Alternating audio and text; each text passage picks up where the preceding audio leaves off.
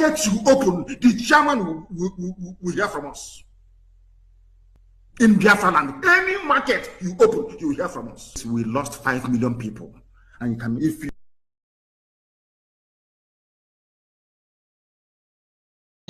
governing council from their Twitter handle about the decisions 2 days ago from the Norwegian authority or from the Norwegian court. Dr. Shaw Yoba is just fighting for his people to be free. The judge asked for his release, but they are still playing politics. But at the end of the day, Dr. Shaw Yoba will be released. He will be free because he's fighting to free his people from bondage. And that is a good news for us, we Biafrans. Norway and Finland, they both in Nordic country. Our Prime Minister as well, when it comes to him, the judge will also release him. We know that.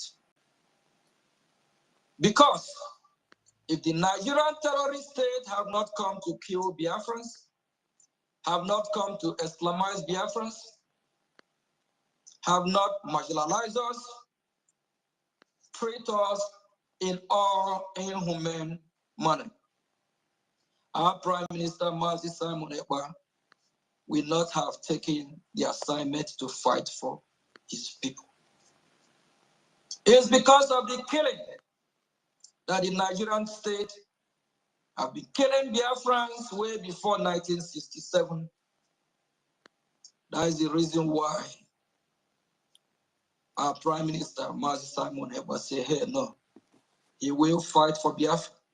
He will defend his Biafra people.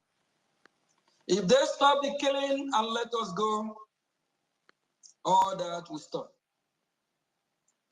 Our leader, Mazi Nnamdi Kanu, our actions will be what we release him. Biafra coming, we free him. If we are waiting for the Nigerian state to set him free, we have to wake up from our sleep. Dr. Shaw Yoba, 2021, he said, if you expect justice from the court of your oppressor, you are joking. So that's the reason why we have to fight. We have to be more aggressive. We have to wake up, Biafra. I don't really like when someone feed me or want to take care of me. I love when I feed myself. When I work hard to be who I want to be. I don't like to beg. We Biafrans, I believe, we don't like to beg. We don't like no one to feed us, pamper us.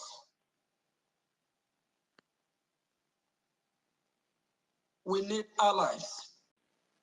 We want to be recognized. We want countries like United States to do the right thing and be on our side and recognize we Biafrans. And at the same time, we need to make the job easy for them. We need to let them know we are ready to go. We need to be more aggressive. And we need to show more love within ourselves. Biafra is here. And Washington, D.C. are talking about Biafra. Our actions, what we have been doing, is paying off. Nigeria, into Biafra, Allah, we are going home. Biafra must be free. Don't let no one deceive you. Be more aggressive. Fight for your freedom. Support your freedom. Financially, physically, mentally, and otherwise. Love your fellow Biafrans. Love yourself. And stop in-house fight. A lot of us have sacrificed a lot, and we are still sacrificing to make sure our motherland, our dear country, Biafra, is totally restored. Our sovereignty is not negotiable. Years ago, Obama said, Nigeria's unity is not negotiable. And that is a lie. Biafra freedom is not negotiable. When I walk in the hearing room today, the energy of Biafra was shaking the room. All the one Nigerians here, when they turn around, look at me, I smile inside me. I'm like, look at all these fools. They think they know it all. And while I'm there, I notice a lot of moving around, all these paid agents of Nigeria, exchanging their card with some of the members of the Congress, trying to see if they can buy their way out. That will not work, because the God of Biafra is at work. If you're a Biafra, a genuine Biafra for that matter, be proud of yourself. Be proud of who you are. Not like that of our Sabo sister called OGOJA something. When she was asked, what did she have to say about if Nigeria should be back to the CPC? She couldn't answer. 5.5 motivi per scegliere Sebamed. Ha oltre 40 anni di esperienza. EFIK in armonia con la terra. She couldn't answer. It's heartbreaking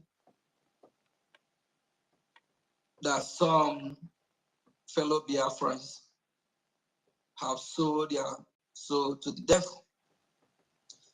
And people like that, the land of Biafra will not forgive them. Fellow Biafrans, it's a good day for Biafra. It's a win-win for us, because Nigeria is going back to the CPC. They're going back as country that persecute Christians, and all these arms that have been going to the Nigerian state will stop. And the eggs,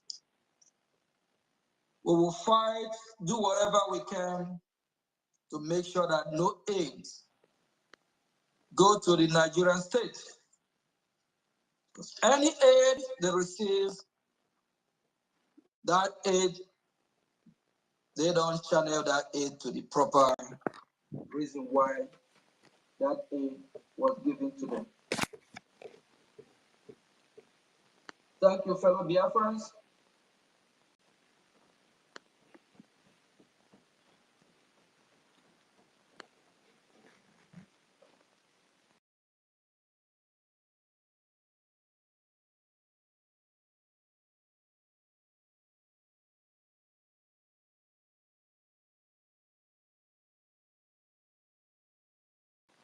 We all need to wake up, rise up, support what we are doing financially. We need to be more aggressive so that the world will talk about us. So we'll be the topic in Washington, D.C., all over the world. Do I cannot know what if you can, in your own way. If you can't, use a German to support the Woto. That is our code. Use your money to support your freedoms, not a crime. If you can support your freedom financially, spiritually, otherwise, freedom is freedom. It doesn't matter how you get it. Bring your German. Let's finish this.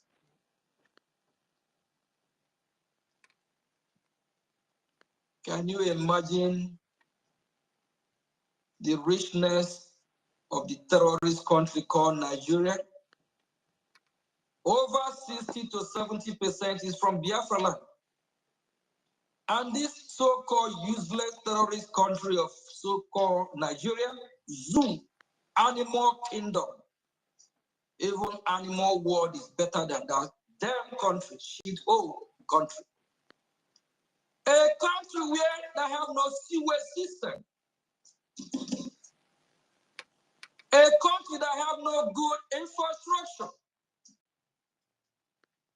A country where the school system have fallen to dustbin. A country where the president will flew abroad for treatment. If you are one Nigerian is listening to me, you are a fool. Is that the kind of country you want to be proud of?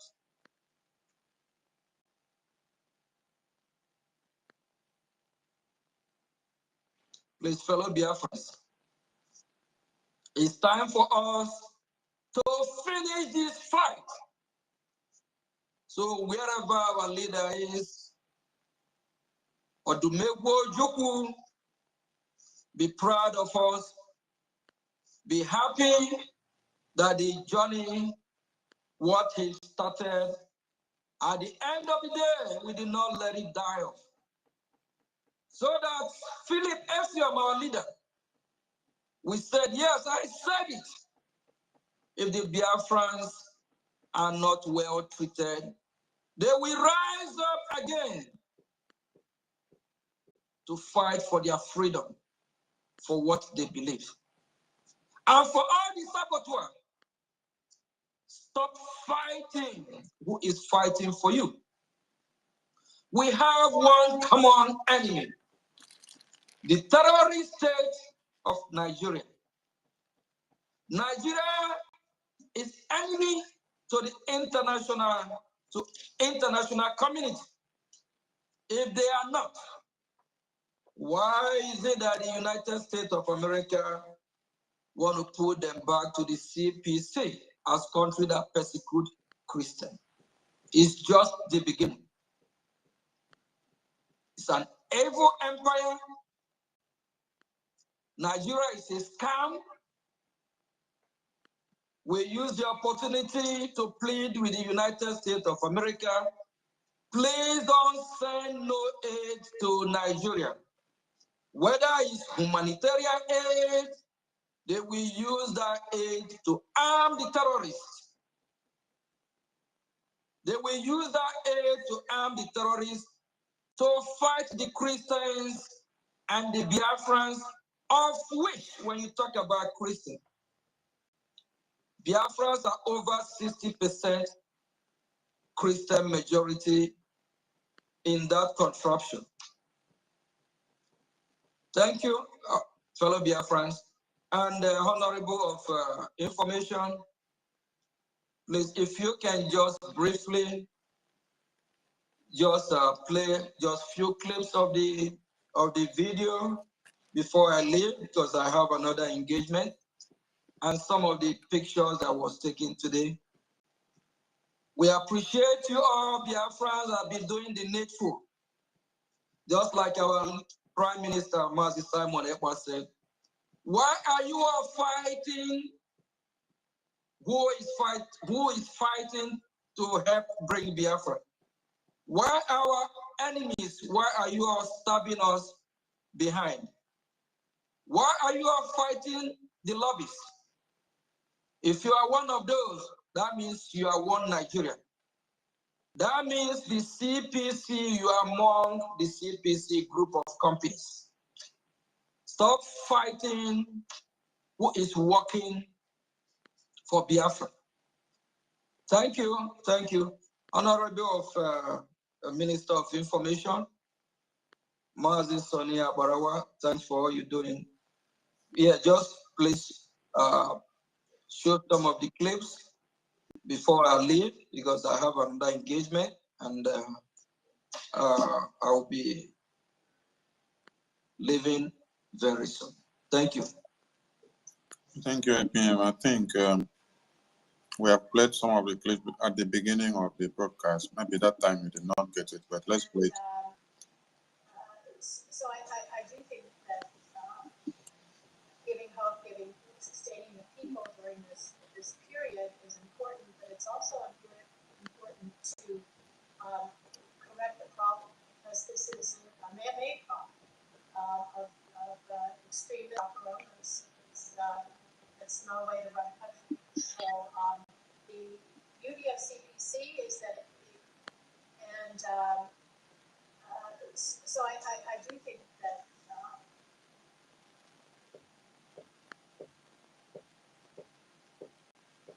These congressmen,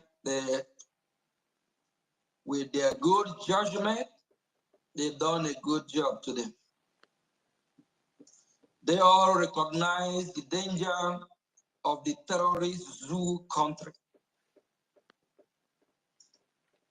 They all recognize that Nigeria is a scam. Nigeria is 419. Nuovo Moisture Surgitive Glossy Serum di Clinique. Esfolia delicatamente, idrata e illumina in un istante. Attiva il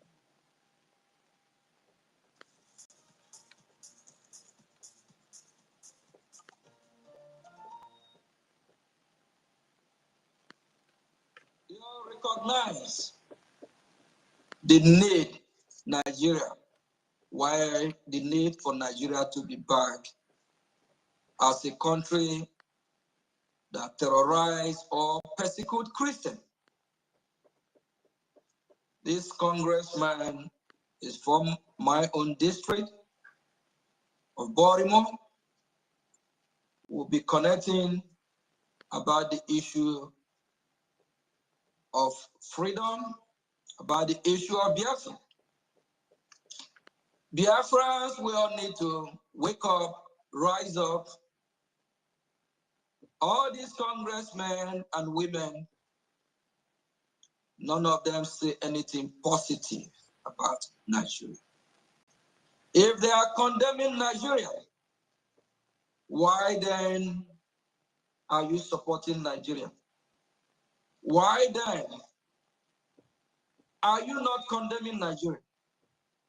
If you are Biafra, just like the Sabo Biafra that was there to be a witness, she's from one think tank group,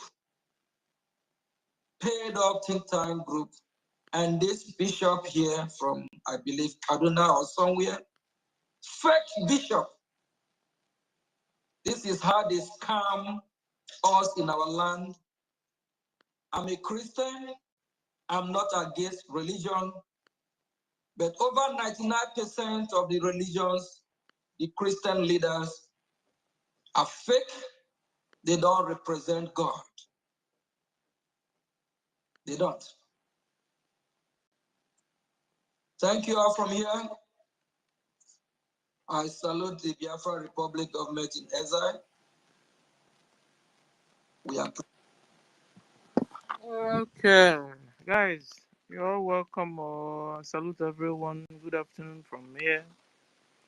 Good afternoon, Professor Dr. Totivile. Salute you. Salute you, Dr. Honorable Mr. Snow, Dr. Shimon, Dr. Eunice, Dr. Mr. Joe, Professor Ben Wobble, professor and journalist, and doctor and engineer. Where is him? Okute Biafra. Salute you. Dr. Simon Eba Obi Chicago. Salute you. Dr. Atta. Salute you. Dr. Biafra Lizen Malaysia. Salute you. Dr. Free Energy Tech. Dr. Freedom for All, Dr. 1 Million, Dr. Chooks, Dr. Senator, Dr. NGOZI, Chukwuka, Dr. Onyema. Dr. Onyema will have solutions too. So you have to pick up the mic and let's get to it.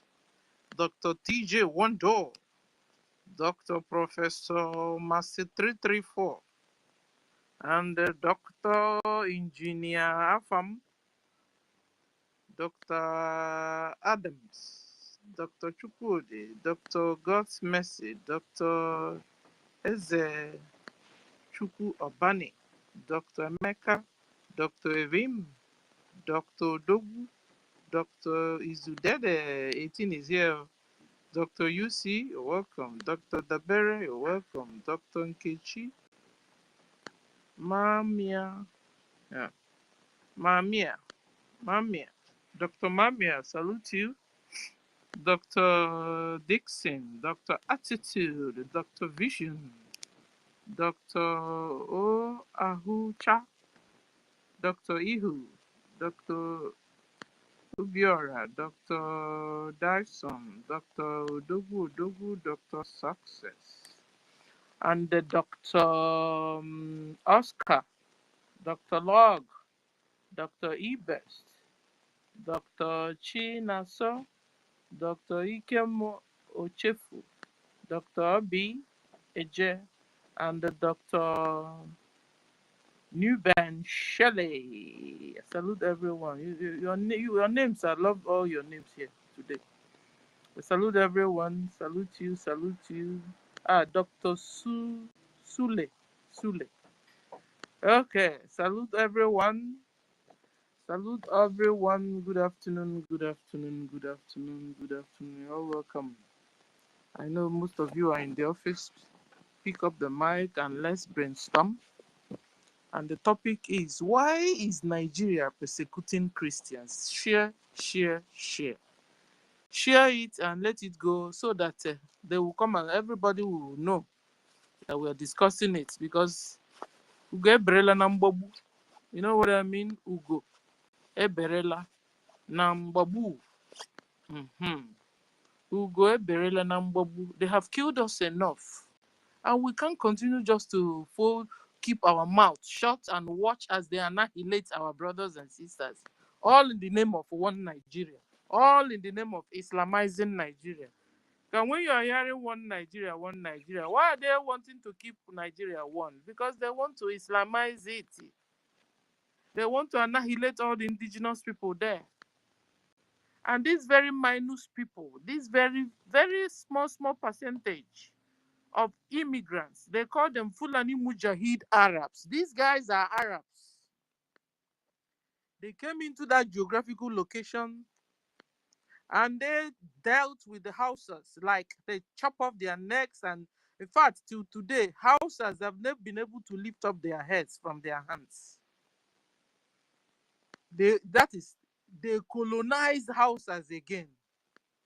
They dealt with them. In fact, to the extent that every 3 Hausa people you see, one out of them must have is either her arm amputated or her leg amputated or the finger chopped off or one ear chopped off or the person does not have the 2 legs or the 2 hands. The person crawls on the ground. This is what Fulani Mujahid Arabs have done to Hausas, ladies and gentlemen. So this is what they are bringing. This is, I mean, it's like watching this CPC case. It was like, hold on, let me come down, educate you guys better. Because when you see all the, apart from our APM there and few people there, every other colored person there are only one Nigerianist, are bringing in Islamic Caliphate, channeling it in. No wonder nothing is done, ladies and gentlemen. You can imagine when they had every other president that were before now, what they were doing. This CPC has been there, but you'll be wondering who did they put there, or did they remove from it? They will now put the people that are not terrorizing and remove the people that are terrorizing the Christians. This is what they were doing, guys. When you now see somebody wearing a hood, a reverend hood, and you think this one is a Christian as they're talking about, one Nigerian terrorist government have gone to wear them the reverend hood, and he's talking, and you think he's a reverend. He's not. Does not profess God. Does not represent the children of God. And how can you be expecting such a man to tell you anything, or to tell you who to terrorist Islamic one Nigeria into CPC? He wouldn't, because he himself internally is a Muslim. It's just like when you're watching Bau Bau. Bau Bau is a pure Muslim. How can she liberate you from the hands of Islam? How? How? No wonder when she was recruiting her army, he told the so-called army, she have killed the first batch that they recruited, killed the second, the third. She tried to leave them a bit alive, so it will be like some people are there. But you know what she told them? Whenever you see Fulani, don't do them anything. Don't kill Fulani whenever NGOZI is saying so. And you tell me that lady that told you, God bless the soul of Muhammad, that lady that told you so is a Biafran like me and you, fighting the same cause like me and you, that she is ready to liberate you from the hands of Islamic Caliphate? You lie.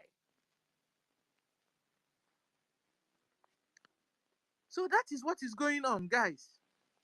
So looking at the case yesterday they had in the Washington, D.C. yesterday, you saw a reverend there, a colored man. You said he's a bishop from Kaduna. In fact, guys, that name, his voice, I don't know if you guys noticed it, sounded like Sir Williams.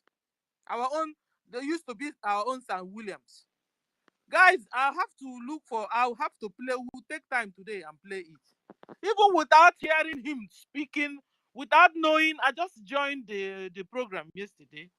Hearing that man speak, I said, sure, is this one not Sir Williams, live and direct, wearing a reverend hood?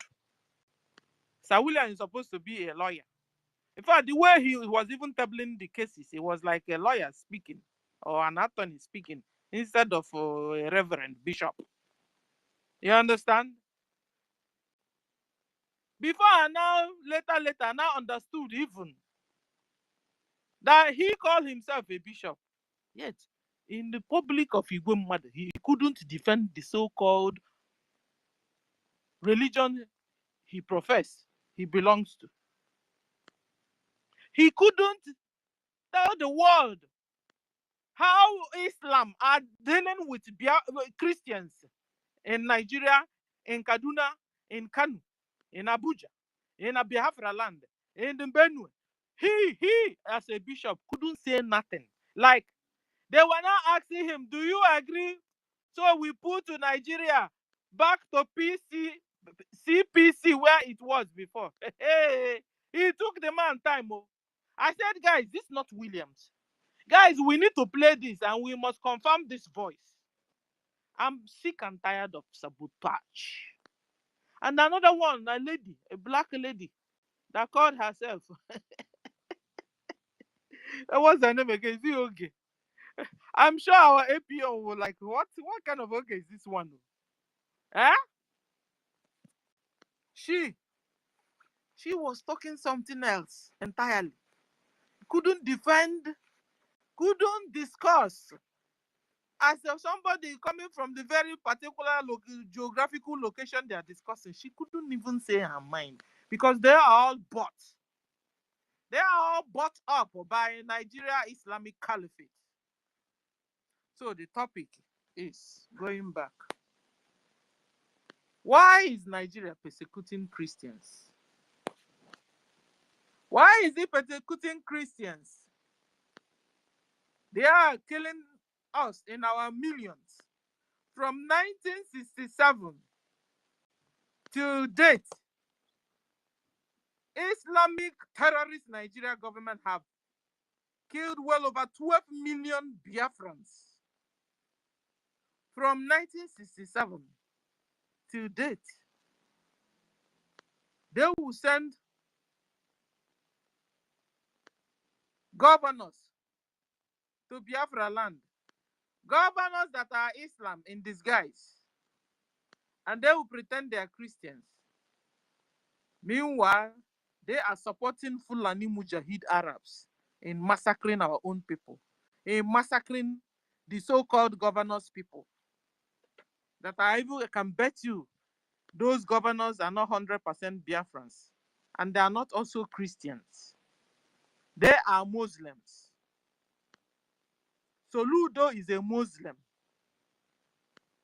If he said it's a lie, how is it that he is supporting Muslims killing Christians in Biafra land? Hope Uzodinjo is a Muslim. If he said it's a lie, how can he be supporting the Muslims killing Christians in Biafra land? So, killing Christians in Nigeria, the government themselves are involved in killing the Christians. Not only Boko Haram. Boko Haram is equals to Fulani herdsmen. Boko Haram is equals to Nigeria Army. Boko Haram is equals to Nigeria Police. You think I'm lying? Okay. Google. Musa, the chief of defense staffs, have told the whole world that Boko Haram, #1 deadliest terrorist organization in the world, that Boko Haram have repented and he has now enrolled them into Nigeria Army. He has now enrolled them into Nigeria Police. He said so with his own mouth. We have the proof. So, when you hear Nigeria persecuting Christians, government of Nigeria are persecuting Christians, not only Boko Haram. The vice president of Nigeria is the founder of Boko Haram. The president of Nigeria is a Muslim and supports Islamic Caliphate. So what are we talking about? Bring me into this case yesterday. I will explain it better. Because all the people they brought, they're all biased. They're all paid by terrorist Islamic Nigeria government. And they couldn't open their mouth as if Tinubu is there watching their mouth. Says, touch them, let me chop off your head. They forgot they are inside America talking. That it wasn't in Nigeria land talking. Yet they couldn't speak up. The so-called bishop couldn't speak up. The so-called Oge from Think Tank World Group couldn't speak up. It was even the Caucasians that are speaking on our behalf, guys. You see? And you've been wondering, why are they still holding Nigeria one? Why are they so desperate to continue to keep Nigeria one? It's the same country that can't afford to give their so-called citizens a job, no pipe-borne water, no good road, no urban development. If you go there, it's like in the medievals. No equipped hospitals, no ambulances. It's only The Aso Rock that have ambulance. Schools are always on strike. In fact, now they are having Ramadan. They are now closed, shut down the whole school for how many weeks now? Because they decide to do fasting. Now the whole school in the whole so-called zoo are now shut down. Hey, no fuel. Meanwhile, they're supposed to be having one of the first 10 crude oil producers of the world. Meanwhile, they don't have fuel. They don't have gas. Yet the others are putting pipe underground and collecting gas from them. Yes, they themselves don't have gas to cook, to do anything. No food. No, you'll be wondering why are some people really bent? It's still one Nigeria here, one Nigeria there, one Nigeria. Like Nigeria have not happened to you. Tell me. Nigeria that killed my own first son. And some people are still hanging on one Nigeria. One Nigeria. Now they're trying to Islamize you, Sharialize you. You're still shouting one Nigeria. One Nigeria. One Nigeria. You're not even normal. Normal. You need a really mental help. One Nigeria. They are raping your daughters, raping your wives, raping your sons, raping your grandmother, raping your grandfather, raping your pregnant wives. One Nigeria. You're still calling one Nigeria. One Nigeria. Buy your limousine to or on. You're still calling one Nigeria. One Nigeria. You can't even. You are still calling one Nigeria. One Nigeria. No standard airport.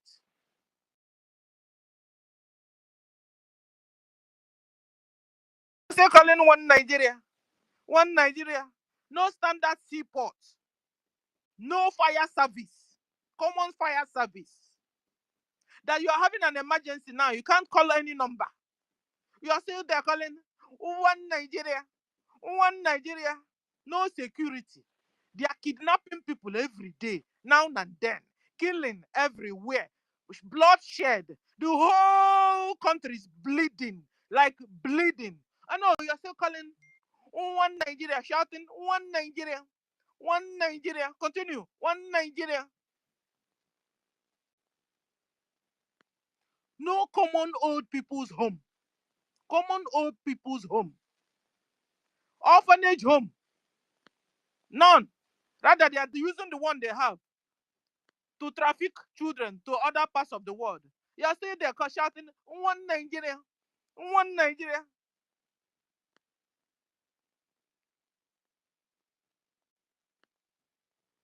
Have you ever seen a government project in that your one Nigeria that they were able to finish up without another person coming to take it over, and the person will collect and embezzle the money, and another person will come, a contractor will come again, embezzle the money, another year, another contractor will come again and embezzle the money. In fact, it's in your one Nigeria. One Nigeria is only where monkey can swallow money. It's in your one Nigeria. One Nigeria. Monkey will come and swallow the whole money in a finance department in your one Nigeria. Abandoned projects everywhere. People can't even afford to eat 3 square meals. People can't even walk on the street freely without carrying their own AK-47 along with them, or carrying one police like a bodyguard with them. People can't walk without a bodyguard following them. No, continue. One Nigerian, and they are massacring, chopping the heads of Christians. You are still there shouting one Nigerian. Who did this to you? You're a fool, I tell you. Who did this to you? Very small percentage of migrants that came all the way from Futajalon, where the vultures meet. They came down into your own geographical location, took over your land, took over your women, took over your religion, took over your culture, took over your market, took over everything, and now they're ruling you as I speak. You're still there shouting, one Nigerian. Fulanis are not Nigerians. They're not. They're not. Fulani that are causing this whole mayhem, they are not one Nigeria. In fact, they have gone to Ghana. Ghana fought them. They have gone to Burkina Faso. Burkina Faso fought them and ejected them. They have gone to Niger. Niger fought them. These people are going like Satan, to and fro. Where are you going to, Fulani? Where are you? I'm going to and fro, looking for where to perch. And Hausas have decided to give them a land to perch in. Yorubas have now also decided to give them a land to perch in. Middle belt, half are saying no, half are saying yes. Biafrans are saying no. And they've now gone to bring all their brothers from everywhere, from all the parts of the world. They are trooping into Biafra land with their jet fighters and their more tanks, and they are fighting our people, killing us in our thousands. I expect us to just fold our hands and watch.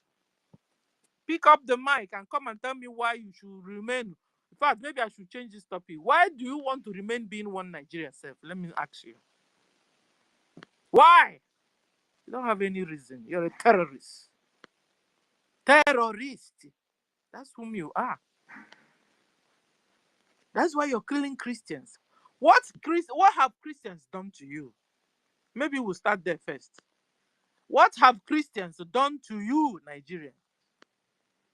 And when I'm asking this, I'm asking Fulanis, because the Fulani are the people that have refused indigenous people, Christians, and other non-Muslims to drink water and keep cup. What have we done to you? And yesterday they were saying that they were going to give them sanctions. No, you see, sanction is not enough. Dissolve Nigeria. Dissolve it. Sanction is not enough. Oh. Dissolve Nigeria so that the people there can have life. Nigeria is a failed country. Nigeria is a fragile country. Dissolve it so that people there can have life.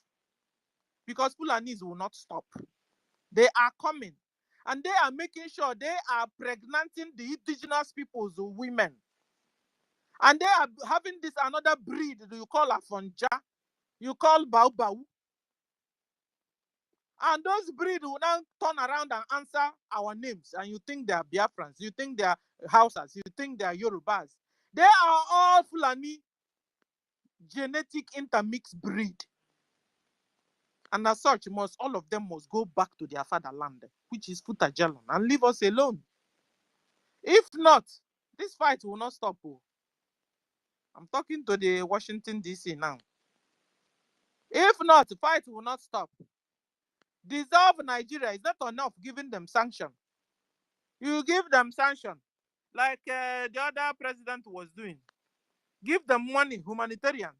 Instead of money entering into the people that need the help, the money landed into the hands of the Boko Haram themselves. What do Boko Haram use money to do?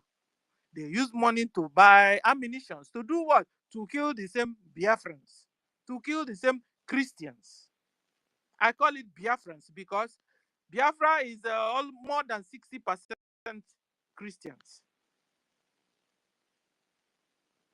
Muslims are in 1% because Fulani are now coming down, forcing them, terrorizing them, and there's some 1%. No, 1%. They are not Biafrans. They should go where they come from. No 1%. So, guys, this is what is happening. After we discuss this, we must discuss solution. My own solution is that they should dissolve Nigeria. There's no need of giving sanction. They don't care about your sanction. These people are not here and now. These people are living in the medievals. You are in 2025. These Nigerians are in 00014. They are backwards. They don't understand what you mean by sanctions. They don't even need your food. They don't eat stuff. They drink cow milk and the cow urine. That's what they take. So giving them sanction is of no use. The more you give them sanction, the more they are even coming forcefully to kill the Christians. The more you give them sanctions, the more they come out to kill Christians. Dissolve Nigeria. Dissolve Nigeria. Separate it. In Nigeria, they have well over 225 million people in one country, guys, ladies and gentlemen. Over 225. Meanwhile, other countries are 4 million, 5 million, 10 million. If you don't understand me, join Austria to with France, with Germany. Give me all those European names. Join all of them together and call it a country. Call it a country. That's what it means. In Nigeria, we have different culture, different languages, different religion, different everything.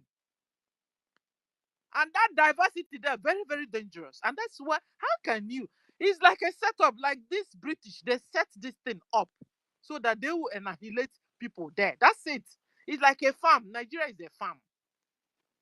A farm. A farm. They just left people there and they are lavishing and dying off. Hell, God in heaven will never, never forgive you, Britain. Your wickedness you have meted on this that geographical location you called Nigeria. God will never forgive you. Your own karma. Karma is real and he knows your address and is coming for you. He's coming, oh. It would not concern us because after all, we don't have that strength, Britain. But you see, the creator of the whole universe will come after you and will pay you in your own coin, like in your own hard coin, that people will turn around and say, is this that Britain that terrorized the whole world, that terrorized Biafrans, that terrorized Christians? Is that's the Britain?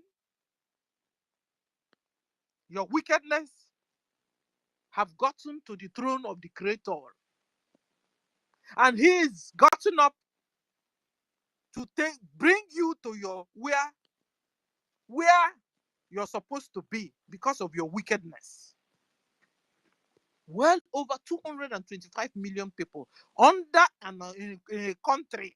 And that same country, it's not like they are ruling themselves. Another 1% of when immigrants from another world came down and are ruling them, terrorizing them, marginalizing them, subjugating them, massacre, raping, and the kidnapping, harvesting their organ everywhere. Torture everywhere. You want to be a Christian or you want to be a Muslim? You say you want to be a Christian, they chop off your head. That's what is going on in Nigeria. And I was so ashamed that the so-called bishop, fake bishop, my foot. You are no bishop. I'm sure that guy is Sir Williams. That guy, the voice of Sir Williams and him sounds like alike. Guys, we must check that out and find out. That's not no bishop anywhere. That's the bishop of Church of Satan, not Church of God, I know. That couldn't speak up. And that was a fine opportunity for you to tell the whole world what they are doing to your church members, what they are doing to your brothers and sisters in faith. And he couldn't. I have to play this for us as time goes on. So you guys will listen to that. Toti, you have the mic, please. You're welcome, sir. Doctor, are you there? I think they've knocked him out or so. Dr. Toti, okay, he's not there. We'll go to Mazi. Mazi Onyekachukwu, are you there? Can you hear me? Yes, I'm here, my lady. I'm here. Thank you so much. Thank you for a great job. Thank you for doing the needful. First of all, I want to thank my able APM. Yes, a man with, I love people being themselves. I love people being themselves. You know, when you are yourself, you'll be able to bring the best out of you. Yes, we have different idiosyncrasy, and that is what makes us people of Democrats, or those who the origin of democracy. We practice, we do something according to how we are gifted, not those who come and try to fake, to emulate people, and thereby pretending. And when you are pretending to do something, you cannot bring the best out of you. APM, I thank you for a good job. Thank you. We are solidly behind you. We love you. We stand in solidarity with you the way we stand in solidarity with our leader, Mazina Nekano, our leader, Prime Minister Ekwasamon Njoku, the good guy. We are, through Biafrans, are 100% solidarity with you all in your work. All the cabinet members, we love you. We love what you are doing. Yes, let me just say, I, Nkodenamba, standing in solidarity with you all, 100%, come what men. Yes, anything, anywhere you go, I go. As long as you are leading us in the right track. What we ask you to do for us is what you are doing for us. Over 50 million Biafrans have given you the mandate. Yes, Biafra is, if properly counted, up to 100 million. I can say over 50 million have given you the mandate to do this for us.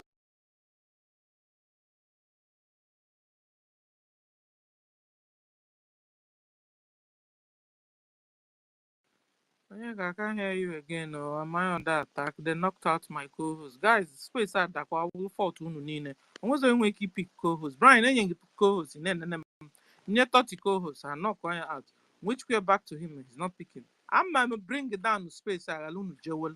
You gotta pick up the mic and pick up the co-host I gave you. Before they break down the space. See, they're attacking Onyeka already. How put a space because of lack of co-host, I won't pick it up. I don't even kill it. I don't need anything now. That guy, can you hear me? You have the mic. Yeah, I can hear you. I don't know what is happening actually. I've been trying to connect. I don't know. I think Twitter is having serious. They just knocked Onyeka out. I've sent co-hosts. They should at least pick up the co-host and hold the space tight. Oh, yeah, and then make I don't know. I'm able to take Tarimo. Senior is here. Senior citizen, because anyways, greetings, Biafrans, lovers of freedom. I salute each and every one of you, and thank you for joining the space. That has not been easy. What happened, my people? What did we do? You're back. Okay, I'm back. Okay, go ahead. Thank you, my brother. So I thank my able APM. I thank all Biafrans, genuine Biafrans. Yes, while we're using this language genuine, we know that there are fake Biafrans who hide under that nomenclature, Biafran, Igbo, and our name to deceive the gullible, to try to create hatred, internal division. You know, these people are double-faced. They will tell you one Nigeria. Why they come internally, divide people region, divide even to the kindred, to the family. And that's what we are saying about this Bible robbers that call themselves men of God with their godliness. It has been proven. Those of you Christian, the people that you are following, they are not who they are. They're not who they think you are. The caliphate have sent many of them to go and train as a reverend father, as pastors. They give some of them, many of them, money to build church, to use them because they know that you respect them. What are they doing? They are the people who are responsible in making you to be mentally weak. They make you to remain. When the enemy attack you, they tell you, say, hey, turn this side, pray for your enemy. While you are being slaughtered, they tell you, continue praying in Nigeria. That is what they will be doing until you are conquered and chariot. You wonder why there's Islam mentioned in Constitution more than 70 times with the Sharia, but nothing Christian, nothing shows that you are represented in the Constitution. Nothing at all. You are not represented. The Constitution does not indicate there is a Christian in that contraption. Imagine how you are being killed. You are being slaughtered, and none of them will deem it to come and condemn the killings. And a lot of people are killing their members. They are from one church or the other. You haven't heard the boy speak. Oyekilome speak, what's it called, Tudebakare, Odumeje, and Ebukobi, Mbaka, or Bishop Kuka, Onaga, and so on and so forth. You can't hear them speak. Rather, they are working against those fighting to free themselves. They are working against Mazen and Kanu, speaking for the people, entire black race. They are working against sit at home for Mazen and Kanu, but they never question what regards sit at home. They are working against then ESN, now Biafran defense forces that are defending our people. That's the so-called Nigeria terrorists. Government never, none of the armed group or armed operative that are protecting our people. Rather, they are facilitating colonization and Islamization of the people. I am not making it. Otherwise, go and ask the former chief of staff of Nigeria, who know better than you and I. T.Y. Danjuma. You are quoting me. They collude. The armed forces are not neutral. They collude. They collude with armed bandits. That is terrorists. They cover them. They facilitate their movement to kill Nigerians, to kill Biafrans. If you are waiting for them to protect you, you all die. General T.Y. Danjuma. If you don't agree of Mazen and Kanu, if you don't agree that of President Samuel Ekwe, if you don't agree that of Biafra government and as a prime minister and all the Biafrans here, how about that man who was once their general, the chief of army staff, that led to led to genocidal war against Biafran people? If you don't agree with us, why can't you agree with that man? That is why today you see all that is happening. The so-called bishop and reverend fathers under the GOs, that brides of private jets, different type, bulletproof car, sundry luxury house all over the world.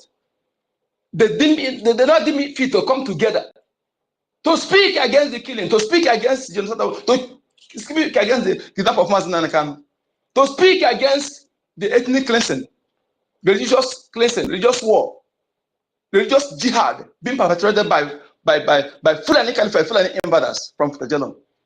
They never didn't need to speak because they are working hand in hand. They are working pari passu. They are in what they call quid pro quo agreement. They scratch my back, I scratch your back. You cover my secret, I cover your secret. Their mission is to continue conditioning your mindset, making you to be mentally weak, praying for everything Chukwuka have given you, nation have given us in our land. Left for the government to utilize it for the betterment of the people. Rather, instead of them to channel the people, tell the people that it's their duty to defend themselves. They're telling you to continue praying. Last time, the one that called the way, come and say fire for fire. Within 24 hours, he come and say something else. He's the one who tell you to be paying tax. Like, come again, apologize that sorry that the tithe is not biblical. All the money collected from the people for the have you returned it back? Has he returned it? The only concern about tithe, only Nigeria they give prophecy. Anytime for election, prophecy. I'm looking to see another country where bishops and pastors are giving prophecy whenever election comes. Only in Nigeria. Only in Nigeria. Prophets of dooms. Fake miracles, stage manage everything to deceive the gullible. Dividing this, they are the real tools, agent of grassroots divide and conquer. So that the family cannot activate the unity of purpose to pursue their common interests or fight their common enemy. From family to kindred to community to village, town. No more unity of purpose because of so-called bishops. They bring a different doctrine. When you bring this one, say, our bishop, our doctrine is against it. This one, our church is against it. A whole watchman, choosing from watchman, but choosing watchman member cannot sit in one place. You ask yourself, what are they preaching? What are they doing? What are they doing? This is how they divided our people. They are working with the caliphate to Islamize it, to destroy our people, to enslave our people, to get us in our own land. And when we are trying to point it out, that the people you are following, they're not what they are. We're not attacking what you believe, but we're attacking those people that deceiving you. But only the Mazanaka said 100% of them. He said all of them, they are evil. And they come and explain it. He said, when you have 90%, 95% bad, 5% good, you can generalize it. Because when you bring 5 cubes of sugar, and put it in a bowl of water you put through, will that taste of sugar be fed? The answer is no. The taste of 5 cubes of sugar cannot be fed in a bucket of water where you put it. Cannot be fed. The taste cannot be noticed. So they see this good one, they have nobody know them. They have no, the people on top, they are these criminals, they contracted deliberately to continue impoverishing our people. And we are going to meet them head on. Because last time I checked, lies have expiring dates. Evil have expiring dates. And days of evildoers are numbered. This our generation, we're here to end everything. We are here to end the status quo. We are here to make sure that this tax written on our shoulder, we're going to achieve it. In making sure that our children are born will not inherit this fraudulent crime scene, slaughter camp, organ harvesting camp called Nigeria, slave camp, from slave coast to Royal Niger company to Nigeria company. And why they killed Christian, according to the topic. We should remember that Fulani were since today. When John Hoskin, sent by Elizabeth I, came to kidnap our people for slave, the Fulani them from Tajelon using their horse then to hunt Africans and selling to them. Yes, then they become the partners in that fraud. There, the Fulani, that the Royal slave coast, slave coast company, they have chia there.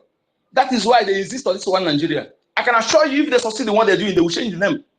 But they want to conquer you with this one Nigeria. They know that the name is not good, but they want to hide it, because when if the name is changed, they no longer have anything there. They are insisted on this one Nigeria. Why they divided it internally? We must make sure, and what I'm telling Fulani is this: it can prove thinking that you are stubborn or you have backup. Let me tell you something. We never leave our land to go and chase people out of their land. Our ancestors have what it takes to conquer our neighbors. We will never do so. Because what iron technology, they invented it. They had many breakthroughs in farming and other things. Rather, instead of them using it against people, they place embargo on it and put a curse on anybody who use it. Most people you hear them banished from our land is because of that. Excuse me. But for you to dare to bring this in our land, we are going to meet you head on. And their children, their days, their future is dark and slippery. Very, very dark. Because they will suffer for what you have. Because you cannot kill people's children and think that your own children will live better. Never. Never. I'm telling you, I'm repeating it again. For all of you that conspired to do this to Biafran people, for no reason, because we stand to defend what you are. Because you see that we are the one who will defend others. Then instigated hatred against other indigenous people. They used to go one and others to kill our people. Yet today, some people cannot learn lesson. Go on hiding the truth. Now they come up to tell the truth medicine after death.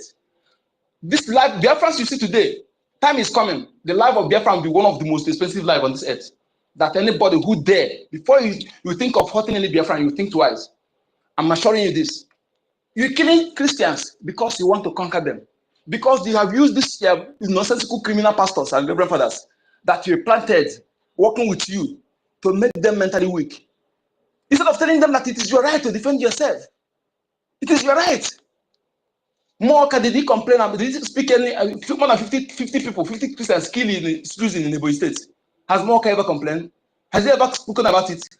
What they do, they're showing their private jets and the bombardier helicopters. Not to fight Fulani, but to win so. You look at it, see the one you have won, have you protected them? What stops you from constituting a private security? Have the license. Train even 10,000 of your members. Train them as security. Give them even if one patron and chain bullets. You can do something. Place 10 of them in your branches, but they cannot do that because they don't care. This one carry bulletproof car. In Awushi, in Biafra and there, when it's coming, people will say that is coming. Everybody will kneel down. Fuck this useless Suleiman, criminal, a Fulani man. Information our people, bragging on private jets. People will kneel down for you now in our land, in Biafra land. And the people, conditioning our people brain, they do all kind of juju to condition the mind of the people. Claim to be the man of God. I don't know who is man of devil. My people, I am very, very angry, and I don't apologize to anybody. These people, they have pushed us to the way nobody can take it in this world. No people will take what we have tolerated in our land. And we are going to, if the world continues to keep quiet, then whatever they say, they will take it. We are down already. We are not afraid of pushing down, going down, because we're already down. He who is dead already is not afraid of dying. What I'm calling them is, I'd rather die on my feet than living on my knees. My name is Waikachu. Okay, code number. Thank you. Thank you, Onyeka. It's a religious jihad. A religious jihad. They want to buy all the Christians. And you know, it's not only coming direct to killing you. You saw what happened last time they did election. How official Abat hired official Abat hired a lot of men, gave them a reverend hood, and they wore these reverend gowns. Meanwhile, they were not reverend. So this is exactly what they are going to happening. They will launch a man, make him a pastor, give him money, build a church, and then the man will be there pretending to be a true man of God. Why is he not? His duty there is to collect money for all of them and give it back to the government pocket, or back to the minister's pocket, or whoever that sent them. Most of those fake pastors, their father is Muslim, their mother Muslim, the whole family Muslim, only him pastor. Can't you see the red flag there already? Guys, hold on. I want to fix up my hose. And I shared this. I don't even know who I gave it to again. Hold on. Let me collect my. Anyway, that guy, you have the mic as I fix up. Thank you. Thank you, Senior. Welcome, sir. Mazen Erikachi have said a lot of things I want to say. I greet Biafrans, and our job is to keep on doing the needful. I want to say something, please. Sir, hold on, Tech. I gave a lot of people co-hosts, so if you know you are with my co-host, drop it so I can pick it back. And I think I gave you Tech. Have you dropped it? No, I have not seen co-host. I have not. Guys, I want to say something. Drop it so I can pick it back. Go I have on, not sir. seen. No, I have not seen. Okay, go on. So if you've sent me a message, I am seriously under attack. This account has been under attack for like 2 months now. You know, when somebody send me a message, I don't know what is going on. I cannot access the message, and I cannot. I don't even know. It's as if the message button is deleted in my app. I've tried. I've complained and complained. The message I received from Twitter, from X, was that a lot of people filed complaint about my account, and that's maybe the reason for the restrictions. I don't know, but anyway, I don't care. So long as what we are doing here is the right thing, I do not care. If you want to report my account, go ahead and do it. I think Toti is back. Go ahead and report my account. I do not care. All right. So Twitter gave me a questionnaire, which they asked me some questions, and I answered and submitted the form back to them. So I believe the message, whatever, will be restored for some times. Now I wait, and I will be able to access my message. A lot of people, I see like 72 messages, and I cannot accept anyone. I cannot even read them. I cannot open them. I don't know what kind of thing is going on with Twitter. This is the most popular social media to broadcast Biafra. I know why Mazen Nnamdi Kanu chose this. He said, go and register Twitter. Go and make sure you're on Twitter. And that is it. So going to what we are discussing today, I want Biafrans to pay attention. We have been into serious, religious war. This religious war has been there from the days of our forefathers. And Chukwu Abiyama is using us to end it once and for all. Because I believe that this generation will put to an end to this religious, war, this jihadist that has been ravaging our land for some decades and have come to exterminate us as people. With the mindset of the people of Biafra of this generation, I'm not talking about Ndeflefu. I'm talking about the real hardcore Biafrans. With our mindset, I strongly believe that we will put an end to Islam because they are the problem of the people. They are the problem of the people. Islamic religion is not a religion. It is a cult, a very well-organized cult, secret cult that is designed by the Europeans, the children of the Rome, to exterminate people for their resources, to destroy people just for power and money. That is what Islam is all about. It is easy to use people using Islam. Very, very easy. I've read a lot of books that people who fight Islam go and check their country. China spend over $2 billion fighting Islam. Japan fought Islam for over centuries. Centuries where Japan is fighting Islam. And up to now, Japan is still pushing harder. And other countries in Southeast Asia, Singapore, and all some of them are still fighting Islam. They managed to ravage Malaysia, Indonesia, and some other countries. And when you go there, you will understand that some of these countries are still practicing their own religion. So they sideline Islam in a way and maintain their culture. The Islam is like, oh yes, okay, we believe what you're doing, but let's be who we are. I want you to understand that Nigeria as a system, Britain understand whom black man is. Britain purposely did it that way. There was a statement, a man called Macpherson. There was a statement he made in 1954, in Macpherson Constitution of 1954. I want you to go and get that book and read it. When they were going for delegation for amalgamation, because the quest for the early, for the early people who fought for Nigerian independence was for the Southern Protectorate and Northern Protectorate, everybody to be on their own, which is what they achieved. But there was another man called Bernard Bodilon.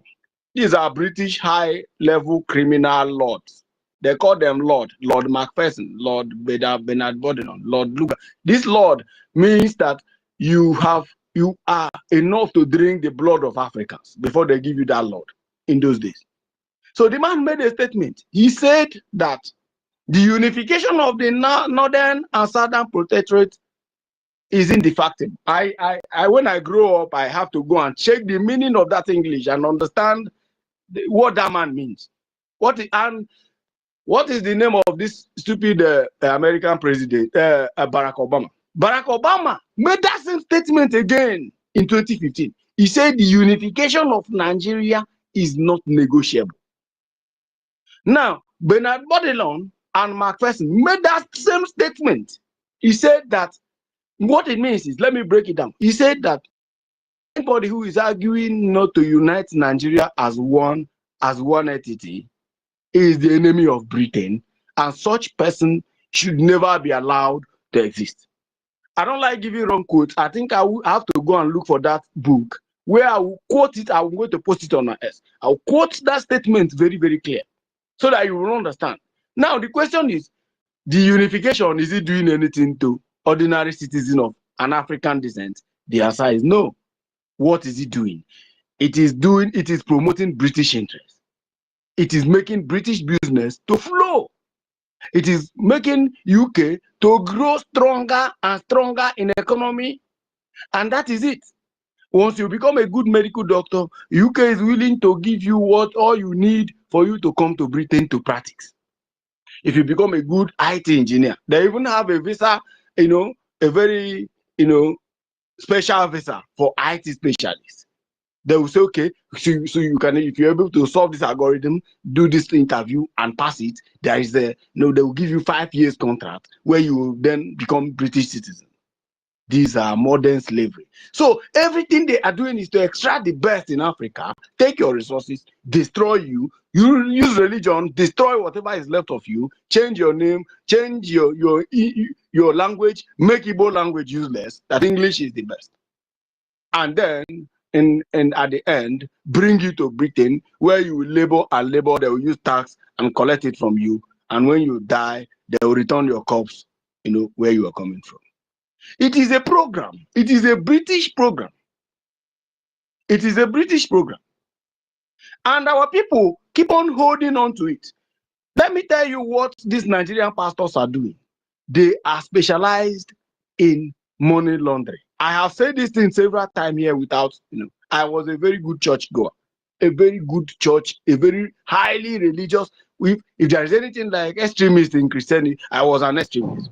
But when I discovered what these people are up to, I now start asking questions.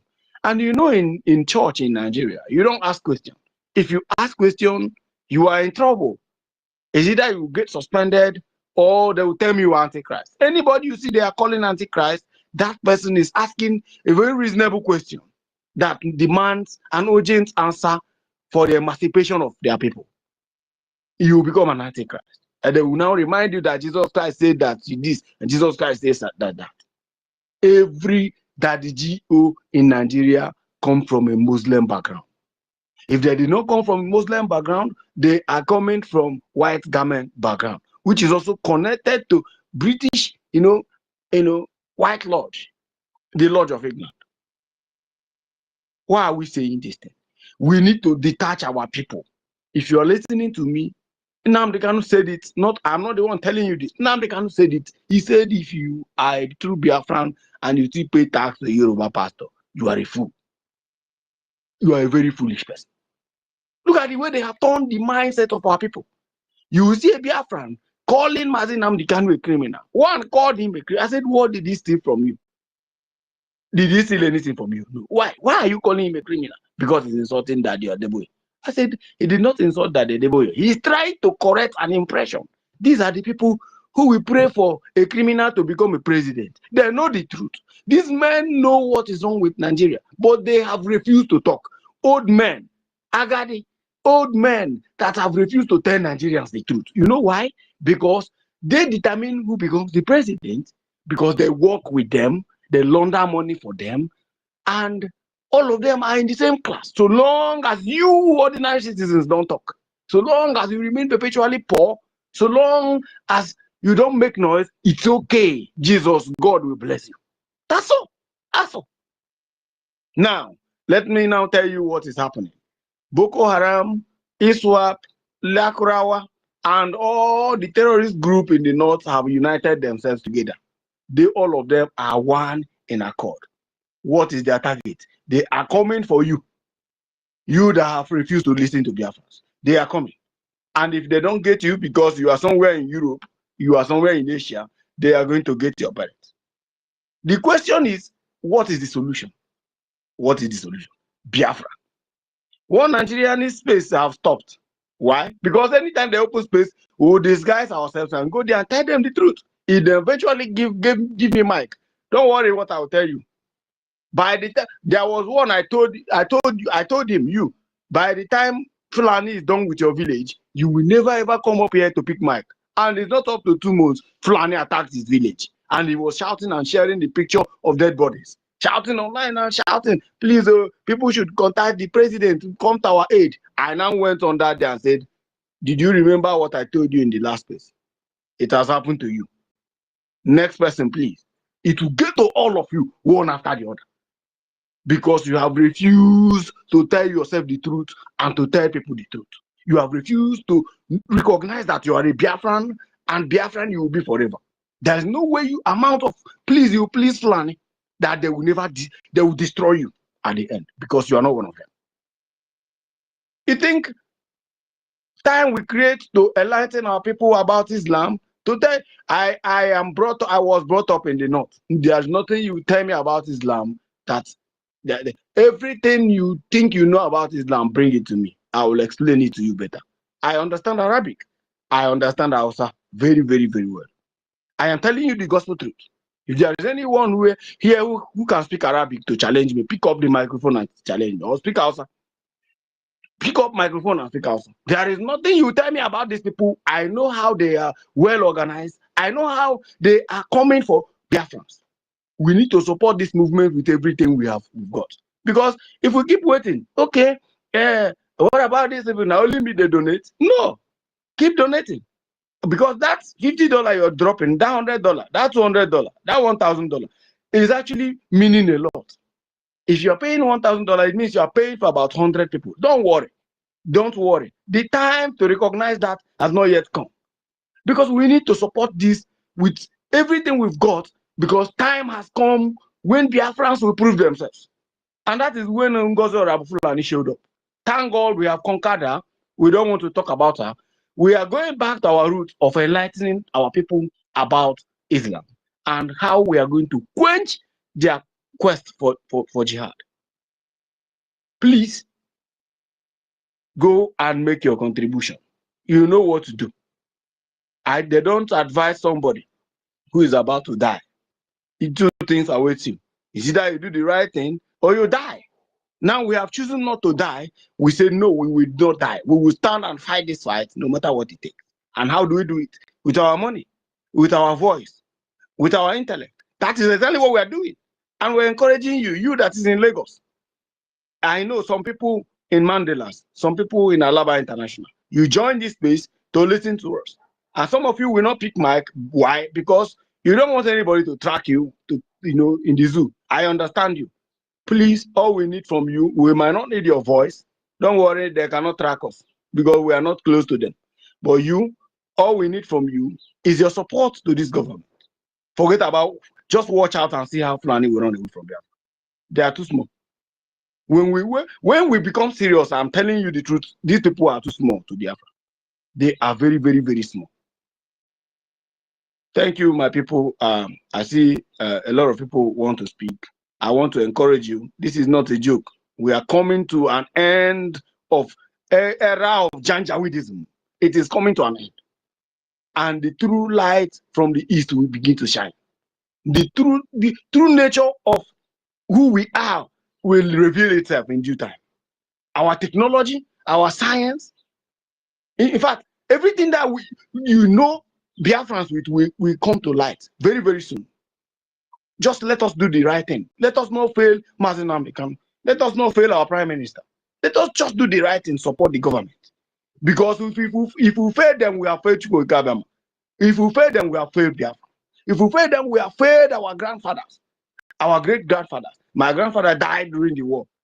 He was a commander in Abagan, and he died. And today, I am here to stand to tell the man that, look, you died, but we are here. Your great-grandchildren are here to do the needful, and we are doing it. That's what I want you to do, Biafrans. Thank you. And I hit my mic for now. Thank you, tech guy. Tati, you have the mic. I'll donate 10 Gemma for this space, okay? Thank you. Thank you.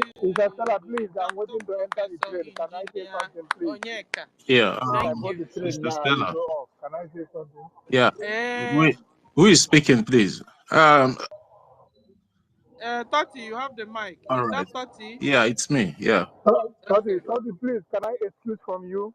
I want to enter the train now. If I go in, I will go off. Okay, I go ahead after you. I will go. Okay. Mother Sarah, the 100,000 a day have been paid already. So I'm giving another 20,000 a day now. This place I come is we cannot speak by action. It's not only when we say with a long time after that. Thank you. We're gonna be doing it.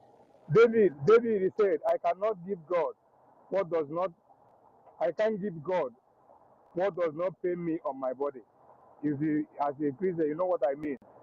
If you are waiting to the last so that we give to God out of that, which is the most precious thing you have, you know you have not started.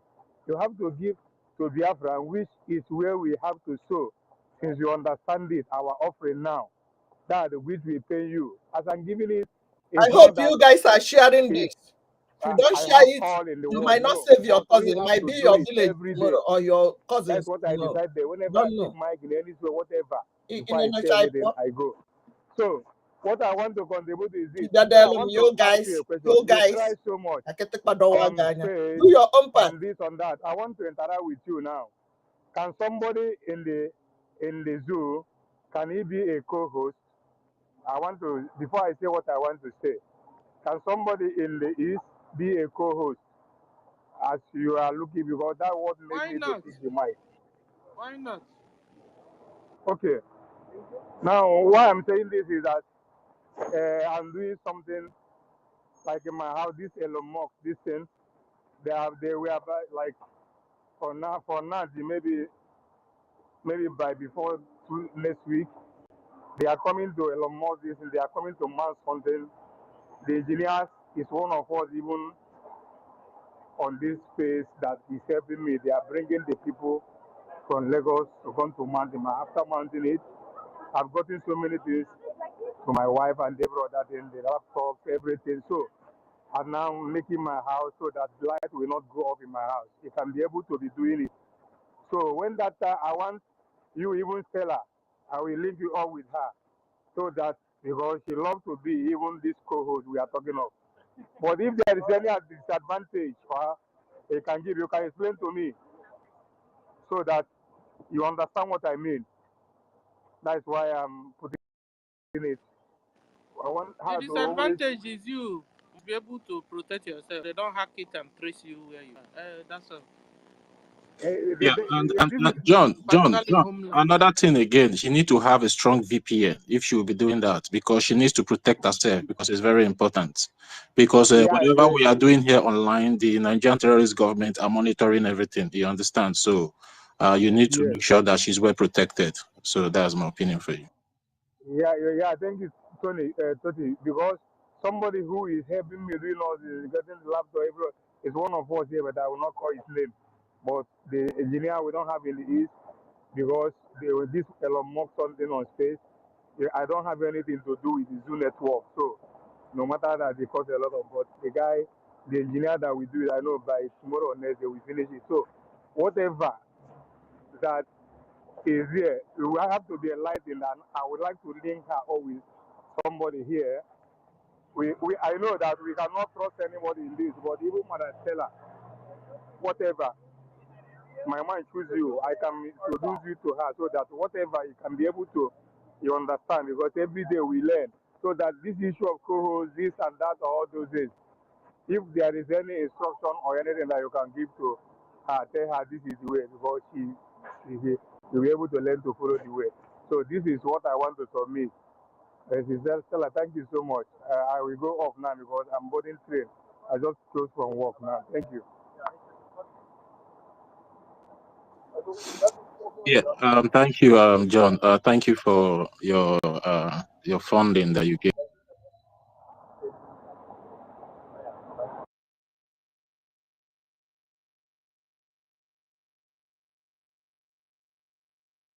Thank our Supreme Leader, Mazi Nnamdi Kanu, because the reason why I want to thank him specially today, because the topic here today is what he has been telling us about all these years until he was kidnapped in Kenya, and the extraordinary really rendition to the zoo, which is the terrorist DSS dungeon. Yeah, Sister Stella, am I coming out? Yes, sir. Okay. So yeah, so I want to thank our Supreme Leader especially for that, because it was a particular person that opened our eyes to see beyond our nose, to know that this jihadist conquest, which is to Islamize the whole nation, is knocking at our door. And I thank God that many of us, our spirit has been awoken for us to see what is in front of us. And I also want to thank our Prime Minister, Mazi Simon Ekpa, who also took from that that legacy that our Supreme Leader laid down, and make sure that our land is well protected, and we did not give up on that dream of protecting our land and protecting ourselves. So I want to thank him also, and I also want to thank the host, Sister Stella. Thank you for hosting us today. You know, you have been doing a wonderful job since last week. You have been doing this thing back to back, but don't worry, very soon we'll relieve you so you can go on a small vacation with your family and go do some shopping for yourself, and also go for some picnic with your family. So, yeah, thank you very much, and I thank Mazi Onyekachuku, aka Ukudinamba, and I thank the tech guy. Thank you so much. Thank you, tech guy, for always coming around. Your voice has always been a very strong and powerful voice in the quest for the liberation of the Biafran people. So I thank you very much, tech guy. Rage and Fury, John, I don't thank you before, Shabama. I thank you again. Yeah, and my regards to your family, John, with my regards to your wife as well and your children. My minister, Emeka Orago, greetings to you. You are always here, just like our Honorable Mr. Snow, the COS to the acting Prime Minister. Yeah, I greet everybody. Ochuko, Eriko, Mr. John, Tutos is always here. But Tutos, sometimes, you know, you need to be coming up frequently so you can be sharing your ideas as well. You know, take us some time from that busy job so we can be hearing your voice. Thank you. You're welcome. Greetings to Ben Wabo, Mazi Eze, Simon Ekpa, Obi Chicago. Yeah, Obi Chicago is one of the pioneer and the engine room. Yeah, she's always there to, you know, make sure that our voice is being heard all over the world. And she's doing a very fantastic job. And I also like what she does as well by, you know, cutting out our voices from the space and, you know, share it all over her platform, even on TikTok, Facebook, and other platforms that she belongs. So thank you very much, Simon Ekba, Obi Chicago, for your good work for the Biafran people. Biafran Laisi in Malaysia, greetings to you. I see your work. Freedom for all, greetings. Chooks, Senator Ngozi, and the rest of us here, because if I say I should continue calling the names here, we will not leave here. Mercy 334, greetings. Greetings to every one of us that have been taken our time to grace this space today. So let me just go to the topic. You know, why is Nigeria prosecuting Christians, and the solution, and also the reason why we need to support the Biafran liberation. And I want to, you know, stand on what the tech guy really said, because whenever we talk about religion, as we all know, anything religion is very, very sensitive, but sometimes we just need to highlight it in a way that our people will come to understand that we are not actually trying to attack any religion, but we are trying to awaken the spirit of our people, not just to be there, instead of them to to really understand what religion is all about. Because religion don't kill people, people kill people, just like the saying that says gun don't kill people, but people kill people. So, and the reason why sometimes we try to highlight it in a way that it will be more, comfortable or conducive for us is that for us to understand, when some people try to use religion as a weapon, for you to understand that they have started to use that thing that you believe in as a weapon for you not to support such ideology. And that is what some global oligarchy that feels that this world belongs to them is doing with this particular Islam, because they are trying to change the world order, trying to, try to enslave the people, because, all these things go at the end of the day, we might be saying, okay, they want to Islamize the whole world, but there's an agenda behind that Islamization, because they have seen that Islam is a very powerful tool to enslave people, because at the end of the day, this particular people, this particular oligarchy that feels that this world belongs to them and they deserve the whole goodies in this world, now they are using Islam as a tool to enslave you again, because they have seen that the people have beginning to wake up, to stand up for their rights. So now, and if you watch, Islam has always been a tool of slavery, because once you are being converted to Islam, you don't have the say of your own anymore. Whatever your imam or your afar or whatever the head in that Islamic occult says is what you will follow. So they find it as a very, very powerful and easy tool to enslave every one of us. And that is why we all need to stand up and say no to that religion, because that religion, just like they are there in China, but China is containing them the way they feel that they can contain them, so they will not become a nuisance to their and the way Chinese people describe them, they describe the religion as a mental illness, that they see the religion as people practicing that religion as people that are not okay, that have a mental problem. You understand? And it's just the fact. And that is why we all need to say no for all these people using this Islam as a tool in order to enslave us and and start plundering our land, because at the end of the day it's all about dominance and resource. Because if they use that Islam, just like what is happening in the northern part of the zoo today, you can see that the people over there that embrace Islam doesn't have the word of their own. Their land is being plundered the way it's been plundered anyhow, and they don't have any say to resist and say no, don't. So the tech guy are really spoke much about it.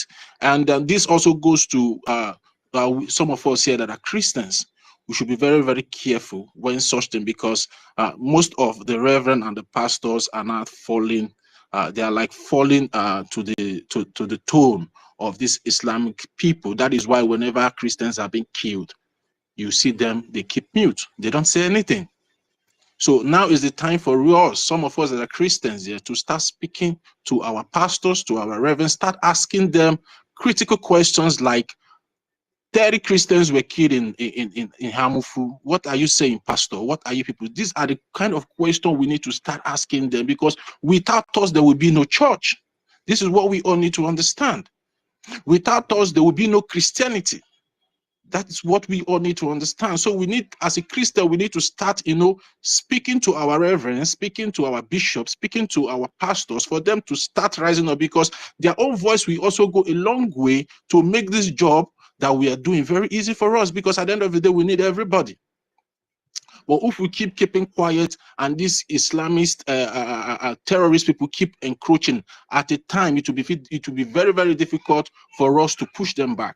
So, but when we start asking these critical questions to our pastors, to our reverends, and our bishops, and they start speaking up, it will be a way of awakening some of us that have been sleeping, that doesn't know what is really happening, how this powerful oligarchy in the world are using this particular religion, which is Islam, in trying to dominate the world again, because they used slavery the first time. Now the consciousness and the subconsciousness of people have risen to, and people have started to, stand on their rights. They abolish slavery, but in a way now they are still trying to use Islam as a tool for slavery. Go to all the Islamic countries and see the way their women are being treated there. See the way their children are being treated there. Just like when the slavery was going on, your slave master will just come and take your child away from you and go and sell your child. It's the same thing. The Islam, they will go and take a child of 12 years old and give to a 90 years old man for marriage. So what is the difference? Without the consent of the child, without the consent of the mother, even in Islam, a father can take a child and trade. Is that not slavery? A father can be maybe a father that is indebted to one afa or one imam. The imam will not tell the father, okay, give me your daughter, and I will. Thought your phone is breaking, mic is breaking. But anyway, I wanted to say something because you're breaking. You see, I just saw one Muslim man inside the bus, or is it Trump? Inside Trump, a train, that's those short trains or fast trains. If you say, oh, well, why, now you're able to because I mean, their women are slaves to them. They don't have anything good to give anybody. Go and touch it.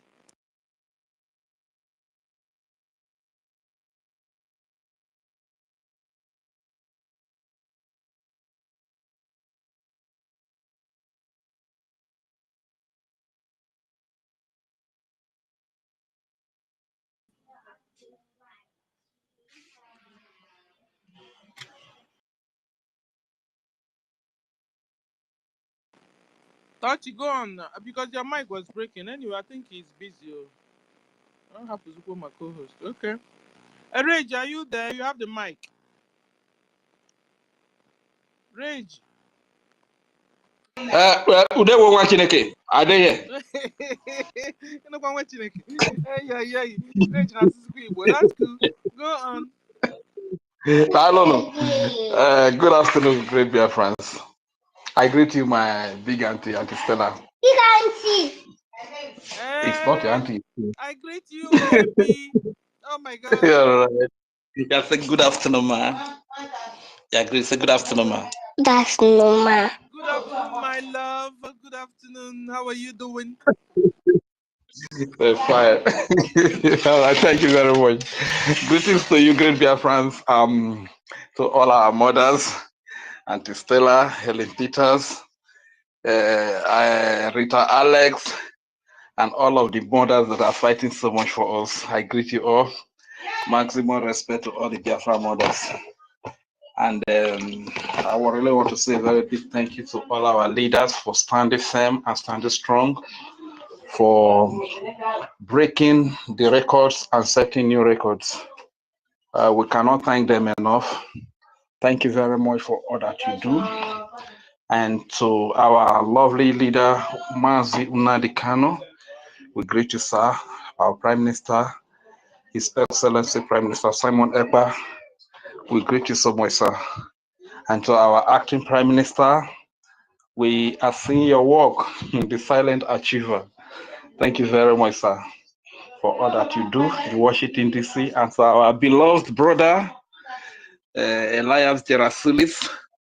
You know, we can never love you. We can never love you less, brother. Thank you so much for all that you do. And to all the Biafra Defense Forces, the Biafra Liberation Army, to all the commanders, starting from the Chief of Defense Staff, Triple Star General Igwe Butuzo, to the General Gentle, General Holy Ghost, Liquid, and Commander Black for the Black Marine. Black Marine not get joy for terrorists too. They not just get joy for terrorists at all. Their work is speaking every day, and I believe this every personnel of the Biafra Liberation Army and the Defense Forces will contact same spirit so that we can kick the terrorists out of our land as quick as possible. I want to say a very big thank you to you all, and to all the donors. Thank you very much. We that are in homeland here that are even putting our lives on the line, I must say a very big thank you for the sacrifice, because we consider nothing more worthy than the freedom that we all crave. I really salute you all, and to all of us, all of our people that are sitting at home here every Monday. We can't thank you enough. Thank you so much. Freedom does not come easy. It doesn't come free. You must put on a fight. You understand? So, you know, like what happened yesterday for the designation of Nigeria into the CPC, you know, the truth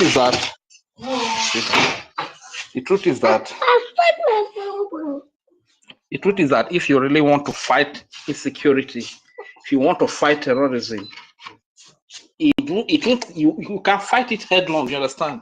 So people like Joe Biden, just because they don't have the political will to fight, they don't have the political will to fight insecurity and terrorism. That is why you see they manage the insecurity, they manage terrorism, they claim to be fighting it, while on the other hand, they are the one funding it. You understand? So you can see within the short period that the man that means to fight insecurity is in power, in the person of Donald J. Trump.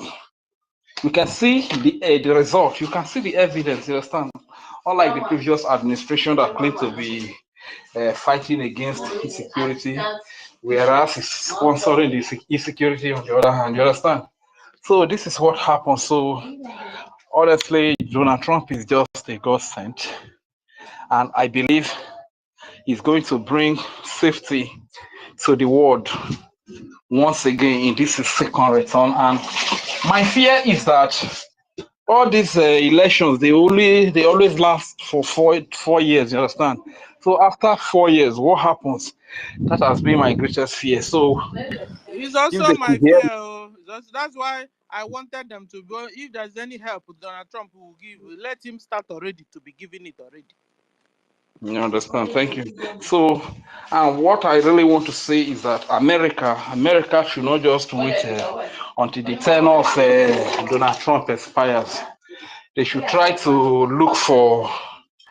They should try to breed somebody that has the same view, the same mindset like Donald Trump. America should start to search for such a person right now. If they can even search for three of such people that are like Donald Trump, they should search for three of his like, you understand, and line them up. So once Donald Trump's tenure is over, those ones step in with the same ideology. That is the only way terrorism can be silenced in the world.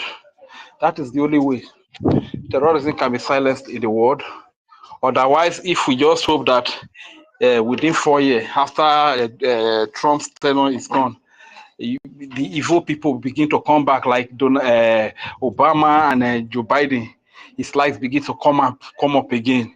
Insanity begin to prevail in society.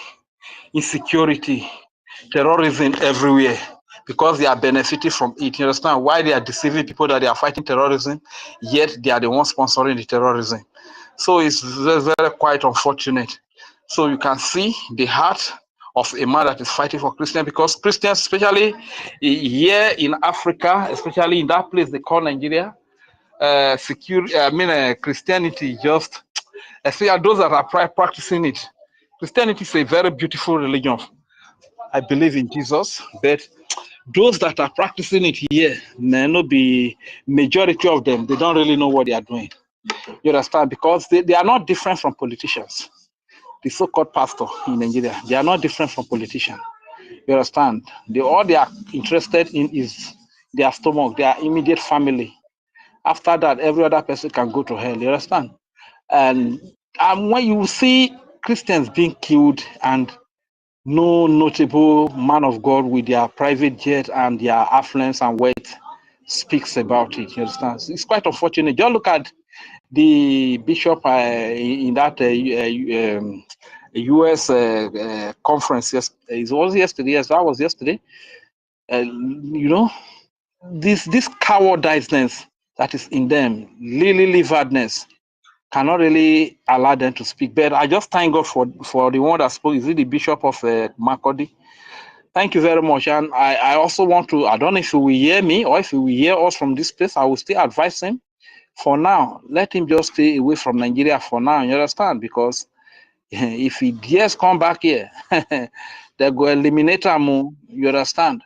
They go eliminate him.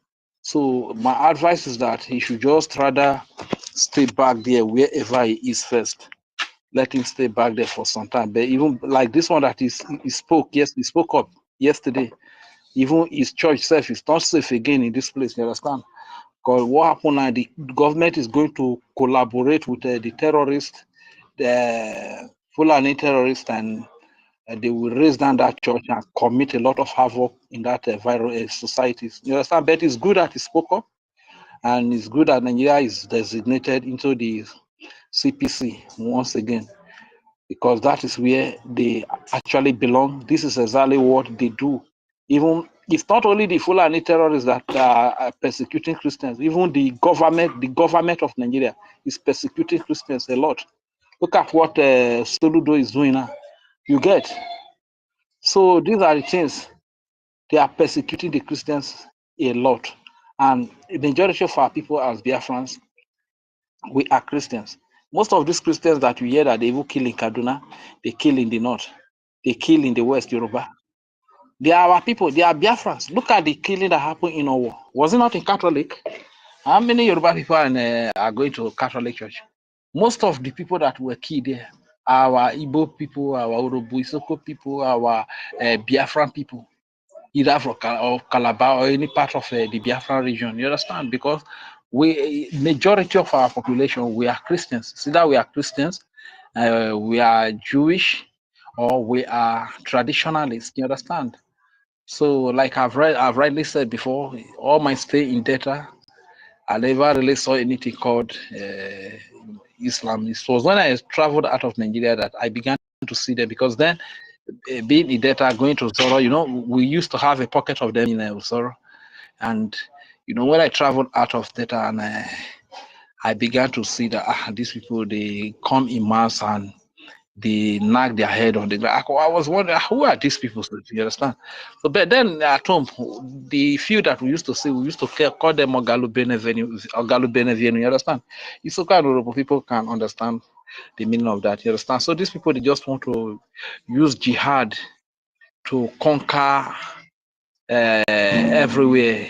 You understand? This is why you come. If you come to Warri today, if you go to Sapele, even Ozora, or every Saturday, this is how they will block the whole road, saying a prayer. You understand? So why can't you do your prayer in your mosque?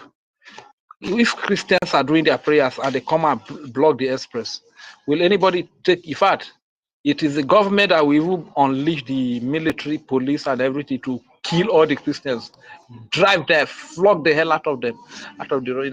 But in the case of Muslims, it's not like that. Every Friday they will block the whole road, and you dare not talk. If you talk, you are in fact, you are as good as gone. You understand? I am not against Islam. I love my Islamic brother, but all these Islamic fanatics and whatever they are, who kill for fun, they don't take human life for anything. I am seriously against them. The kind of Islam practiced in places like Dubai, fine. If that kind of Islam can be preached all over the world, you see the development that we have in Dubai. Are they not So, Ray, you're Muslims? trying to You know? tell us there's a good Muslims, no? There's good I don't Islam. know. I don't know. I don't really know. I can't You really. say you don't know, but that's what you're saying. You're telling me you don't know. Are you washing your thoughts? What I'm trying to say, Last time we read their is that Quran this, for you and showed you all their beliefs, and you're saying, okay, all these beliefs that we read now, are they being executed in Dubai? Dubai is one of the most developed place in this world, and it's one of the most secure place on earth. when You go and understand? open It your means that church they are not there. following. Don't go there and don't wear hijab and enter their mosque. Let's see. It means that what I'm trying to say. What I'm Dubai trying to is a say is Muslim this. country. It's a Muslim country. Uh, Uh-huh. I understand. Uh-huh. I And understand. so you know they use takia. They pretend like, but when when everything is normal, you see them their real color. What are we talking about? But what I'm trying to say is this: the kind of fanaticism we have in places like Afghanistan, Iraq, Iran, all those areas, Palestine, the kind of fanaticism, Islamic fanaticism that we have in all those areas, it's not in Dubai. You understand? That is what I'm trying to say. That it's likely that they might not even be following what is written in that their book. You get over there in Dubai. That's why you have this kind of because a place where you see this kind of fanaticism and killing, It's terrorism by there. It's their only fanatics. pretending, and they do it when nobody will see them. There is there. How many non-Muslims Okay. are there? How many? Okay. Build Accept your that. church there Accept that. now. Let's see. Build your church in Dubai. Let's see. Meanwhile, they are Accept building that. mosques everywhere. And nobody is talking to them. Accept that. Accept that. All the same, kudos to Donald Trump and kudos to our APM, because the truth is that Nigeria, there's no hiding place for Nigeria now. You understand? Back at those days that it was only the president, senators, representatives, governors, chairmen, councillors that had the opportunity to speak. They would just go to one radio station and speak. They are speaking on behalf of the people, tell all their lies, and at the end of the day, they said they are representing the people. You understand? But today it's different. You understand? Today is different. You cannot be lying against the people, because the people also have their little platform where they come outside to tell the stories the way it is. And we have our people all over the world as Biafrans who are taking the issues of Nigeria, the atrocities, the criminality that is happening, that is being committed by the Nigeria government, the so-called government of Nigeria, against the defenseless civilian Christians and citizens, you understand, who cannot even fend for themselves. It is the government that is still tormenting them day in and day out, you understand. So the crimes of Nigeria is all over the world, and the world has seen their crime, you understand. So that is a very good step. It's a very good move, and I believe with this thing that has just happened now, we need to sit up. We need to sit up, and this sabotage that OGOJA has brought to us, we really need to fight against it. Every right-thinking Biafra must stand up against this sabotage that OGOJA has brought. Since they are all united to keep us in slavery, we must all be united to liberate ourselves, you understand, from their slavery. Because like you people rightly said yesterday, they say OGOJA's mother is an Igbo, but her father is a Fulani. You understand? No wonder. So how do you expect such a person to come and give you Biafra? How do you expect such a person to come and fight, to allow you to fight against her terrorist Islamic jihadist brothers and sisters? It is not possible, you understand? So Biafrans, you need to open your eye. You need to open your eye. Let us fund the liberation of our land, you know. That is one thing you need to understand. Everybody's making sacrifices. Look at the effort that the diaspora people are putting in. Do you think that some of them that are donating 50 ejema, 5 ejema, 10 ejema, 20, 100, 500, 1,000, do you think that they have the money? It's because of the love they have for motherland. They can decide to even live all their life and die wherever they are and even be buried there. They will be very happy with it. But because of the love for motherland, that because of the love they have for us that are still here, that are suffering, every good thing they are enjoying over there abroad, they want to bring it back to us. Unlike the so-called Nigeria political stooges, you understand? They go to America, they go to UK, they go to Dubai, they go to all these civilized places. They see the good life, they see the goodness, they enjoy the goodness there, that they don't want to bring it back. Unlike those political stooges. But these our brothers over there, they are contributing 50 ejema, 100 ejema, 10 ejema, 5 ejema, 20 ejema, 500 ejema, just to bring that better life that is in abroad, to bring it back to us. You old mama, talk to your children. Old papa, talk to your children. More do normal, more not they sabotage our own. If better life come today to the land of Biafra, say, government build hospital for everywhere. If our old mama is sick, they carry you go hospital. You no go even pay 1 kobo before they go treat you. Old papa sick, you go hospital, they go treat you. No go pay 1 kobo.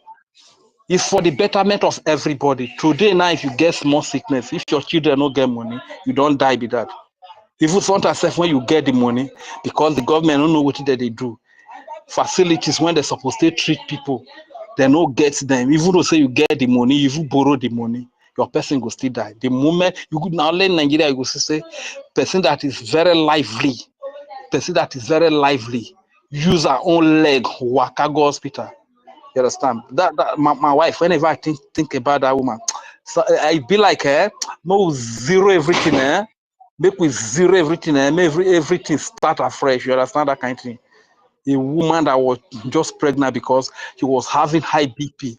She used her own leg waka go hospital. Me and I go there, go there, only for us to read here. Because they don't know what they are. No be small money I spend. Everything I had, I spent. I even borrowed on top of it.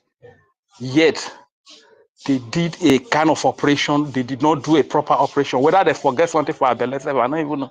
You understand? Do you know the kind of torment they are giving? I live with the pain every. Do you know what it is? So anybody when mention Nigeria for where I did, I honestly, I go just see you like devil, Now you born devil. You dey hear me so? If you mention Nigeria for where I did, you understand? So what would they fight for? It's a better life. A life whereby your children have the opportunity to go to school. Whether you get money to send them or you don't get money, children are government property. Government builds schools everywhere. Every child has the right to go to school. Now the freedom, now the Biafra, what would they fight for? Be that better life. Where electricity go day 247. where there will be good roads. You know how many people they die for road accident in Nigeria on a daily basis. You know how many people they die for road accident alone. You understand? It's not supposed to be like that. Upon all the blessings when God give to us, the blessings, the resources, the oil, the gas, the salt, everything God give us, we know they benefit from them. You understand? Rather than breathing, they benefit from them. They share some give Fulani. They share the remaining one give all these their political stooges. They call governors, senators, representatives, and their family. Yet no good road. People are dying of road accident. People are dying of hunger upon all the blessings that we have. These are the things we are speaking against. These are the things we are fighting against. Now you cannot even talk. As we even they talk, that they track us. You understand? Some of us we know say they even me. I know care anytime they collect me. You understand? I know value. I know my life no value anything. You understand that kind of thing?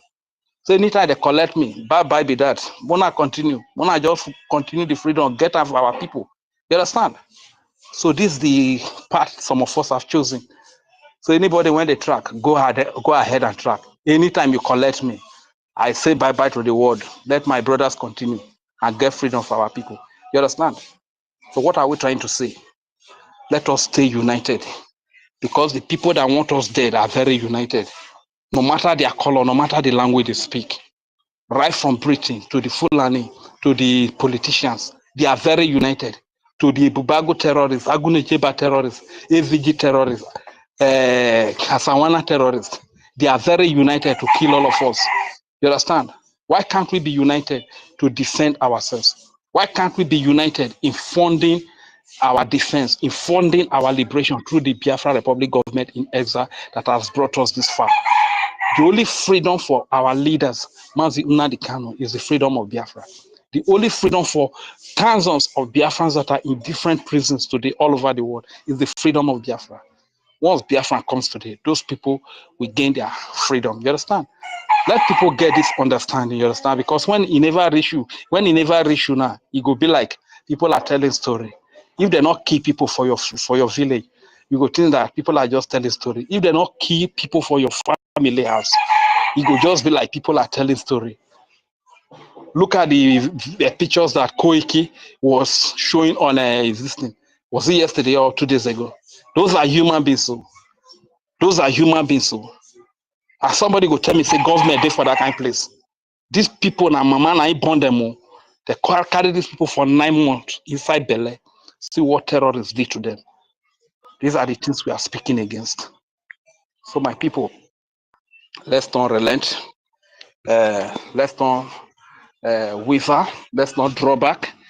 The truth is that if one fall, if I fall today, those of you that are still alive, you continue, fight and get the freedom.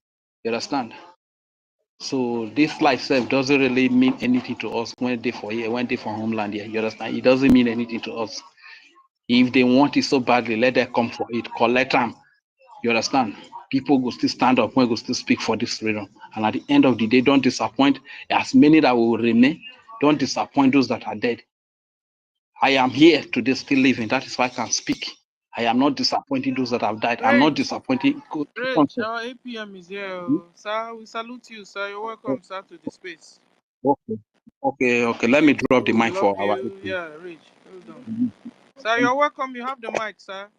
You're welcome, sir. Thank you very much. Good morning from here. We appreciate all our media. We appreciate everyone that is fighting for his people to free Biafra. We appreciate our leader, Mazi Nnamdi Kanu, our Prime Minister, wherever they are fighting for our freedom, the BRGIE government, and Biafrans at large. Thank you all. I'm happy and I'm kind of more happier this morning. But it's time for us to move ahead, focus, and forget about the so-called Barbarian group. The problem and the challenge that is facing us now is to liberate our land. The challenge is for our people to turn around and do the needful. by supporting our freedom. I'm not going to lie to Biafrans. I am Mazi Ogechukwu Nkere, the acting Prime Minister of Biafra Republic Government in Eza, acting on behalf of our Prime Minister, Mazi Simon Egwa, until he's out.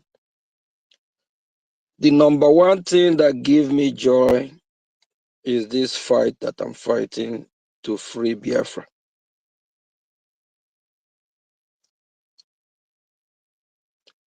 It's the number one priority, the number one thing that makes me the happiest person on earth.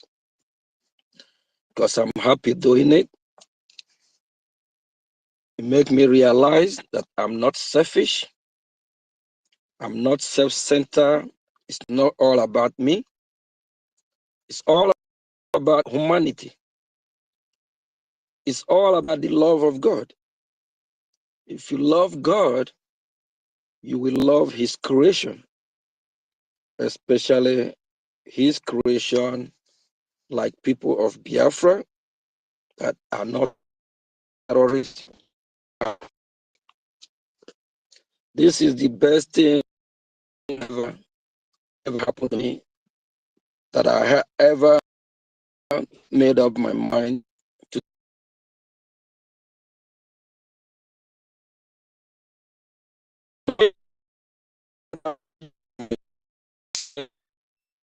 Whole nation. It makes me feel on top of the world, no matter what.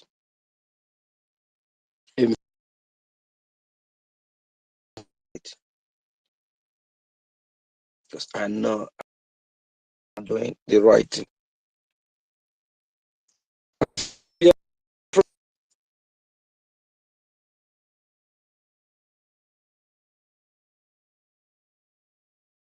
To you. Sir, your mic is breaking. Or is it from my side? Guys, can you hear our APM clearly? Brian, are you there? I don't hear him. It's breaking. He's breaking. You We can't can hear hear you him. He's not clearly. speaking, sir. He's not speaking now. I don't know if you can. Let me go out and It's breaking and it's echoing. Let me exit. I will come back in a few seconds. Okay, sir. Okay, sir. Thank you. Okay, so guys, as we wait for our APM to come back because his mic was breaking. So we'll bring him, let me bring him down and pick him up again. Okay, so Rage, you pick up the mic and conclude before APM comes back. Rage, are you there? Okay. Are they here? All right. Thank you very much. So, like I was saying, all we need now is unity. Unity. Don't let anybody to deceive you. If your mama the title peace rapper, you are a Biafran. Don't be deceived. It is the enemies that divide us. Good afternoon. You need to unite to support the liberation of your people. Because when it comes to your region of the Biafra land, then you will understand why you need to stand united with your brothers. You understand? You understand the need to stand united with our brothers. When it came to our side the other time at Okwama, we saw the need to be financially united with our brothers in support of our freedom. You understand? Because I believe if people from my region are really financially involved, if they are heavily involved financially in the security and the liberation, what they did to our people at Okwama the last time will not happen to level a full community. So, Rage, do you think we are still having that as a problem? I think where we are now, in this issue of unity, is where a lot of our brothers have been, forced to be converted, or a lot of our brothers that have their parents as Fulani and their mother Biafran that are now creating problem within. Yes. Yes, the truth is that we need to single those people out, those that have parents have parents for Biafra, and probably their other parents are from Fulani or from other side. These people that are causing problem in our land, we need to single them out and distance ourselves from them. You understand? Reg, hold on. Because Let's see if our APM is back. Sir, you have the mic. Okay, I don't know. Yeah, it's clear now. All right, I think I have to start. So what I'm trying to say is this: the fight that I have chosen to fight for Biafran freedom, this is the best thing that have happened to me in the life I live now. And I believe all the genuine Biafrans fighting to free Biafra from her enemies, I believe you all agree with me that this is the best thing that have happened to us. That means we choose the love of God first. That means we are not self-centered or selfish people. That means we love humanity. We love God creation. That means we are good people. Biafrans are good, loving people. And we will always be. We are not terrorists. We welcome people with wholeheartedness. We take care of our neighbor. We do everything we can to coexist. Let me use the Nigerian zoo terrorist animal kingdom as a case study. In that contraption, British scam empire called Nigeria, the entire Nigeria as a whole, with the Biafra land, when you talk about the Christians that have been persecuted or killed, Biafrans are more than 60%. Then in the entire Biafra land,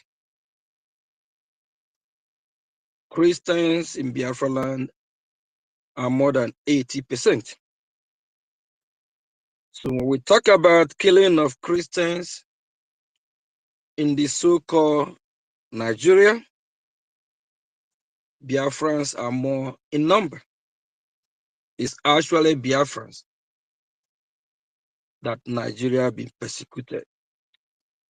It's actually Biafrans we're talking about.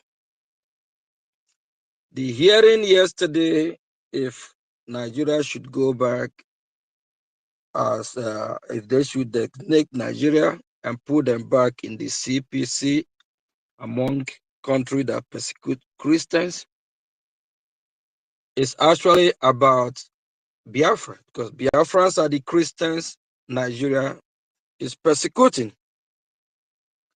So it's a win-win for us.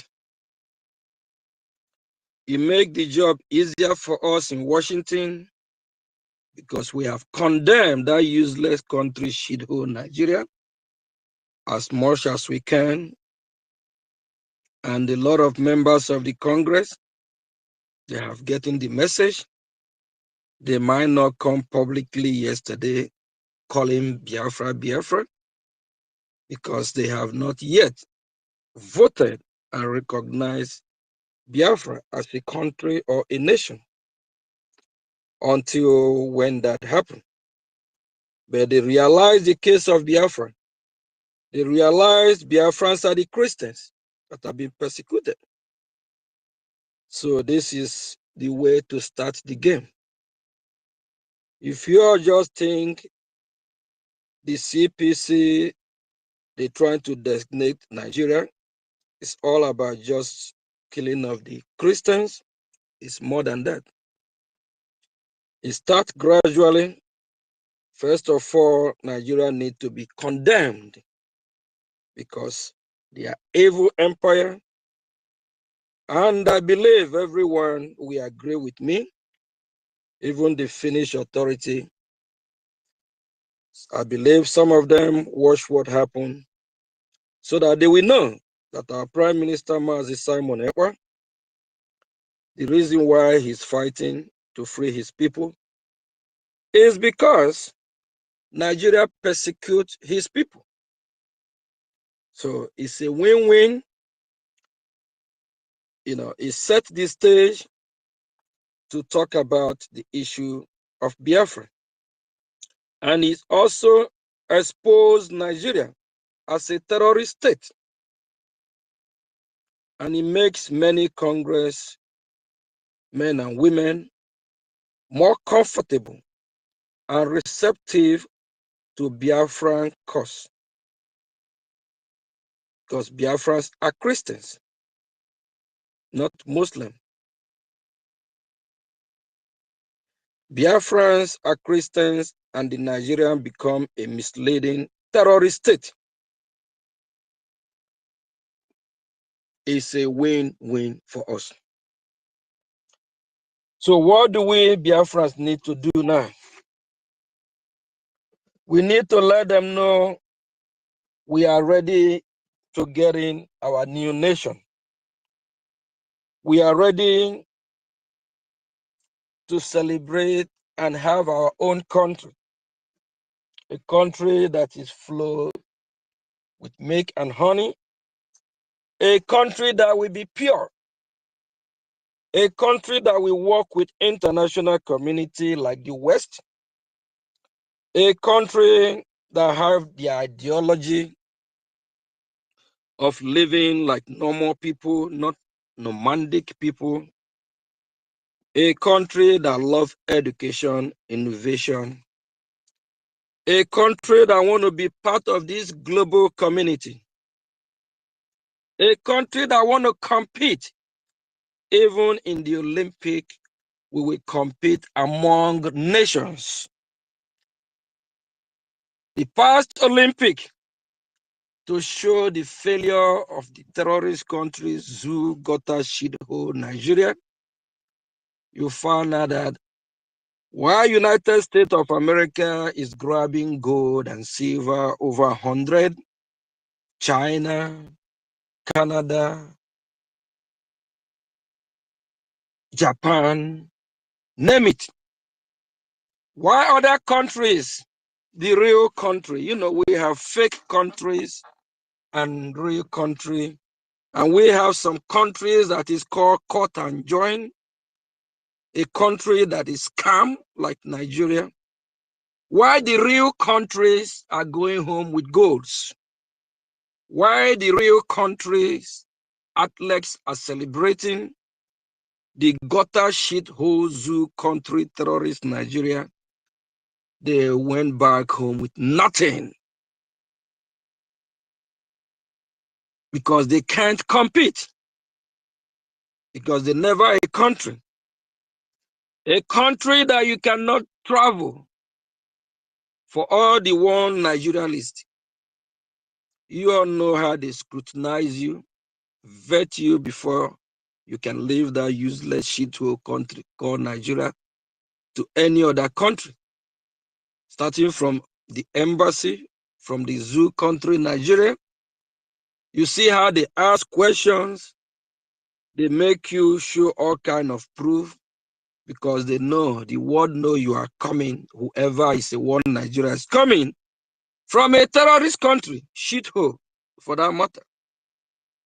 Useless place, garbage, dirty, stinking country called Nigeria.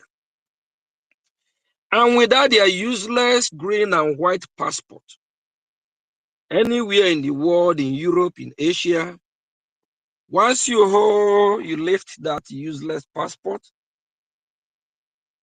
if immigration spend 2-3 minutes in the port of entry with other citizens of different countries coming in, they spend a minute or two to ask them 1 or 2 questions. Why are they coming to their land? On what interest? Is it for business, for tourists, or what? When you get to a Nigerian, they will spend 20 minutes trying to make sure this criminal Nigerian with the green passport is not coming to scam them in their own land. Try to make sure this criminal Nigeria with the green and white useless passport is not coming to terrorize them in their own land. Try to make sure this useless Nigerian with the green and white passport is not coming to turn their place to a shithole like where they're coming from.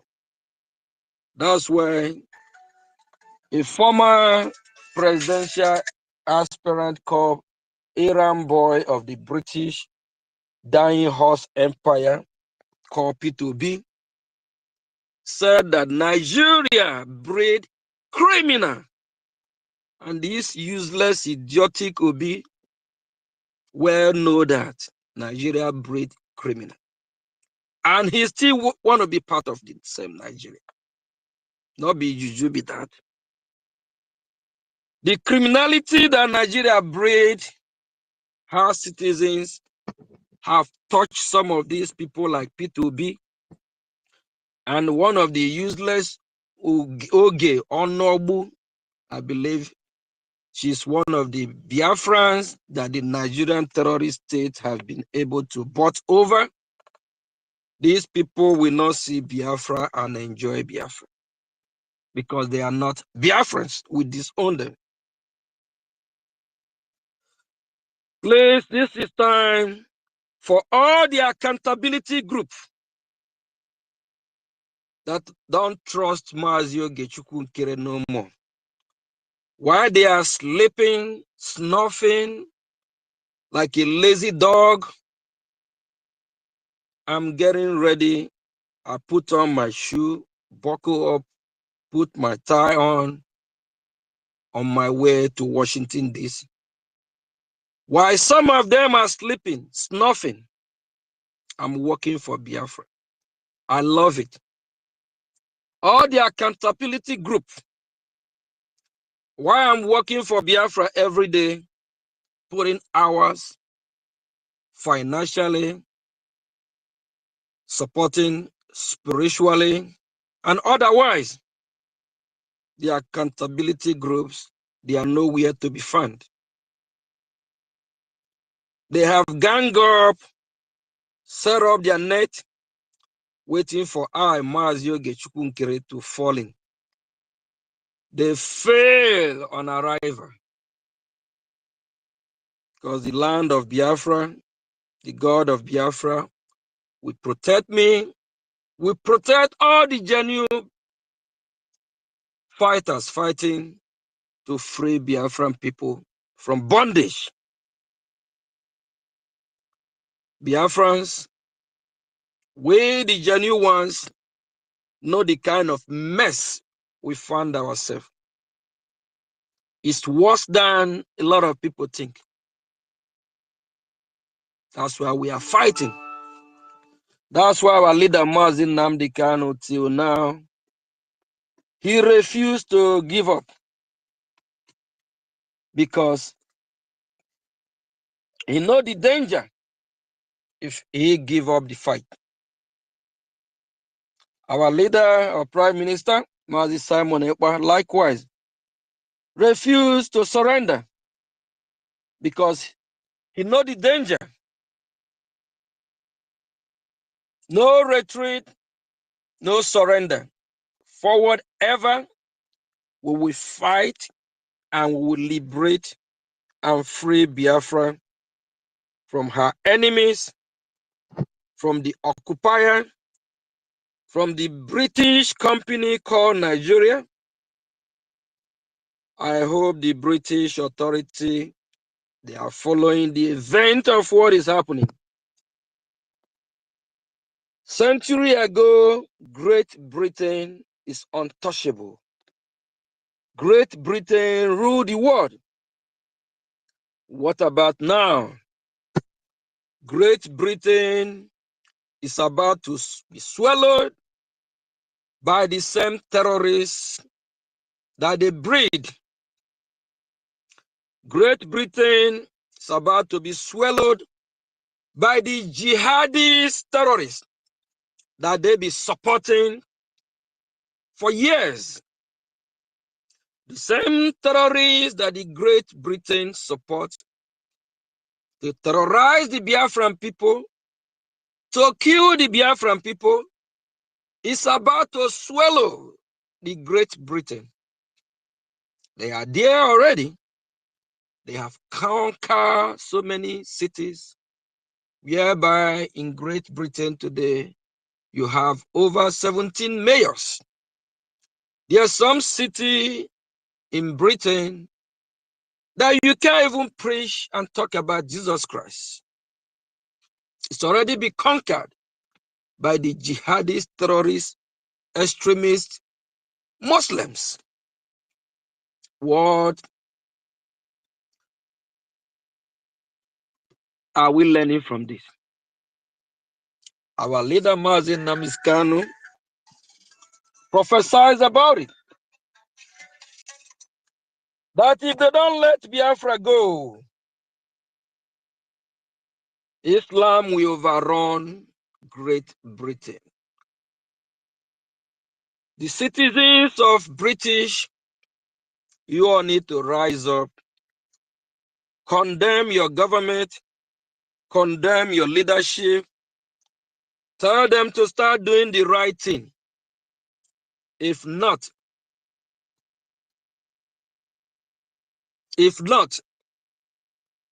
what is happening in other parts of the world will start happening in Great Britain. The same way that Biafrans have been massacred by all these terrorists, it will start being happening in Britain because they are the mastermind and they are behind this mess, whereby they will leave their own territory and come to Biafra land, come to your village and tell you they discover your village, and tell you they discover the land that you own, and tell you they discover your stream, they discover the river, just like River Niger. Lord Lugard said he discovered River Niger. All the way from Britain, they will come and discover a river that is in your backyard. Before they discover this so-called river, you want to tell me that you yourself don't even know the name of your river. It's time for us to wake up, love those that love us, hate those that hate us, align with who align with us, align with who have our interest, just like the United States of America. We believe they have our interest. They know who we are. Align with countries that want to be with us, that want to be our allies. And one thing for sure, any country that have Biafra as her allies would never regret it. Because we are good people, we will be the best ally to any country. Because we are not terrorists, we will not come to your country and terrorize you. We will be best trade partners. Please, fellow Biafrans and all the accountability group, everything Mazi Ogechukwu Nkiri have done to help to make sure that we Biafrans are free. Our accountability group never asked how did he do that. Every sacrifices accountability group have not given me credit for that. And this accountability group, I will assure you, they are one Nigerianist. They are not true Biafrans, because true Biafrans, when they hear from who they claim they love, said, fall back, so that we can all unite and fight our one common enemy, the Nigerian shithole terrorist country, Animal Kingdom. They refuse. They are still asking for accountability. And for all those that have lied, more than 1,000% lie against me, they need to undo the lie. They need to talk to their followers that they have deceived. They have brainwashed a lot of Biafrans to hate Mazi Ogechukwu Nkere. And when you hate me, don't think you just hate Mazi Ogechukwu Nkere. I stand for Biafra. I am Biafra. If you hate me, that means you hate Biafra. If you fighting me, that means you are fighting Biafra. When I'm in with Congress yesterday, I'm not there as Mazi Ogechukwu Nkere. I did not go there to represent my goddamn self. I'm there to represent Biafra. When I'm there, what you are saying there is Biafra nation. If you are fighting me, thinking you are fighting me, you are fighting yourself, and you should be ashamed of yourself. If you are fighting me, no, you are fighting the Biafra nation. No, you are a terrorist. No, you are fighting against our liberation. Know that you are fighting against our freedom. Whatever I'm doing it for Biafra. I'm not doing it for myself. I'm not doing it for my own selfishness or selfish interest. Everything I'm doing for my people, for Biafra, is for the love of God and for the love I have for Biafra. And this is only how I can appreciate Chukwuka our God. This is only how I can say thank you, Father, for creating me. Whatever I'm doing is never for my own selfish interest. If you have told me years ago I would be doing what I'm doing now, I will say how. How is that going to happen? I didn't call myself to do this. If I'm choosing, if I'm called, who am I to say no? Just like Jonah, when Jonah was chosen and called to go to Nineveh to deliver a message. Jonah trying to run from carrying out the message that Chukwuka asked him. And before he know what's going on, he found himself in Nineveh. It's a calling, what I'm doing now. I was called to do this, and I cannot escape. I can't run nowhere. And I say, yes, Father, here I am, send me. If you're not happy that Chukwuka send me, Gangwa said, if you are not happy that God have sent me to do what I'm doing, you must be full of this century. Because what I'm doing is not for my own selfish interest. I'm fighting for Biafra. Biafra is worth fighting for. The Biafrans are good people. The Biafrans has displayed that in the so-called useless shithole country terrorist Nigerian state or country. All over Nigeria, Biafrans have businesses from county to city to rural areas. Biafrans contribute to every economic growth in that country.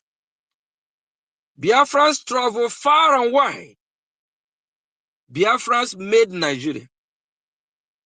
Biafrans are the economic hub of Nigeria. Without Biafrans, there's no Nigeria. In Lagos today, Biafrans control the business. They are the importers and the exporters. In Abuja, Lagos control Abuja. They are the businessmen and women there. All over Nigeria. Biafrans have tried to make it work. But the other part of Nigeria said no. Rather, they gang up to kill Biafrans. They gang up to terrorize Biafrans. They gang up to destroy Biafrans. They gang up to Islamite Biafra. And Biafra say, since it is like this, we are no more with this useless, stupid union of the useless British idiotic empire. They say they are out of it. They are no more with this useless, forcefully marriage. Since they don't love we Biafrans, since they don't want to work with Biafrans, we decide to go. We want to go our separate ways again. And they say, no, you are going nowhere. Since you don't want to work with the Biafrans, you don't love the Biafrans, and you don't want to let them go. That's what makes the Nigerian the worst dangerous terrorist state in the world. A place where nothing works. When I say nothing, they cannot even boast. In this 21st century, can you imagine that Nigerian terrorist state cannot boast of giving her citizens electricity, basic amenities? They cannot even boast of a seaway system. They cannot even boast of good roads. During a summit 3 weeks ago in Washington, D.C., I attended that summit as well. One of the congressmen said he have been to Nigeria. He actually said Nigeria have the worst road on earth. That is what my dear loving president Trump called shithole. When Trump said Africa is shithole, Trump is referring to Nigeria. Because Nigeria claimed to be the giant of Africa, as the head of Africa. If you condemn Africa, you have to start from that head of Africa. A country that have population of over 200 million, and the GDP is higher than other countries in Africa. When Trump was referring to Africa, he's referring to the shithole gutter called Nigeria. A country where a terrorist will be the vice president. A country where the president is a drug lord. And we still have some people shouting, "Oh, hail Nigeria." Hail where? Go where? Nigeria is a dying horse. Nigeria will be dying every day because Nigeria is so corrupt, a terrorist state, a terrorist country. And if you believe in Nigeria, you are a terrorist as well.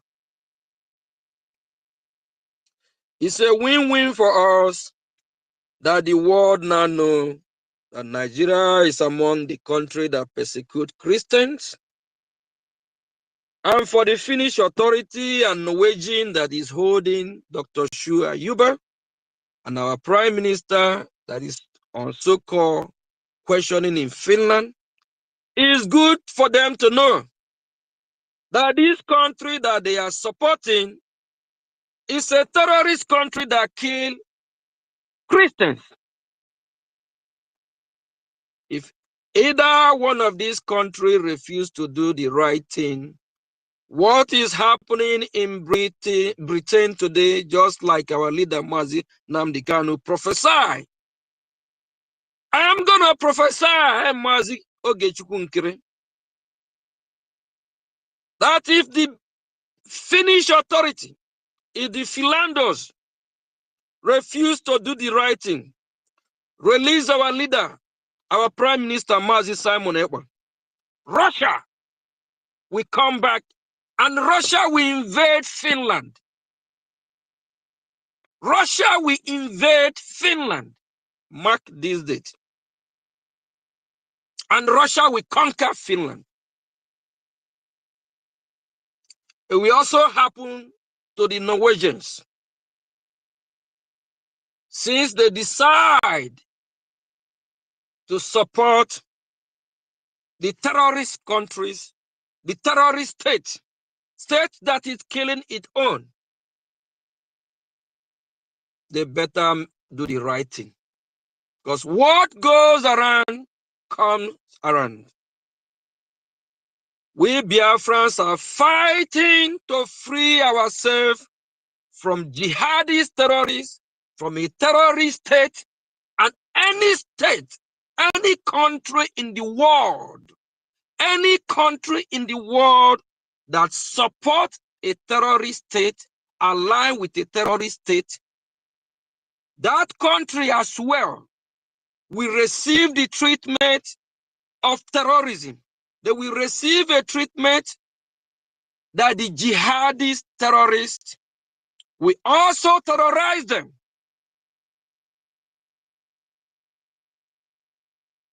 Whatever that we are passing through while we want to leave the useless union of the terrorist Nigeria, any country that supports this terrorist state, they will pass through that too. That will be their portion. Instead of supporting those that support you, those that have the same ideology with you, you decide to support the opposition just because you want to conquer us. That opposition will as well turn around to fight you. Fellow Biafrans, we are moving forward. Washington, D.C., they are talking about Biafra closed door. They are being a topic of discussion. In a few weeks, months to come, we'll be having a hearing, just like the same type of hearing of yesterday at the Congress. And that hearing, Biafrans, we will be the panelists. You will not see one Nigerian among the panelists. It will be the issue of Biafra, and Biafra will be discussed, and the whole world will watch her eat of food. I am Nigeria, Bodoniara, mad people everywhere. Please, if you have not been supporting, support your freedom. And for the accountability groups that have ganged up themselves to talk about Mazi Ogechukwu Nkiri and accountability. Whoever that have poisoned the mind of the Biafrans and the Biafran people, whoever it is, need to go undo it. Need to go and poison these people. 5 months ago, we don't have accountability group. A year ago, we don't have this accountability group. Everything is going as planned. because if I could 2 years ago, likewise, when our prime minister is here, we have no problem. Why is it now? Because they want to destroy us, and it will never work. Please, fellow Biafrans, media team, I see our sister Stella here, Brian, Regina Maker, Ekwensu, no, we call Ekwensu, I think I saw the COS is here earlier. Milo, I can't just mention all the names here. Please, you all keep doing what you are doing. You are in the right path. You are doing the right thing. We are proud of you. The Biafra Republic government is proud of you, and the Biafran citizens. Focus. Set your eyes on the ball. Set your eyes on the prize. Because we must protect. We must protect our land. We must defend our one common enemy. And we need a Gemma. We need what it takes, what we need to take care of our land, to liberate our land. Please, let's be focused. We have had enough distraction since November 2024. Let's focus and set our eyes on the prize. Thank you all from here. And please stop. Let's stop talking about those that are not relevant, those that are not going to give us our freedom. We are moving ahead. Ndewo, thank you. Well, thank you, our APM. Thank you for the job you're doing for Biafrans. Sir, would you have time for a few questions? Or Just like 5 questions, that's fine. wow, 5 questions. Guys, I have 5 questions. So if you want to ask question, a very important question, pick up the mic and let's talk. 1 million, you have a question already? Your hand is up. Sister Stella, you need to clean your glass, because now me first raise my hand. I just brought you up. Let me first of all appreciate my acting Prime Minister for all the exciting and the goodies that he has brought to us. My question will go like this. I'm not going to put it the right way or the way that we all are expecting it. But Sister Stella, please, since Sister Nkiruka is not here, just watch out for my question. It's going to come to your inbox as the sum of 20 ejima. Thank you very much. God bless you, sir. Thank you. Thank you, Ndewo. Thank you. We love this. Thank you. 1 million. You have the mic. Yeah, thank you. I greet you, Honorable APM. They say in real situation calls for real leadership, and you have stood up to that calling very well. I don't have anything to say. I just the only thing I just want to say is say to that prayer, because the Finland is really playing a dangerous game, and Russia will invade them if they don't repent. That one must surely happen. Because if you look, this so-called president will come out and be saying, "Oh, we stand with Ukraine, we stand with Ukraine." But a man that is defending his people from terrorists in the zoo, our prime minister, you just took him. And that's the worst betrayal. This is your friend. This is somebody that supported you in your campaign. This is somebody that has served you people in every capacity. And you took him away. All the people that have been killed since they took away our PM till today, their blood will be on Finland. Because enough of all this sugar coating. This is absolute nonsense. You just take our prime minister for no reason. Before we did what we are doing, we saw our PM in the video when he took that letter. He said, "I'm going to inform the Finnish government of the intentions of Biafra on their upcoming redeclaration convention." We did everything in accordance to book. because of oil. They want to play political correctness. So to that prayer, he say, if they decide to be So, part of evil, evil will come to them. Yeah, that's all I have to say. Thank you. No. thank you. Thank you. I will go to who's next. Another question. If not, so I have one. So, normally they say there's this saying that when we started the fight of 1967 with Nigeria, that USSR then came to offer Ojukwu. They told him are you ready to, for our interest, you give us some amount of oil and then we support you and stuff like that. And I and I wanted to say, are we really ready? Can we do that of these days? Because last time we have this allegedly that Nigeria now promised Finland 60 years of free supply of crude oil, so that they can maybe now keep our PM incommunicado. So are we ready? Are we ready to, bargain What this are we? strongly? The answer we answer on this when it comes to that is not something we discuss on air. That's number one. Number two, again, whether if Nigeria let them go ahead and promise Finland 1 million years, that will never work. It never happen. And before then, Finland would be even invaded by Russia. So I don't know how they would make that happen, but it can never work. It can never happen that Nigeria and Finland will be making us dry. That will never happen. Thank you. Thank you, sir.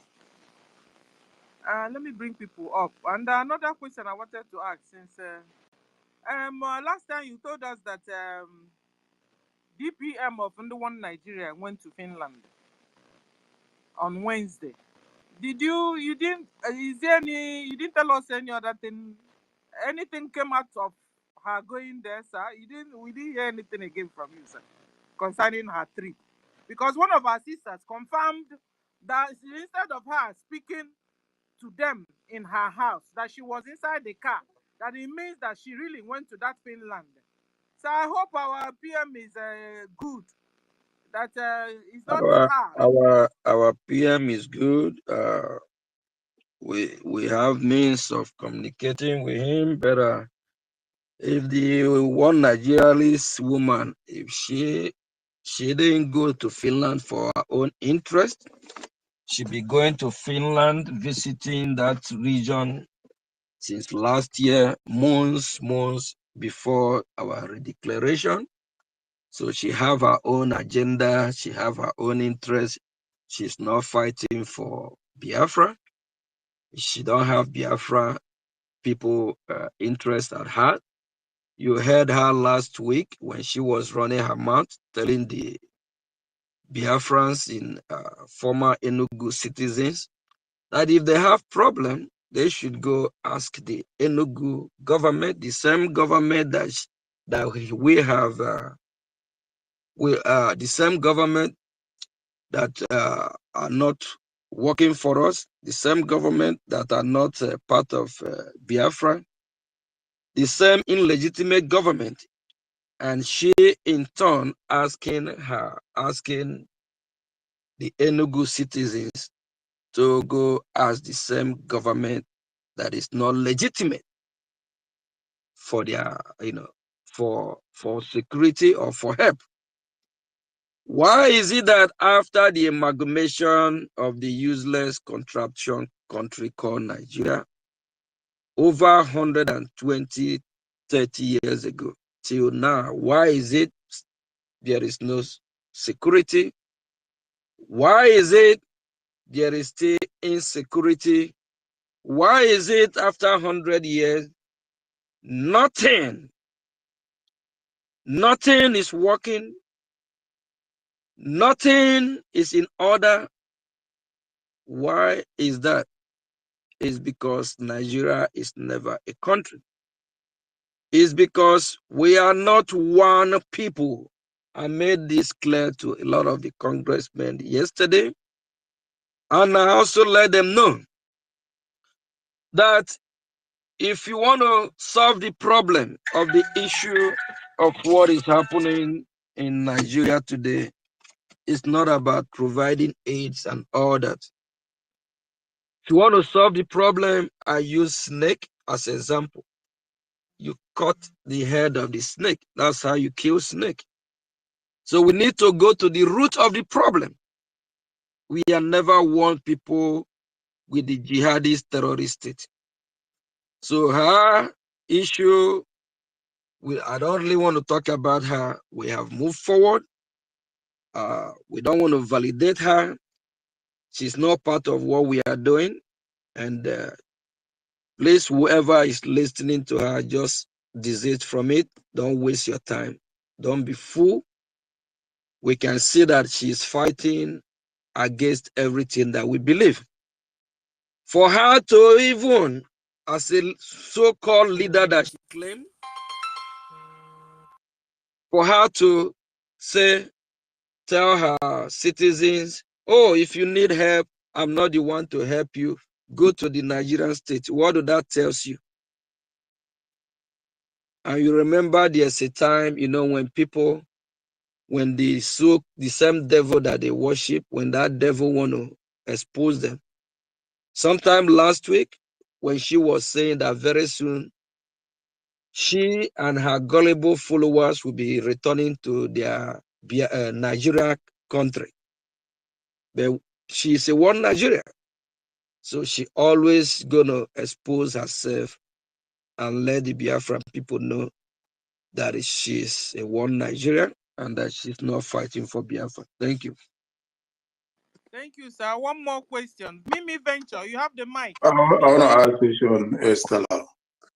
Hold on. Mimi, hand is up before you, sir.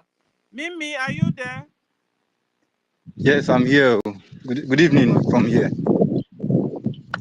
Yeah. The first question I would like to ask, we know, according to the media report back here in the homeland, that our Prime Minister will be arraigned in court in May.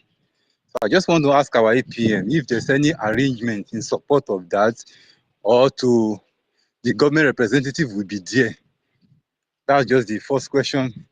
And the other question is that, not like a question like that, though. Hold on, but just now to, let's answer one first. Sir, okay. please, you heard what he said. Yeah, on whether this is not something that we'll disclose on air about what we are doing on that.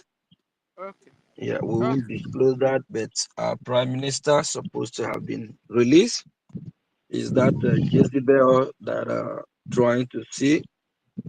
But if she's just working against what we are doing, that's what I would tell you. But we are winning, and she's failing and fading away. But what will happen on May, it might be out before then. And still, so what will happen on May is not something that we is saying on air. Thanks. Okay, Mimi, your second question. More like a suggestion. I'm saying that the government is really trying.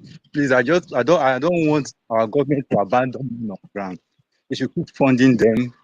You will see what is causing. A lot of people are now coming back just because Let of this. me ask you one question. How do you think the government, or how do you think Biafra will abandon its own? I know we can never abandon our own. Okay, so if you know that, you don't have to use that word you use. Okay, just take it back, please. Thank you. Okay, thank you very much. Okay, we have gotten to 5 questions, sir.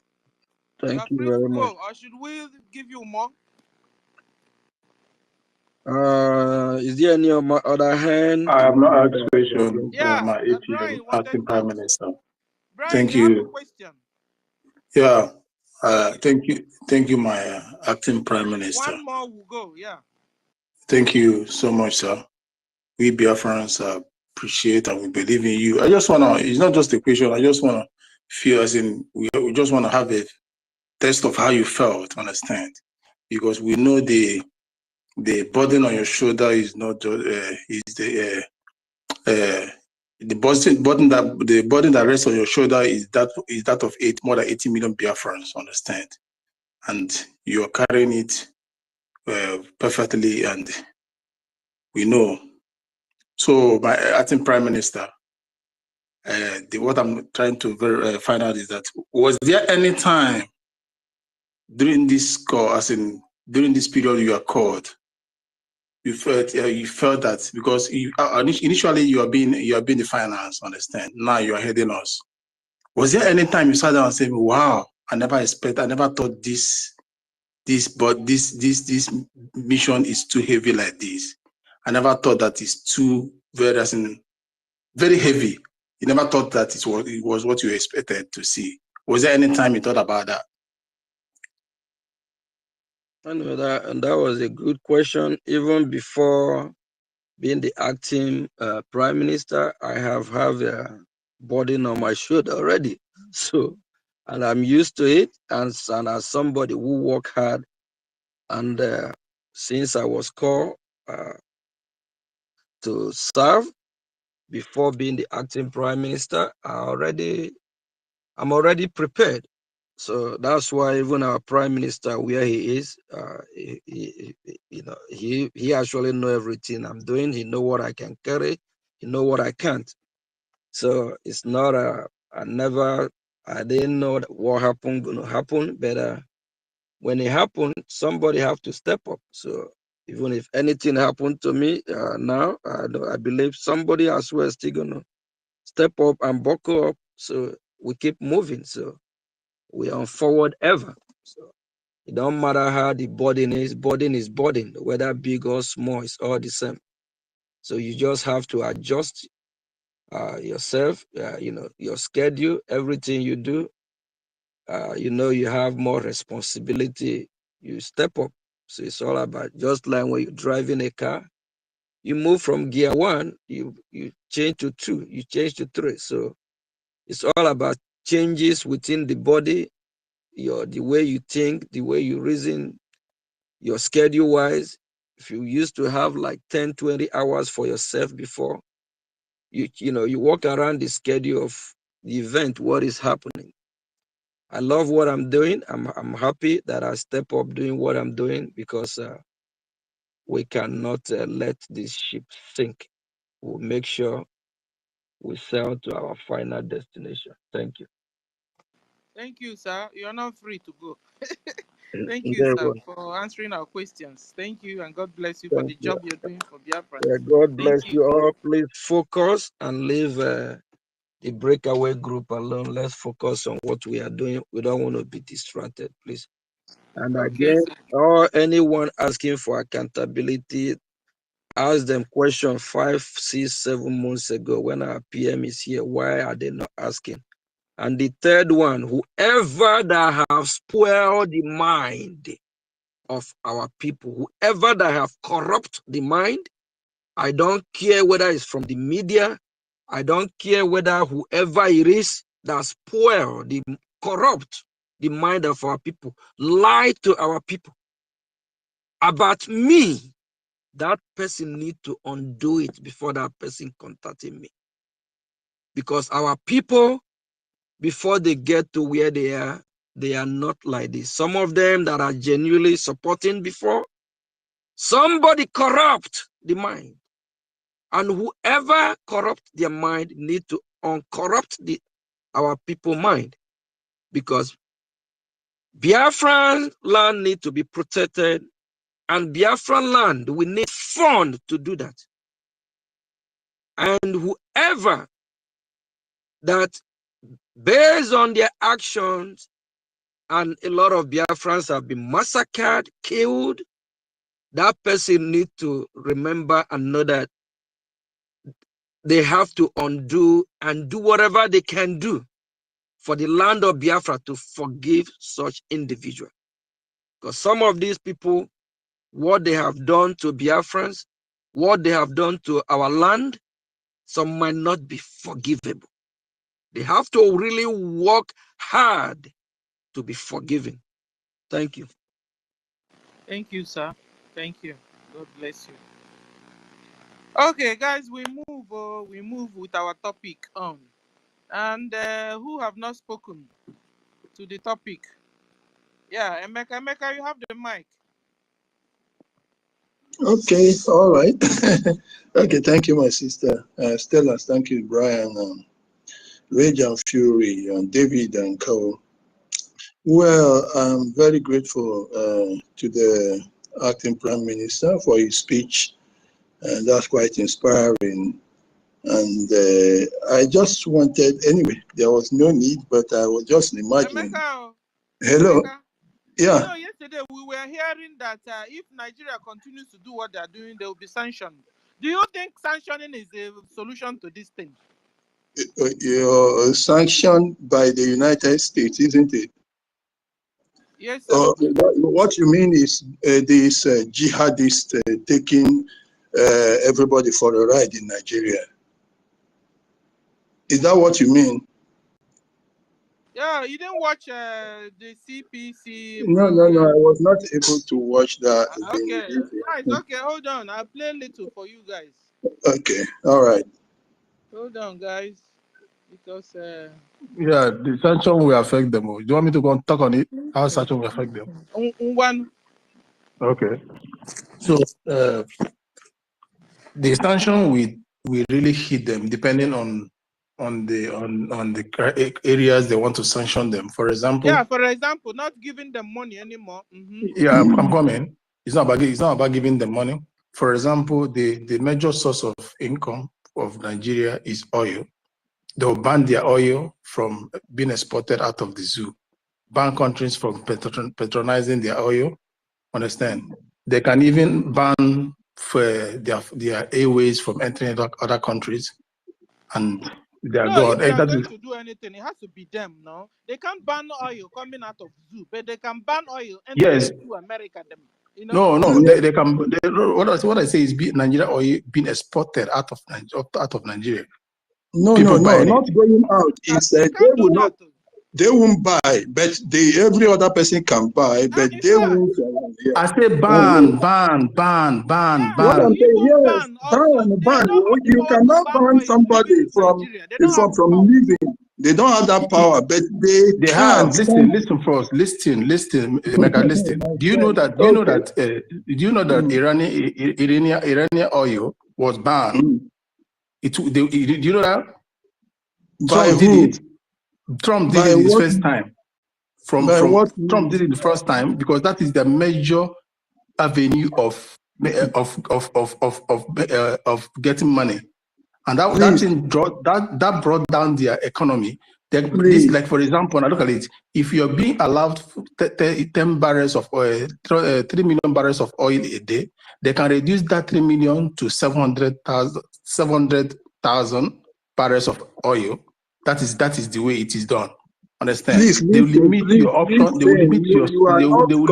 Please listen. I know what I'm telling you about. So just don't talk like that. When you are talking about a subject that is not clear to you, listen to other people. There is no way you can say Nigeria should not export. Let me tell you. Now, beside that fact, you have it is more like a cartel, and also more like a oligopoly. You see, when you have this group that is called OPEC of a thing, this is a group that regulates the price of oil. OPEC. They control within themselves as a group the price of oil. In that OPEC is weird. Listen, you don't understand what I'm saying. You don't understand me. They also give the quota of what can you hear me first? Can you hear me? Listen now, you don't know what you are saying, my friend. And you are arguing now. You don't understand me because in the OPEC. Okay, let's do it this way. Brian, hold on. Let me finish. Hold on, Brian. You see how we do it? Everybody say your own opinion and say what you know. Don't interrupt the other person and don't fight the other person. Let's do it that way so we can have peace. Brian, you are the co-host. I'm going to speak, but Mecca was speaking. Okay. Like what I'm saying before. Like what I'm saying. And let me go to the area he's coming from, the OPEC. This OPEC are the organization, the body that regulates the oil. This body regulates the oil, and this body can locate the numbers of barrels, determine the numbers of barrels that every country exports. Understand? Sometimes they say Nigeria can export 1 million barrels of oil a day. Sometimes they reduce it. It is political. Understand? They can come into that area as part of because they are United Nations. The US is part of the OPEC. Understand? So Iran, for example, there was a time Nigeria was among the 6th highest oil producing country in the whole world, but they're not really in it now. So they can reduce their percentage, their barrels of oil they export every day. Understand? They can reduce the barrels of oil they export every day, which can affect them economically. They can as well say, so and so things coming out from this land, so and so things coming out of this land. Nobody should go into economical trade with them. Understand? So just like the way during this war of Ukraine and Russia, the gas they're trying to make people not to go and patronize the Russian gas, of which some countries pull off when it becomes too tough for them. Understand? So this economic, that's what we call economical ban, can come in places. They look at what you export, what is coming out from your land. They limit it, or can they put embargo on it? Countries will be restricted from it. Understand? So where this, my friend, the market is coming out saying OPEC controls and determines the numbers of barrels that every country produces or exports. They can curtail that which comes from Nigeria, of which United States of America, being the world power, has influence in coming to it. So it affects them drastically because that is their major source of income. US aid is no longer in vogue, so you cannot use aid. You cannot use aid. There are other things that Nigeria export. They will not back off from it or cut it. So that is what I mean by that. Thank you. Okay, so you have finished talking now. Now that he has to talk and don't interrupt him. And Emeka has gone.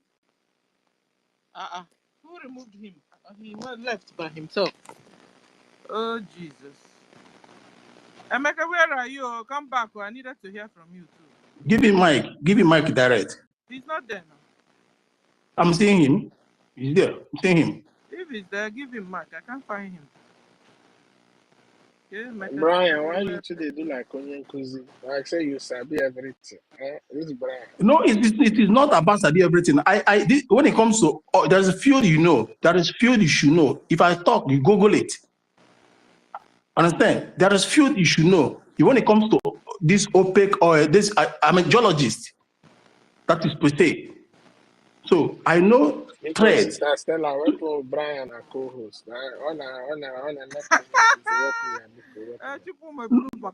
No, Chukuma, you have to Google it now. You have to Google it.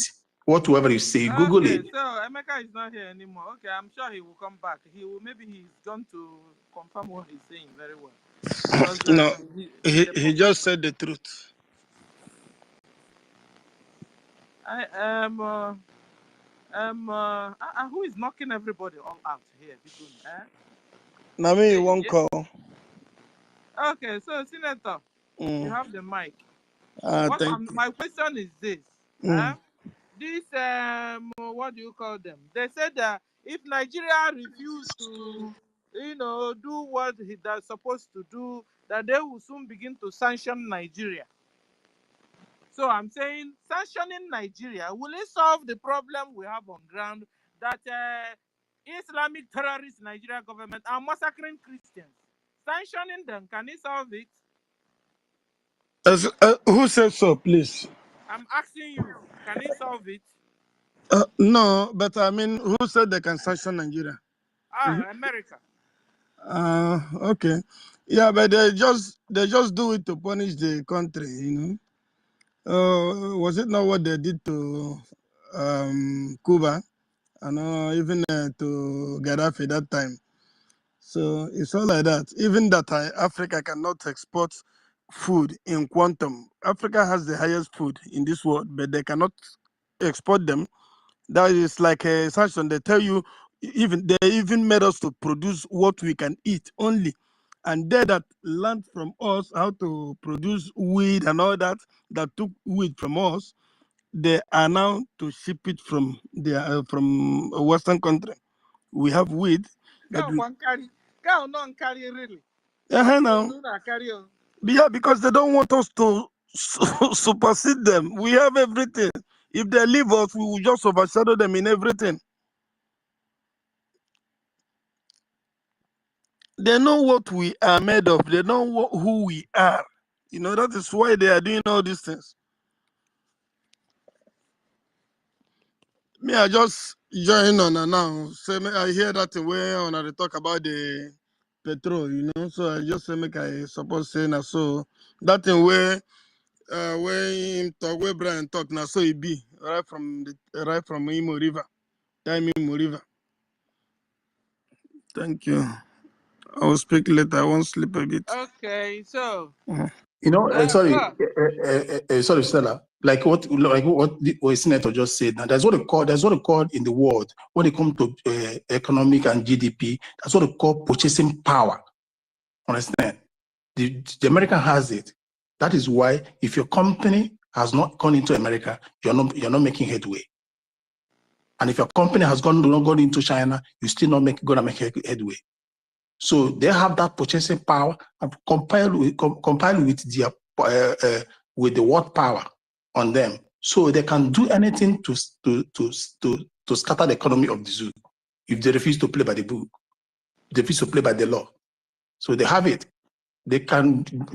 We can produce and use only thing in our land, and everybody will not be coming to the labor market openly to trade with you. Everything has to be secret. They have a lot of ways to punish us. What I'm saying is this: at the end of the day, for example, like Russia now, Russia, they have said, Russia said they're not.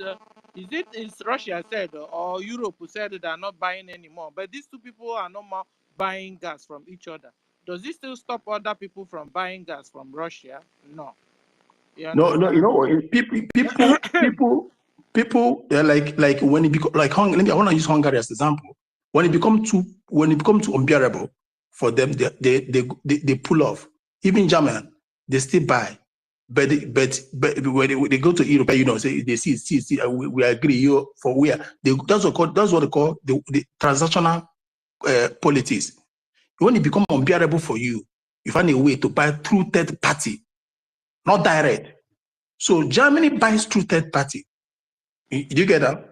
The Hungary buy direct. You get? So that is what, when you don't understand, like Chokolinson say, I know it all. I don't know it all. I go because I am already researching. I know, I am hunger for knowledge. So at the end of the day, what do you call them? So I think America can also do it this way. For example, they can seize Nigerians' money in the World Bank. They can seize their asset outside the country. Presently, like yesterday, sister. Yeah.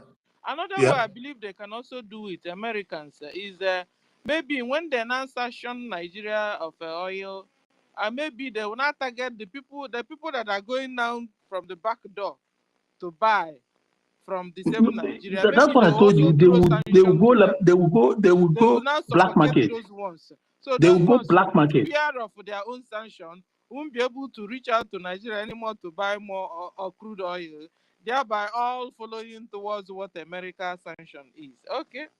You know, like yesterday, Trump said that he doesn't want to give Russia sanctions because if he does, it's going to affect them drastically. Understand? He can seize, or if he gives Russia, if Russia refuses to go on ceasefire, he will give them a sanction that will cripple them more, like MasterCard, flight, and their aerospace going into America and the rest. MasterCard being used in their country was once withheld. Just now that Trump lifted the ban. They can seize their assets everywhere in the whole world. They push for it. Their money in the World Bank, anywhere their money is in UK, in Europe, anywhere their money is, they will seize it. They will do it to the zoo. They will seize every of their assets. They did it to Russia. UK is using almost billions of Russian assets. Ukraine is telling them to give it to them in order to repay so you're not telling us, Brian, that America sanctioning Nigeria will stop the killing of Christians. Is that what you're telling me? It will put fear. It will make their president it will make them to talk in house, make them to substitute small stop. I say it's not gonna stop it entirely. It will make them. It's not going to stop it entirely. It will never stop it entirely. It will make them to at least, okay, now my people, because this is them.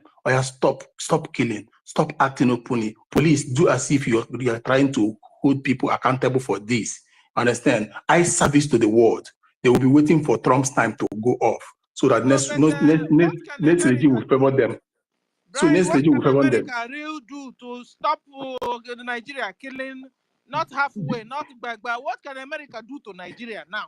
This killing of Christians, because the thing has been going on for over a century. Nigeria has been killing Christians and Biafrans. The solution, Sister Stella, the solution is what we call geologically. They say from the Precambrian age, that is 4.8 billion years ago. Before then, who are we? We are people of the earth.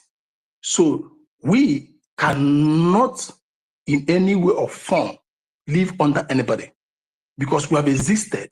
So in order to stop this, you go back to that existence, the Precambrian, understand, that have been people that have been on earth during that period. And we are found among those people, the indigenous. So the only way is to let these people rule themselves, have their country, have everything that they once had. And that is all. Because when we have that, it will put an end to any other thing. It will cripple their expansion. It will cripple, because you cannot come to my country to determine for me. You have your own country, I have my own country. Now we live according to who we are, according to our understandings and culture and everything, values. Understand? So the only remedy is Biafra. Divide and let everybody go to their tent, to your tent, O Israel, to your tent, Biafrans, to your tent, Arewas and they do the words. That is only remedy, not economical sanction of whatever, not IMF sanction of whatever, no sanction of anything. It's just like injury. It's just like on you be applying GV on it and applying fuel at the same time. Understand? So do you think it's gonna heal? It's not gonna heal. This thing has gone into the bone marrow. It has sucked deep into the blood. So if you suck the blood out, it will still regenerate. So the best way, the best solution to it is Biafrans must exist. We exist in Nigeria because there was never a country called Nigeria. It was formed out of love, out of drunkenness. So let everybody go back to their country. And that is only remedy. Apart from that, no sanction. Because you know why? Countries will come. US will come and go. Another system will come and favor you. Biden favored them. Obama favored them. Trump never favored them before. Now he's back. So they will be praying for him to come fast and go. Understand? So there is no sanction. If you give sanction today, the next president might not even work in line with the sanction. We lift it up. You can't just monopolize market like this. What are you conducting this? I'm talking and you're just interrupting me. Why not just rest? Let me finish my stupidity.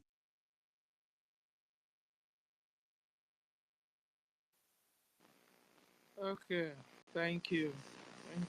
Brian, have you concluded? Just take off mic. Just go on. Okay, because you are really making sense. You understand? I appreciate what you're saying. And then we'll go to Chibike. Chibike, you have the mic. Okay, I greet everyone, Sister Stella, Ife, and our brother Brian. Why is Nigeria persecuting Christians? You see, the only solution is if you can listen to what You see, yes, our APN, like what the brokers he made after the meeting they met with the US people that for Christians, something like that. He was saying that, you know, United States, their only plan is just to stop the killings as people who have conscience. Just like what Brian said, it's a government that is favoring the Christians, which is Trump government. So the next government that might come might decide to favor Nigeria. And we Biafrans, we have this opportunity now to liberate ourselves, because United States will only try to, let's say, limit Nigeria, ban them from coming to America, ban all the leaders from traveling. And the one thing the ban will also do is that it will make any countries that want to go into deal with Nigeria, they will be aware that United States have placed ban on them. Like how I wish like Trump was still in power when they banned Nigeria. The deal that go through with Finland could have not happened, because it will sell, I mean, Nigeria with Finland to hold our PM. It will put some thing in their heart that these people, United States is stopping them. And we should also know that if you listen to that statement very well yesterday, when they were asking a question, one of the white guy, I've forgotten his name, he was saying that Nigeria is the largest black nation on earth, and United States has a very big partnership with them in terms of trading and other business. So we know the oil shipments and a whole lot of natural resources that is leaving our land on a daily basis that is going to there. So whatever that is happening now is just like a little breaking stone for we Biafran. They can't stop the killings of Christians. They can't do it. They can only just try to like maybe 5% put a stop of it. Then the 95% is still there. It is now that we Biafrans have to rise.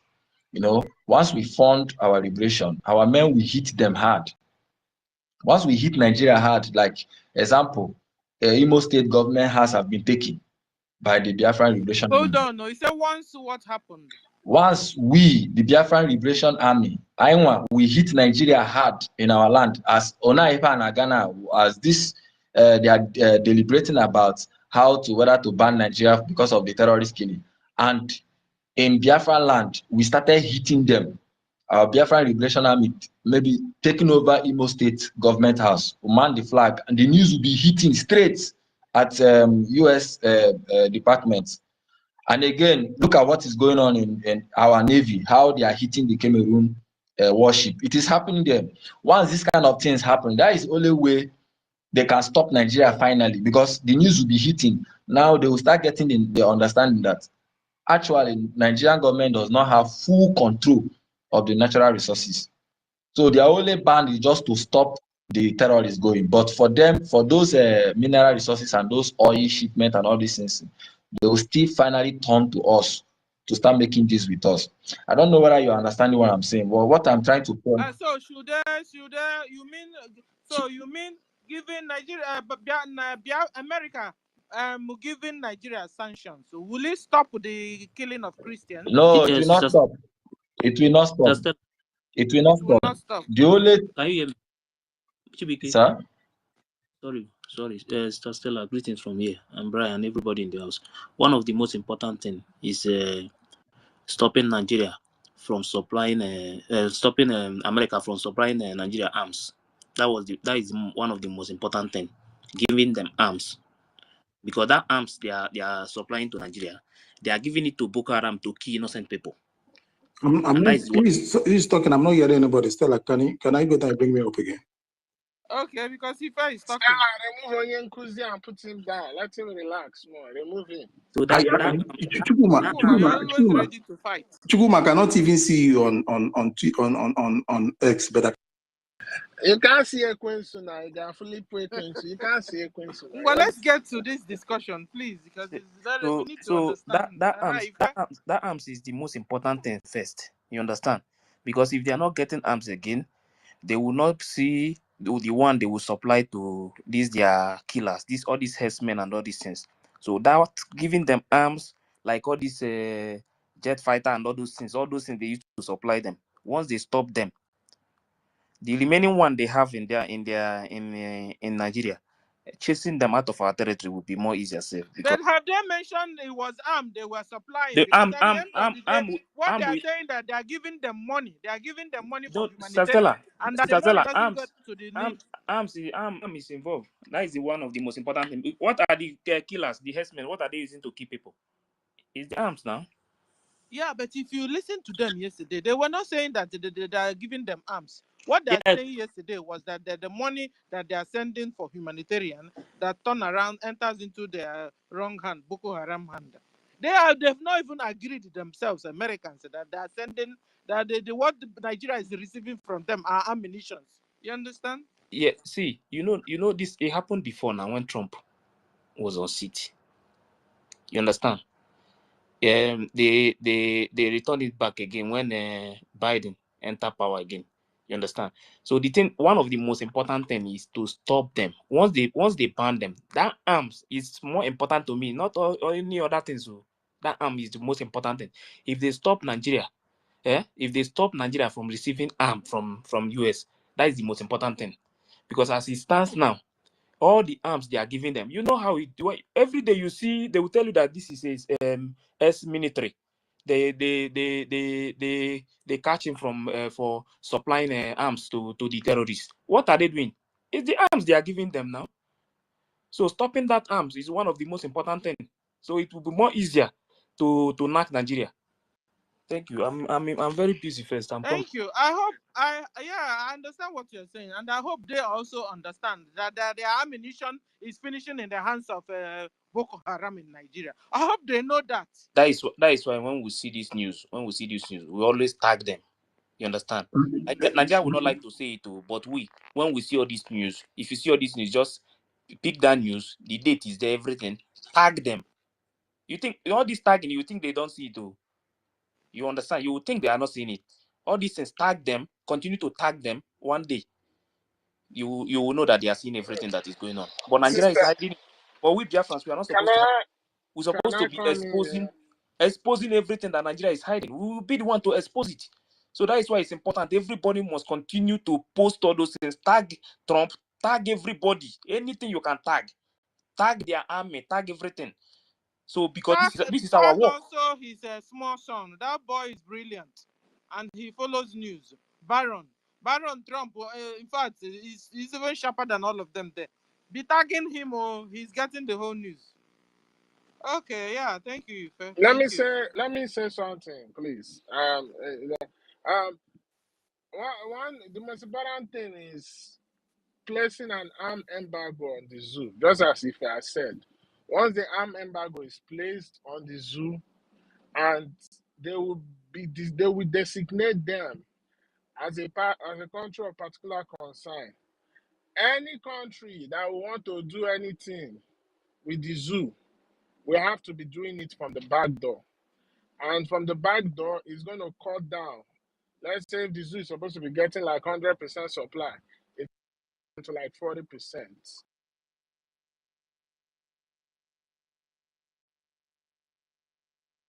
Understand that Biafra now is now in the U.S. Congress. It's inside the U.S. Congress. Listen to what the APM says. It's saying in the next sitting, Biafra is going to have a seat in the panel of council, and we're going to be able to like express our grievances.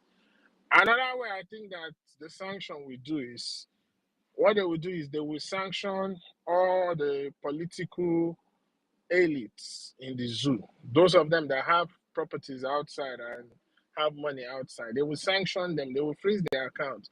I don't think they will go to the oil because oil is like something general. But they will sanction all those individuals because if you listen to that thing yesterday, they were like emphasizing on limiting it down to the Nigerian government officials, the government officials. They didn't want to understand. In as much as they are trying to sanction, you got to understand these people too. They have interest. So for the meantime, while the thing is still functioning, they will still be taking their own. But you see those government officials, they will sanction them, and also all the old aids that is coming through all those things that were coming to the zoo, like as funding. You know that time that Blinken gave the zoo $45 million. It is through US aid. They gave those money. So all those money are gonna cut off. So automatically now, all these terrorist organizations are gonna be starved. And when they start hitting the finances of all these government officials around the world, most of them as the terrorist financier, they will not be able to have money again. So this is a very good opportunity for we Biafrans to rise up and get out of the zoo. You understand? The only thing I know they will do, maybe they will slow down what their menace, they will slow it down and try to like project a good image for the meantime, to see maybe and hope maybe the next election after Trump term is over, maybe another Democrat will come in that will swing onto their own side. But for now, so I wanted to ask you then, Chukuma, can we use these few years that are remaining to really get our freedom before anything begins to change? Honestly, for me, I don't see the zoo holding another election. We would have done it faster. We would have gotten our freedom. No, not the election of the zoo. I mean, America. Now, Trump is there, at least a fair man. Can we, Biafrans, use under these few years that is left for him to hurry up and get our freedom? Because if anything happens there, law will change again, just like Biden did it, you know? So, I mean... Trump administration is the best ever opportunity presented. You understand? Because you got to understand this man is not a traditional politician. Everything he approaches it like a business. And Trump never liked anything Nigeria. He doesn't like, because they know. Remember when he told you that Africa is a shithole? The main reason why I said that is Nigeria, because a lot of his business friends are just going into Africa and making billions and billions of money. You understand? So he understands all these things, and he knows that the zoo sponsors terrorists. So now is the best time ever. Once we seize this opportunity very well, make it and utilize it very well. You understand? If not for all this whole distraction, I'm even banking that before the end of this year, we should be in Biafra. But there's been a delay, you understand? But it's not that it's not still achievable. But for me, I don't see the zoo going beyond. I don't see the zoo going beyond any election. They're not going to have no general election again. The zoo is done and over, because if you notice what is happening, I just want us to let us just pay close attention to what is going on in their Senate, because they will do something that will make them make a huge mistake. Understand? I will not be even surprised they end up saying that they are going to sign Sharia law, which is going to cause a huge uprising in the zoo. So everything is a win-win for us. But the problem is our people. Are we ready to make good use of the opportunity? Yes, and that's the only thing I have to ask. Once we take good use of this opportunity, man, we are gone. We are gone. We are going to be home. Yeah. Thank you. Thank you. Me, I don't even see any uprising coming up, because they must have put Sharia. Because the Nigerians have already started accepting Sharia before now. Yes, now. That's why they continue to sabotage what we're doing. So when they are sabotaging Biafra freedom, when they are sabotaging Arewa and all those, indigenous peoples and nations' freedom, they are telling indirectly, the other hand telling Sharia, come in. So I don't even see any uproar going to happen as soon as they sign Sharia law in their house. Another thing is, the sanction is going to affect the foreign reserve of the zoo. And when their foreign reserve goes so low, you understand, it's going to skyrocket their currency. And it's going to create more hardship. Everything is working hand in hand to make sure that the zoo disintegrates. Ask yourself, why all of a sudden Babangida is releasing book by Iboku? All these things they are trying to do is to trigger the common man to rise up and take their country back. That's what they are trying to do. Everything going on but I forward have now a is going to work question. for us. When Trump came last time, telling you. when Trump Only was there last time but and put Nigeria into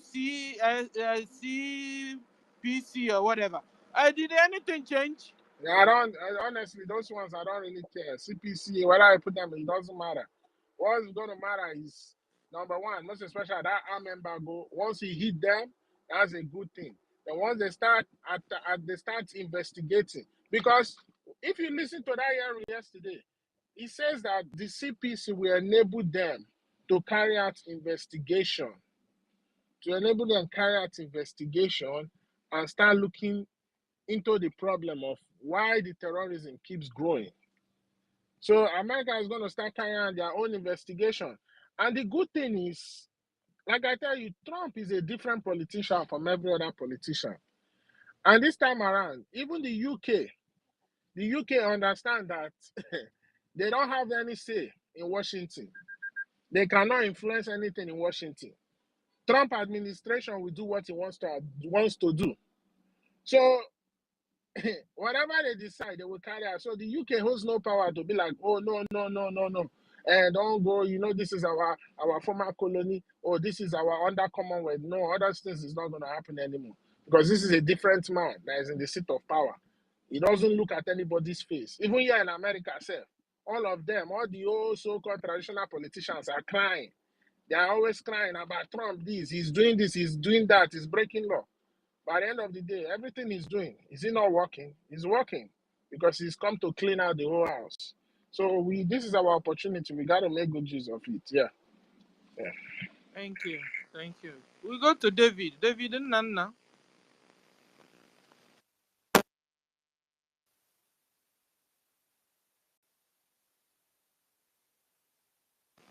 Please, I can't hear David. Can somebody hear David?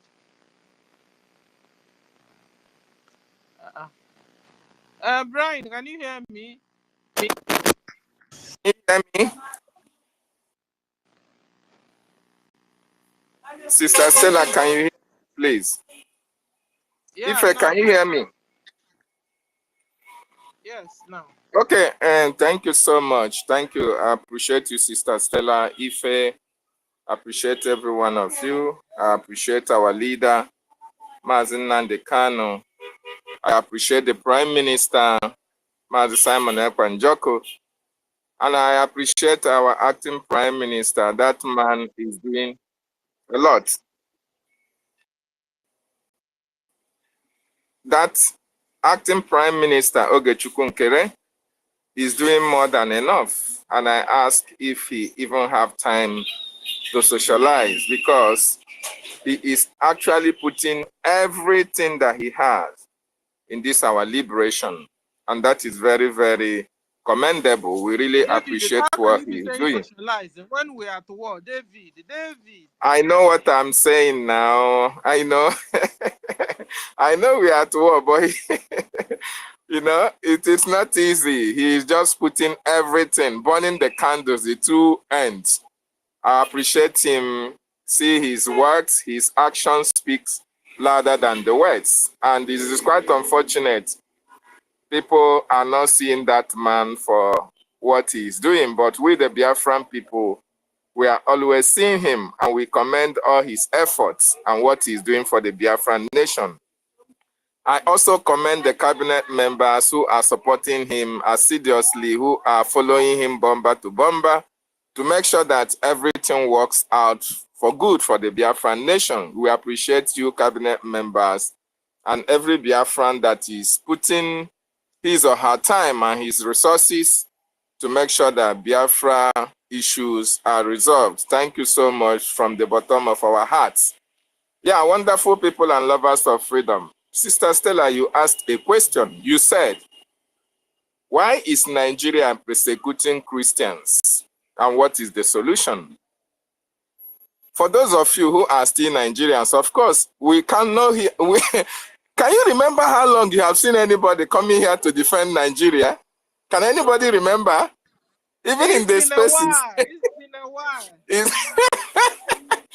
Biafra issue have taken everything because we are consistent. We are fanatical. We are so focused on our freedom, and that is why you can only hear lone voices crying in the wilderness.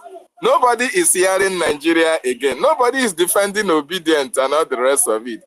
That is to show you that we are on top of our game. We are on top of this liberation, and we must even increase our speed. Very, very important. Yes, you said, why is Nigeria persecuting Christians? Nigerians, why are your government persecuting you?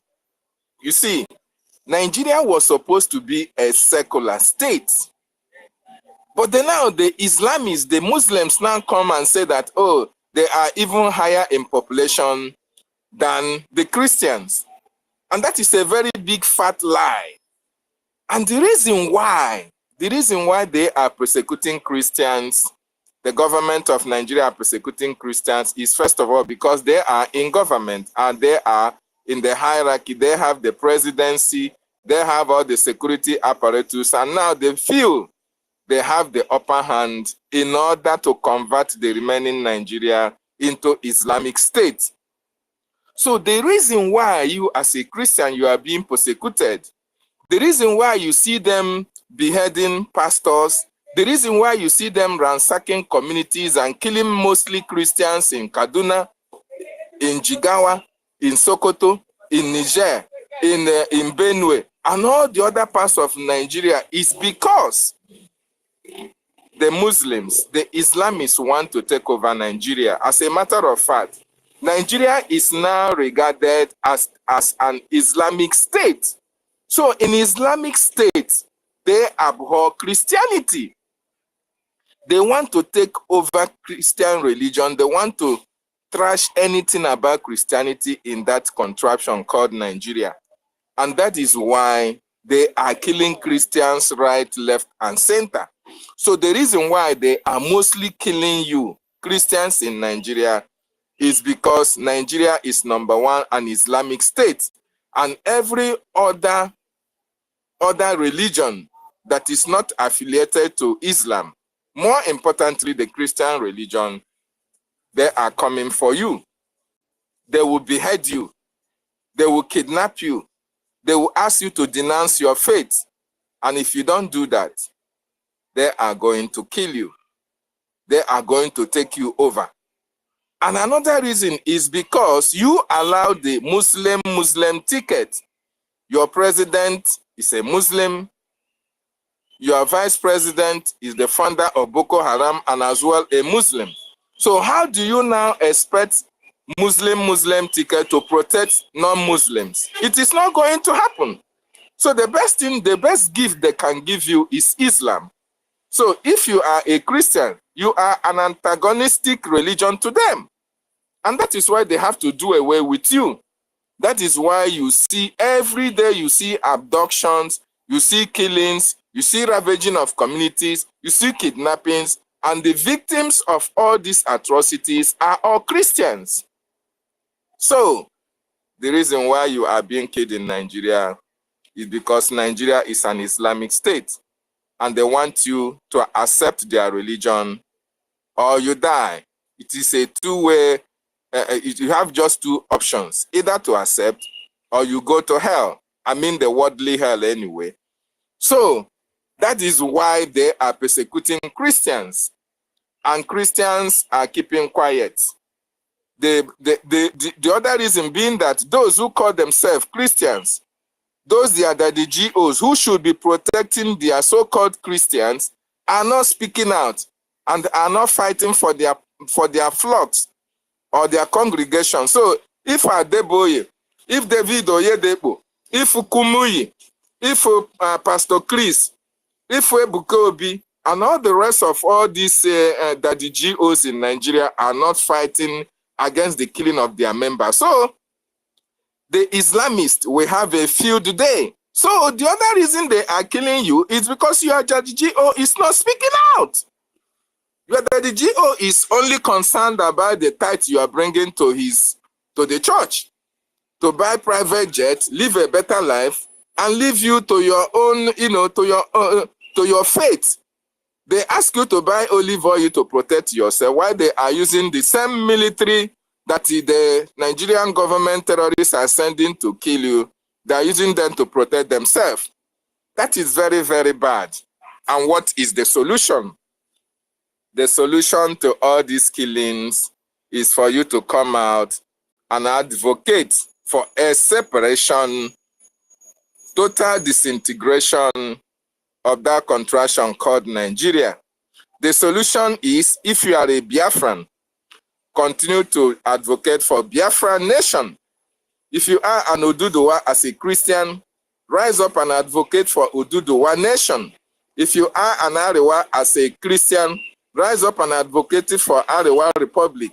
If you are from Gbararafa, rise up as a Christian from Gbararafa, Gwarampa, or whatever it is called, and advocate for that nation. That is the only way they can stop killing you. David. But these people, they have been advocating. Will advocate My, will solve this problem we are seeing there, for over, that has there been is, there for over a century? There is advocate, their own type of advocation is not the best way of advocation. You have to be consistent. You have to have a program. You have to have a plan for your advocacy. When you watch the consistency of our advocation, that is where we got to this stage. Not today you advocate, tomorrow you go and sleep because your brother is in the hem of affair. No. So there is their own way of advocation is different from us. In 1999, you saw Wazirike. He was advocating for Biafra. And when Wazirike was subdued by the Nigerian state, did our advocation stop? No. Because we are focused. We know what we need. Mazi Nnamdi Kanu has to pick it up from there. Because we know what we want. We know that Nigeria cannot work. And that was why when Wazirike failed, Mazi Nnamdi Kanu picked it up from there. When they kidnapped Mazi Nnamdi Kanu, did we stop? Did we only fold our hands and waited for Mazi Nnamdi Kanu to be released? No. Our prime minister have to take over the mantle. Now that the prime minister is not there, did we stop? No. So if Arewa have been advocating, when they see that they have an Arewa president, you see them going back. It means that they don't want their freedom. The same thing applies to the Yorubas or the Oduduwas. They were advocating before, but immediately Tinubu came into the office, you see they subpedaled on the advocation, on their liberation. So it means they didn't want their freedom. So that is the difference between us and them. So the only thing, like I said, that can be able to make Nigeria to stop killing you as a Christian is to advocate for separation from that contraption called Nigeria. Very, very important. Another thing you were asking is, can sanctions stop Nigeria from killing Christians in that contraption? Sanctions can only help in subpedaling the killings that we have. Sanctions can also add to the sufferings of the masses, because I don't think that sanctions affect those who are in political office. Sanctions only affect the country as a whole. Take for instance, if they sanction Nigeria from exporting oil, does it stop Tinubu from eating 3 square meals a day? The money that they have siphoned, most of them have thousands and millions of dollars banked elsewhere all around the world. You see? Yes. So most of them have billions and billions of dollars siphoned in some places of the world. So when you sanction them, it is the country that is affected.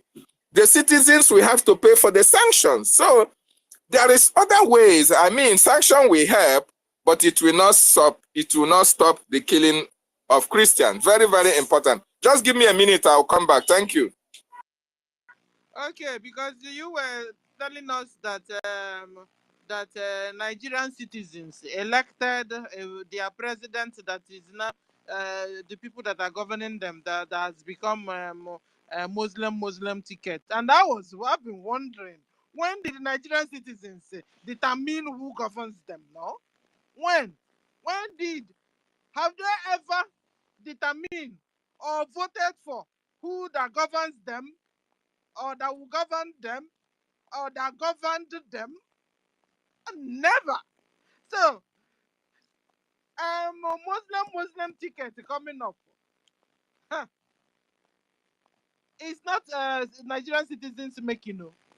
It has been the same people ruling them and determining and Sharializing all of them and Islamizing all of them. Thank you, David. Okay, so we go to our honorable Dr. Professor Mr. Snow. You have the mic. Yes, You're welcome. no, We love you yes, now. Sister Stella, greetings, senior citizens. Good afternoon or good morning from here. Ife, Brian's, greetings from here. David, greetings. Professor Engineer Dr. Karapo Nkozo. Mazi, greetings, everybody. Emeka Queen, Queen B, Biafran Queen, everyone here. I greet you all. Topic today, the very, very interesting, especially with what happened in Washington, D.C. You know, a lot of people still don't get what that means. That's why the APM. First of all, I want to also thank the APM for, for all the good work he's doing. Like David and Nana said, it's hard to tell if somebody is sleeping. We remember when the PM will tell us that he spends 26 hours in a day. So just imagine the responsibility that lies on the shoulders of our APM with what he was doing while the PM was here, you know. So we appreciate him for all the good work he's doing. Nkebo Ezioku, these things that is being done, that we see being done, is a very big victory for Biafra. You know, many people don't yet understand it, but it's a very big victory for Biafra. It brings the Biafran discussion closer. It brings the separation of Nigeria even closer. Everybody's beginning to realize what Nigeria stands for, and all this work is being done by what all these presentations you're seeing today, all these talkings, all these discussions. Is all those things. They said we were taking photos. You remember? Guys, you remember, right? They said we were just taking photos up and down. That's what we were doing. Today, you're seeing the result of all these things that is being done.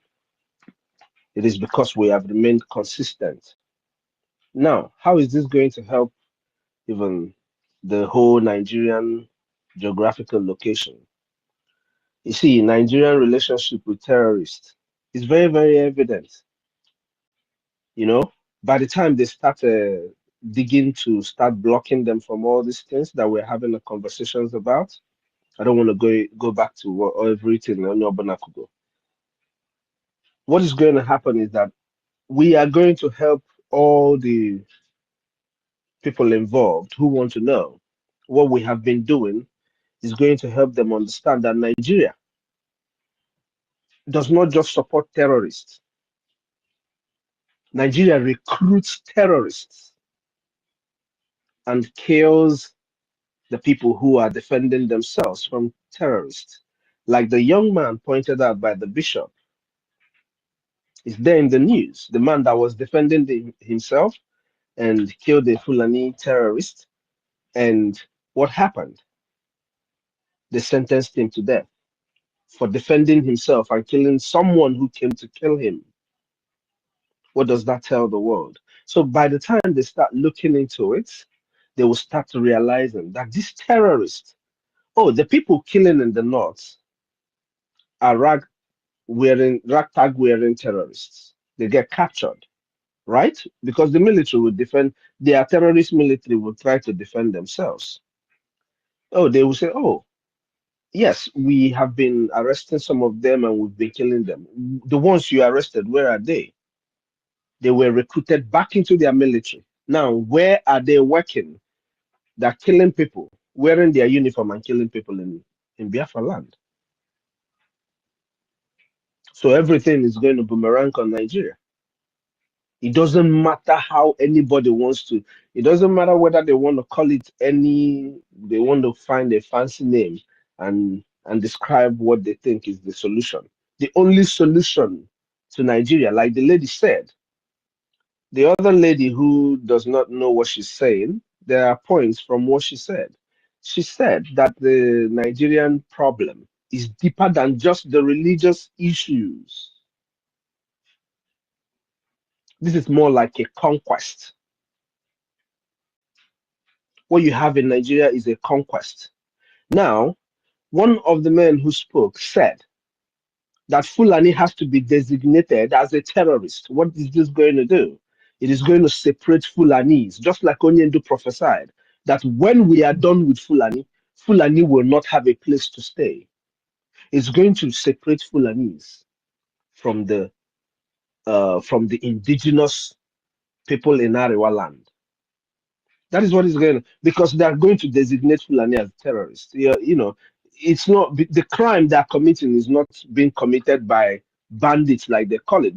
The name, all the fake names, the cloth is out.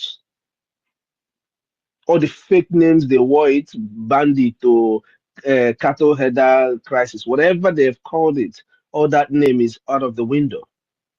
They know who they are now. They know who they are.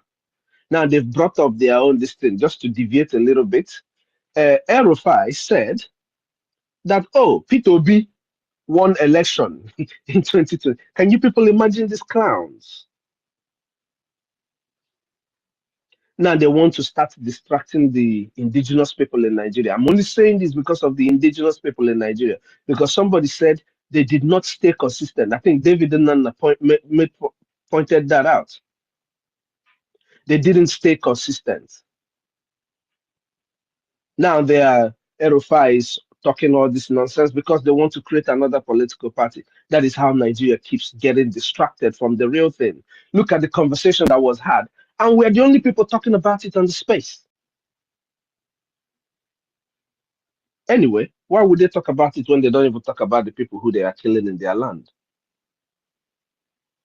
We are hearing the confession from the Kaduna people and all of why the whole night. The woman said, if the woman that was confessing from the audio of last night said that that even the media does not even talk about it.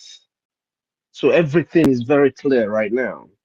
It is there where it should be, and it is because of the consistency of the Biafran people. Now the APM is doing everything he's doing in Washington, D.C., and our voices are being heard. There is something he said, and that thing resonates with what our sister BIAFRACOIN said when she was speaking. What is it called now?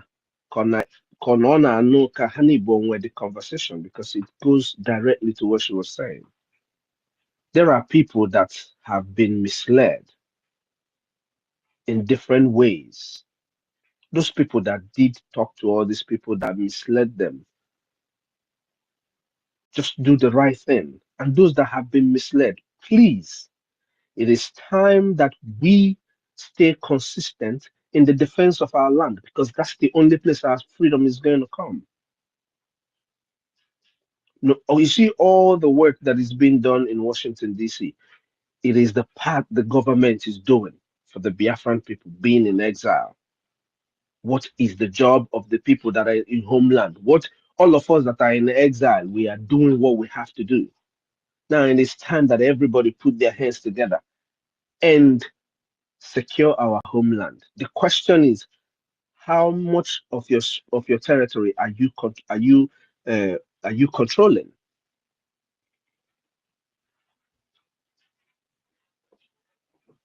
So at the end of the day, it is what we're going to do that is going to give us our freedom. That is going to assure, of course, the freedom of Biafra is the freedom of both our PM and our leader, which, of course, I know our PM is going to be out soon. I believe that deep down, because you go ask Burna Boy, say you go explain, they will ask question, tire. Like the APM said, so-called questioning. We don't understand what the question is, but they called it questioning. That is lasting forever. At the end of the day, all that we need to do to be able to stop people from disrespecting our land, our nation, is to defend it The same way we defend it is the same way all these people that are looking at us will know that if you rise up against Biafra, we are going to do everything to protect our land. I don't know if anybody get what I mean. You can't go to China and tell China what to do. You can't go to India and tell Indians what to do. You can't go to Russia and tell Russians what to do. But in every African country, you know, somebody can go there and tell them what to do. For us to be able to be free, I keep saying it. Nobody's going to give it to us. We're going to just go and grab our freedom. We're just going to take our freedom. It's not in anybody's hands. Everything we're doing are formalities. Believe you me, if you want to take it the right way, you take it. Everything we are doing, we're just being formal with everybody. But if we want this our freedom, we're going to take it. I just there, whether our freedom. I was talking here about how, you know, a few thousand of us can give the government a trial. All of these things, the reason why we're having those conversations is because Naanima, it is only funds that is going to give us Biafra. So what do we have to do? It is time that every Biafran, wherever you are, that you're listening to us, if you like, oh, like the APM said, we're done talking about, we're done being distracted. But if you know that you really want Biafra, if you know that you really want to stop the killing of the indigenous people in the territory you call Nigeria, if you say that you are an Igbo man, that you want our land protected, that you have businesses, we're talking to even the people in Lagos, so Mandino na Abuja. Unu ncha niile a na-agba shop unu ọkụ. A na-agba shop unu ncha niile ọkụ. Onye rụọ na akụrie ya. So it is affecting you whichever way you want to think about it. Ọbọkwa sọsọ maka ndị a na-egbu n'ụlọ. As they are killing them, you cannot even go home. Obro maka na ị na-anụ ụlọ na Imandi safe na imebegi. No. Mana because no nwere ụzọ ị ga-agba from anywhere in Nigeria, ị ga-agba ụzọ. A man is scared of ndị ga-kidnap gị ma ndị ga-akpọrọ gị n'ụzọ. Whether me bu moto nke gị ma na transport me na me na agba naanị. So what does it boil down to? Mmadụ one na-ejikwa no plane. Ọ bụ ndị niile na-ana na East na-eji plane. Ọ bụ onye ọbụla ọ bụgodị na ị na-eji plane maka nwanne gị na-ejiro plane ọsịgbuzie nwanne gị. So ịma na onwere ụzọ ị ga-agba from anywhere ị nọ na ị na-adịrọ at risk. It is time anyị ncha niile isi na ịbụ ụmụ Igbo, isi na ị chọrọ iklem na ịbụ nwa no Delta ka gị mma no Port Harcourt ka ị chọrọ ịza. As long as you're within the territory of the 40 state of Biafra, for right now, we have to unite as one. The unity of our people is the scariest thing to our enemies. The unity of our people is the scariest thing to our enemies. A few thousands of us can unite.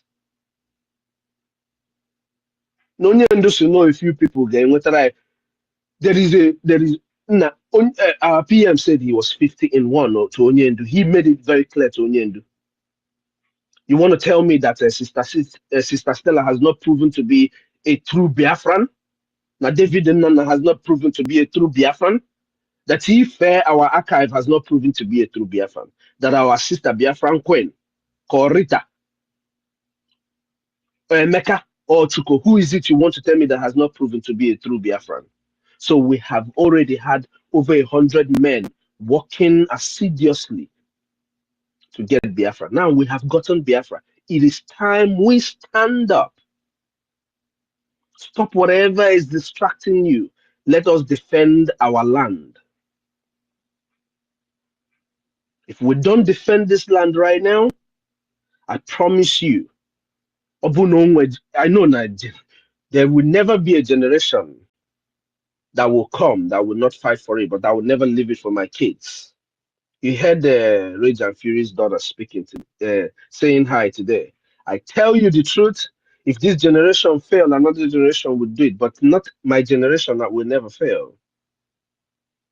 We will never fail to defend this land. I got cook everywhere, and we will defend Biafra. But I tell you guys this,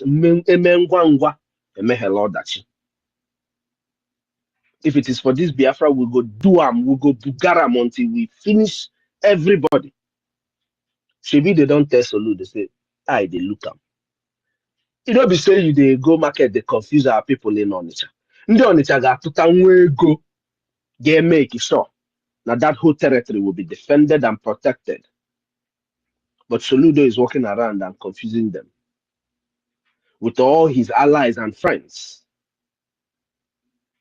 It is very, very clear to everybody that nobody besides these people who are speaking for Biafra today cares about the indigenous people in that land.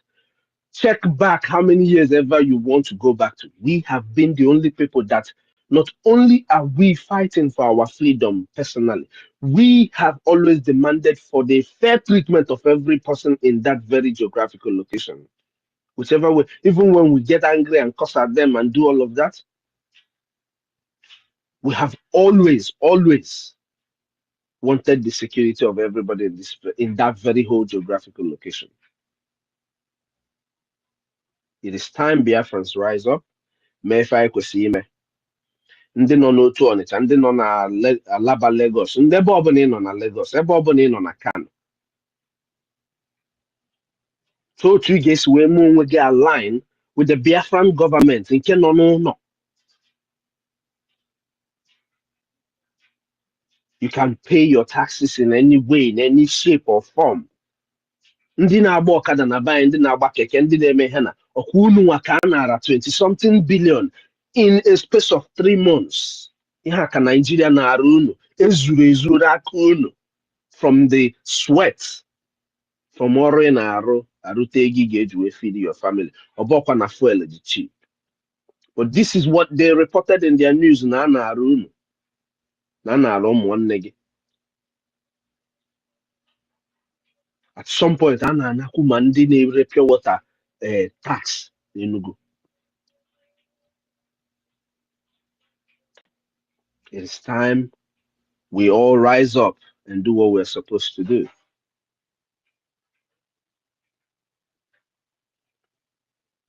In as much as the Ndi Kuroku, the people who spoke for Africa or Nigeria, whatever, yes, including the bishop, where we appreciate the bishop for at least speaking up. Ndị otu ya, ndị niile ma Onaga ma Okobo, ma all of them nothing at the east. Have they spoken and they're killing their people in Hamufu and all of that? They've not spoken. So we encourage the bishop, Nkekuroku. But we want to make it very clear. When you want to remind anybody in the world, that is hopefully I didn't do, because you know now that you have spoken, if you go home, maybe they will now use you as news and report to the people that you went to speak to the other time. Oh, they have killed him, because that is how it has been. They've been killing and kidnapping Catholic priests, and nobody has been talking. They go to churches and massacre people. So now that you have spoken, we pray to God that you stay safe, like Rage and Fury said. But at least stay away from that terrorist country where you are now. When they ask you, why are you staying in our land? You say, oh, I spoke, I cannot go back to Nigeria. So that you will even implicate Nigeria the more of how terrorists they are. But we advise you not to go back. If you go back,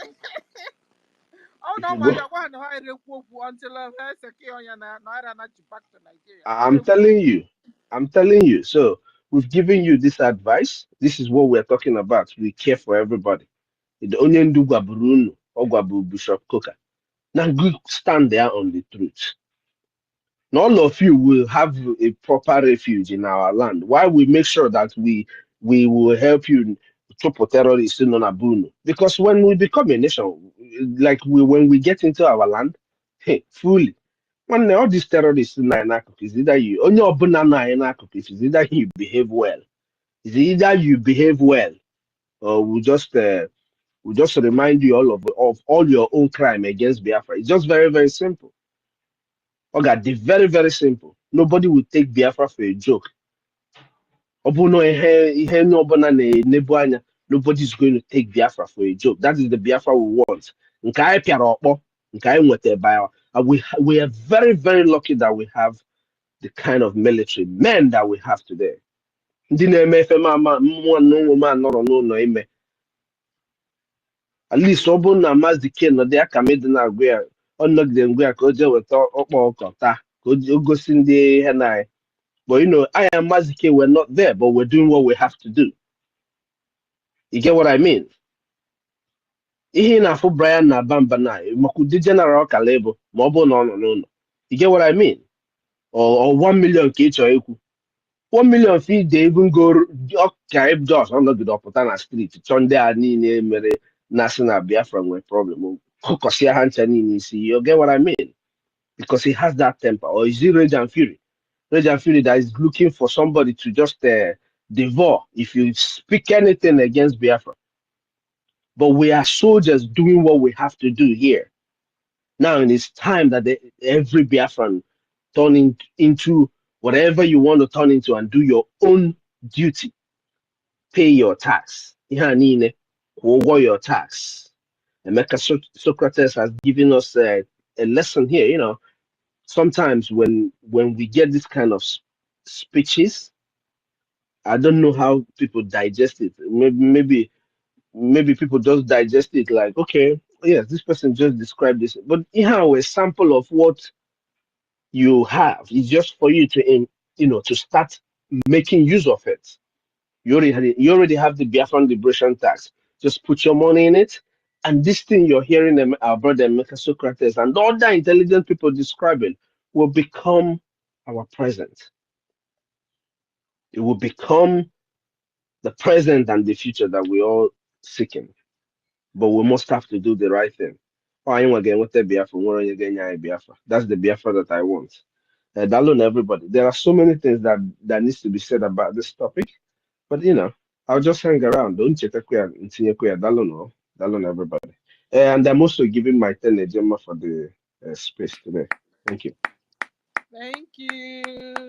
Thank you, our honorable and Dr. and Professor Mr. Snow. Can I finish now? Yes, sir, you can.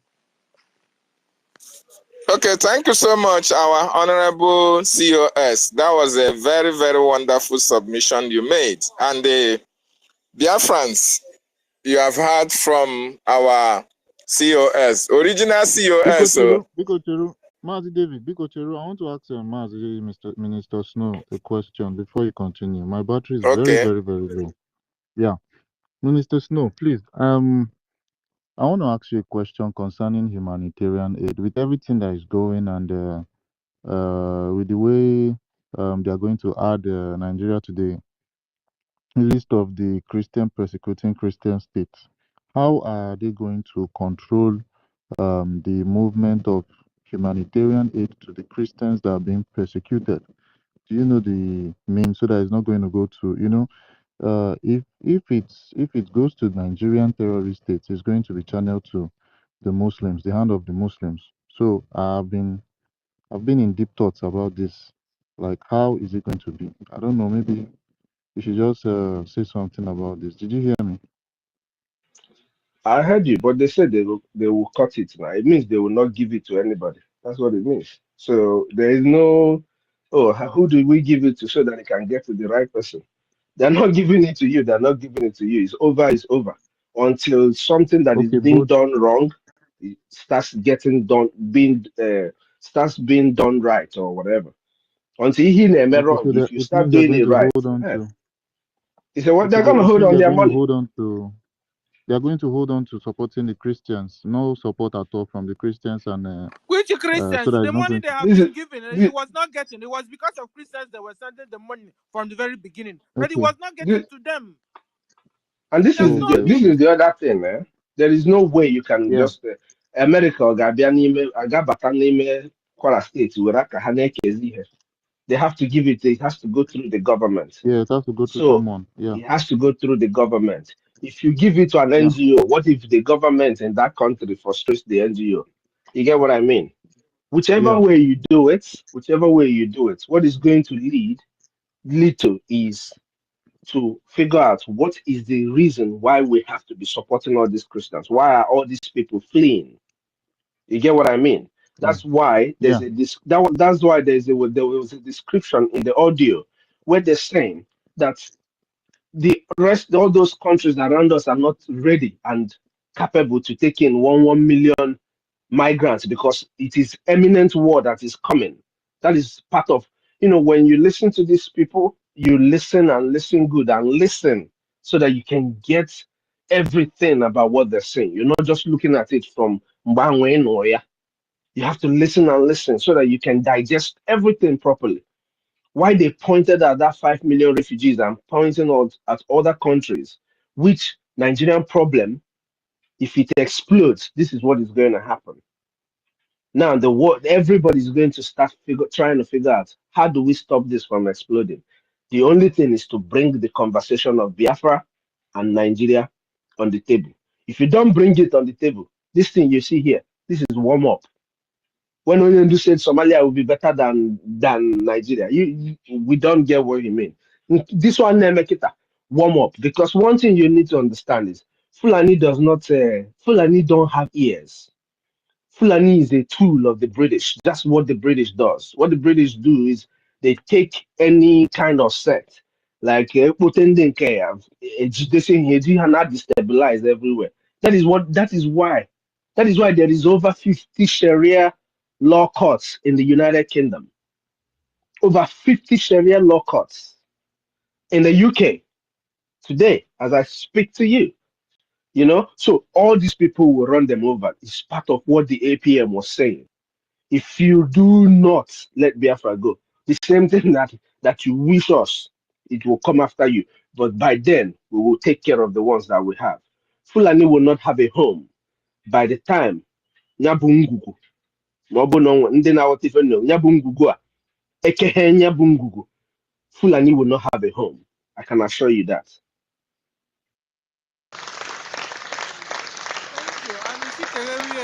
Udewo want to give me 2 Yeah. seconds. Let Thank me you, speak touch on Mazi, this. Mr. My Snow. area now, I don't enter now. I beg. 2 seconds. Who give you mic? You don't collect mic from David again. I beg. Only 2 seconds. Only 2 seconds. I go drop. I beg. I would be busy like this. This All area right, of sir. Oyibo sending aid, especially Oyibo sending help to Nigeria. Huh? Rage, you have spoken before. Let people that have not I know. spoken for a I long don't speak time. finish. I drop my mic for APM. I don't speak finish now. Just give me APM like is no 2 minutes, longer here. 2 seconds. I beg. I go drop. I had to ask Minister Snow a question. There's just Okay. So orderliness. Okay, so guys, at the end of the day, this Nigerian government must really be ready. You understand? Sanction is coming. Division is coming. Dissolution is also coming against them. So they should be prepared. Or they do the right thing. The right thing is to get themselves and organize themselves. Oh, Hausa, go your way. Yoruba, go your way. And Fulani, go back to Futajelon. That one, they don't want to hear it. Okay. So we go to Rita. Are you there? can I Rita, ask Alex. Yes, a so COS Stella, I'm question, there. please? Chaluno, David, hold on. No. David, You have Cheruka spoken more. Nkutukwana. Can Now those David No, Ikubo. bounce. so Now that David so talk that now. he can just answer it before. Hold on Okay, first. give Hold David on. chance to This is ask Ghana his so good. question. Alex, you sorry with Mike. Achọ m iwe nye David Then, ka ọ jụọ ihe ọ Give na-ajụ ka David m mic. Now bidozie me kwube. bounce David now. David join on the mic Mba o, because biko. beyond not before you. Well, when the mic, and you go mic. Okay, good evening everyone. I salute you all. Sister Stella, now one question now, just our David chenu nkwụsị Question ya regarding before safety. punish him. Alex, pick up the phone and speak. I greet everyone, all the gatekeepers of Republic of Biafra in exile. Um, the question here is, why is Nigeria persecuting Christians? We all know why they are doing that, because their great-grandfather, Danfodio, says they are going to dip the Quran into the Atlantic Sea. And that is what they have been doing for many, many years now. And those who are blocking their way are mainly the Christians from this eastern region in particular. So because of that, their religion, I think, guarantees them to kill others so that they can, if they kill the infidels who are the Christians, they will get, well, I don't know how many, 700 or 100 virgins in heaven. 72 Oh, virgins. 72 virgins in heaven, yes. That is the reason they are doing what they are doing. It's purely religious issues, the religious fundamentalism. Although yesterday when they were debating, one of our own, Oge Onobog, was saying it's not only religion, there's more complex issues that is causing the killing and the sacking of villages than just religion. And she pins it down to weakness of the governance and lack of political will for government to do anything to prevent the. Rita, how can it be weakness of the governance when the president, would fund out Boko Haram that That is is leading why Islamic the Caliphate? lady Onyibo not there. That's what she was saying. Udindi Igbo Ngozi And no. she did Honor not. Udindi Igbo Ngozi. You know Udindi what? Ngozi. She did not even vote to put these people on special surveillance of those who kill Christian. She did not vote. She says it's outside of her remit to do that. I was really angry. These are the people we call, answering Igbo name, but it's Fulani. Anyway, so they want to kill Christians in order to take over Nigeria. And that is the reason they were inviting Fulanese from the Futajelon and all over Africa to come into Nigeria and take over, because they have the resources. They don't have a home. They are fugitives. So they want to come there to settle. And there was a question you asked, Stella. Do we think that sanctioning them will stop them from killing? Not really. It may not stop them from killing completely. They will still continue to kill, because they have an agenda to Islamize and take over the place. So what the sanction will do is to ameliorate the situation, because if you heard what the bishop narrated, we all know it's very gory and very heartbreaking that no Fulani has been held accountable for a long while now. And then one Christian that was fighting to defend himself is condemned to capital punishment. We in Nigeria's institutions have broken down completely. It's rotten. The judiciary is not good. The legislative is not there.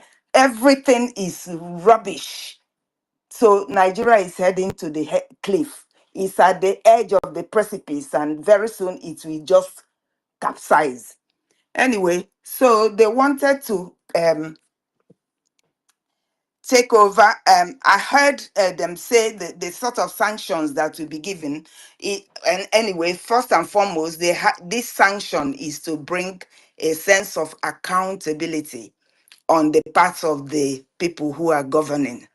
And that will be the starting point for them to start engaging with them, maybe run some programs with them to see how they can tackle issues that are not very pleasant going on there. And also, they said that they're going to sanction individuals who are known to be aiding and abetting the killing of Christians. Somebody like El Rufai, we know that he hates Christians, and when he was governor, he killed the southern Kadunas were always being killed by him. So when they know of such people, they sanction them, and also they mention their account in US. Most of them bank in US, and they have billions of dollars stashed away there. They could confiscate them if they have the individuals that are promoting this. So the sanction is, I think I heard about arm embargo as well. So there are a lot of things they could do, at least for them to have a little bit of fear, because now they don't have fear, they no regard. They kill you and nothing happens. They come and sack a whole village, and uh, police is not around, army is not around, and the government does nothing. So there is no government there. There's breakdown of rule and law and order. There's no government. Nobody can save you from whatever is happening. Even if you are right, you go to the judiciary, you don't get any help. So it's not a place for any, it's not a place fit for human habitation.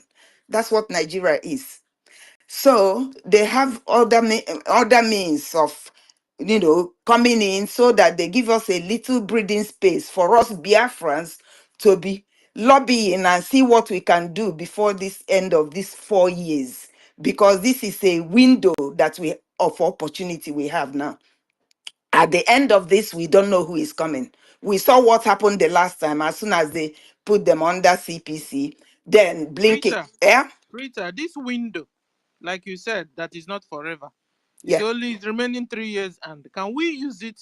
Can we utilize this three and something years to liberate ourselves? Is it possible we do It that? is possible if we work hard. If we all work hard, like we are talking about this morning, money goes a long way to do things. If we have it, we are fighting the homeland, we are paying our lobbies, we are going, it will be possible. I think it will be possible if we work hard. But if we sit down and relax and thinking that it will be handed over to us on a platter of gold, it's not going to happen. So my plea is also the same as before, for us to contribute, for us to make sacrifices now. We are not at the war front. We are not the ones carrying the AK-47. So whatever we can do to give those who are carrying it the solace and the opportunity to do their job, that will be good. And this has to be all of us. It's not going to be only a few contributing and others are not. Whatever. Every penny helps. So even if you don't have much, every penny helps. A penny. Rita, Yeah? last time one of our brothers was telling us, the cost of yellow eggs. I was shocked. It was like we need a whole lot of help. Biafrans need to really get to really supporting and funding this liberation, Yes. because yellow eggs are expensive. Yes. Yes, we need to fund it, because some of us are not serious, to be honest with you. We think that it will come just like that. It won't come like that. We need to really, really, push ourselves hard. And it pains me that our people that have money, even those billionaires back home, are not bothered. I'm bothered about being Islamized. I don't want it. I don't want to live in a place where Fulani will come and, poo in my mouth and slaughter me. One thing again I was happy about last night is they said they are going to, although COS has said something about that. It's about designating the Fulanis as FTO, Foreign Terrorist Organization. When this is done, then it will be a way of monitoring their activities internationally. So I think that will be a way forward as well. I think they have so many good things to do, because they cannot sit there and see this sort of carnage happening in that country and keep quiet. Those of them that have conscience will not be able to sleep when they hear of this. So it's important that all of us join hands together. Now that some of our brethren are coming back to us, let us gather together and liberate our country. I yield. Thank you. And guys, remember, there's going to be Adadi Orama Adadi Aramai. Thank you. hosting and I don't know, this evening. It's going to be a big bash. So guys, don't miss it. Oh. Okay. Oh, thank you. Thank Dr. you. Rita. You're welcome. Okay, so we go to Professor Biafra and beyond. You have the mic, sir. Before we now you take the mic around again. Biafra and beyond. I'm here. Thank you, my sister. Greetings, Biafrans. Greetings to each and every one. Always nice to see that people are doing the needful. And myself, I don't have a lot of time, but I say, let me come in, make it be like, say, I did. You know, sometimes the only listener, they listen. I say, make I come in. So the question be, say, why is Nigeria persecuting Christians? The problem here in this title be, say, they didn't put Nigeria name so well. It is called Fulani Islamic nation called Nigeria. So if you put that one, then you realize, say, being Islamic, that the Quran asked them, say, make they kill polytheists, Christians, and Jews, slaughter them until they pay the jizya. You know, even if they pay the jizya, they will still be under them like slaves. Jizya are the tax whether they collect for not for some places now. So this is why. And there was a thing that the one man said that very yesterday on this on that program, saying that some people who somebody mentioned those who want to live up their faith, Islamic faith, they don't want to talk because if they talk, they will have a problem. This is why they were not even there. So the man was making a mistake. He has to study Islam some more because that one wouldn't challenge them because he knows that they are living up to the Quran. You know, they are living up to the Quran. So those ones will quote Quran and use it to even kill themselves. So in other words, it simply means, okay, you either convert or he will kill you. That is what it means. So, and our people, people where they awake, they know what's in the happen. And everything, where every small thing, no matter how, because it's multifaceted war, where would they here? Anything, the sanction, any action, anything will be say goes good for Nigeria, we go through one. Make no which make one, not be one will be everything all and all. But of course, the whole thing there for our land, because now we go liberate ourselves, and there is no liberation without liberation army. So everything we say is against Nigeria, no matter how small it is or how big, we go through and give Nigeria. So that is the conclusion of that particular one. So, and I will just tell our people, don't let them fool you, no bamboozle you. How you go know what you need to do, but no know what they do you. Even if you don't get it, you will never forget it. One thing you should know, there is no liberation without liberation army. Hey, no time to check time liberation without liberation army. My people listen, there is no liberation without liberation army. Biafrans, no time to check time liberation. Biafra liberation army. What him become be the message? I say, increase the fund their liberation. As soon as the terrorists are gone, the zoo governors will be on the run. Increase the fund for your own liberation. With the zoo police and soldiers are gone, the senators will run away because no liberation without liberation army. Biafrans, no time to check time liberation without liberation army. Yeah, there is no liberation without liberation army. Wasting time is wasting life. Liberation without liberation army. When we say again, when these zoo governors are no more there, you are liberated. When the zoo police are no more there, you are liberated. When the zoo senators are no more there, you are liberated. When the zoo terrorist soldiers are no longer there, you are liberated. Now you know what the zoo governors know, senators know, police know, soldiers know, and the president knows. That's why they hate the liberation army, because they are fake to the liberation army. BLA, determination army, no way for the zoo, violation army, your only hope is the liberation army, your language should be the liberation army. The whole world is watching you and me saying, could they speak the liberation language and live?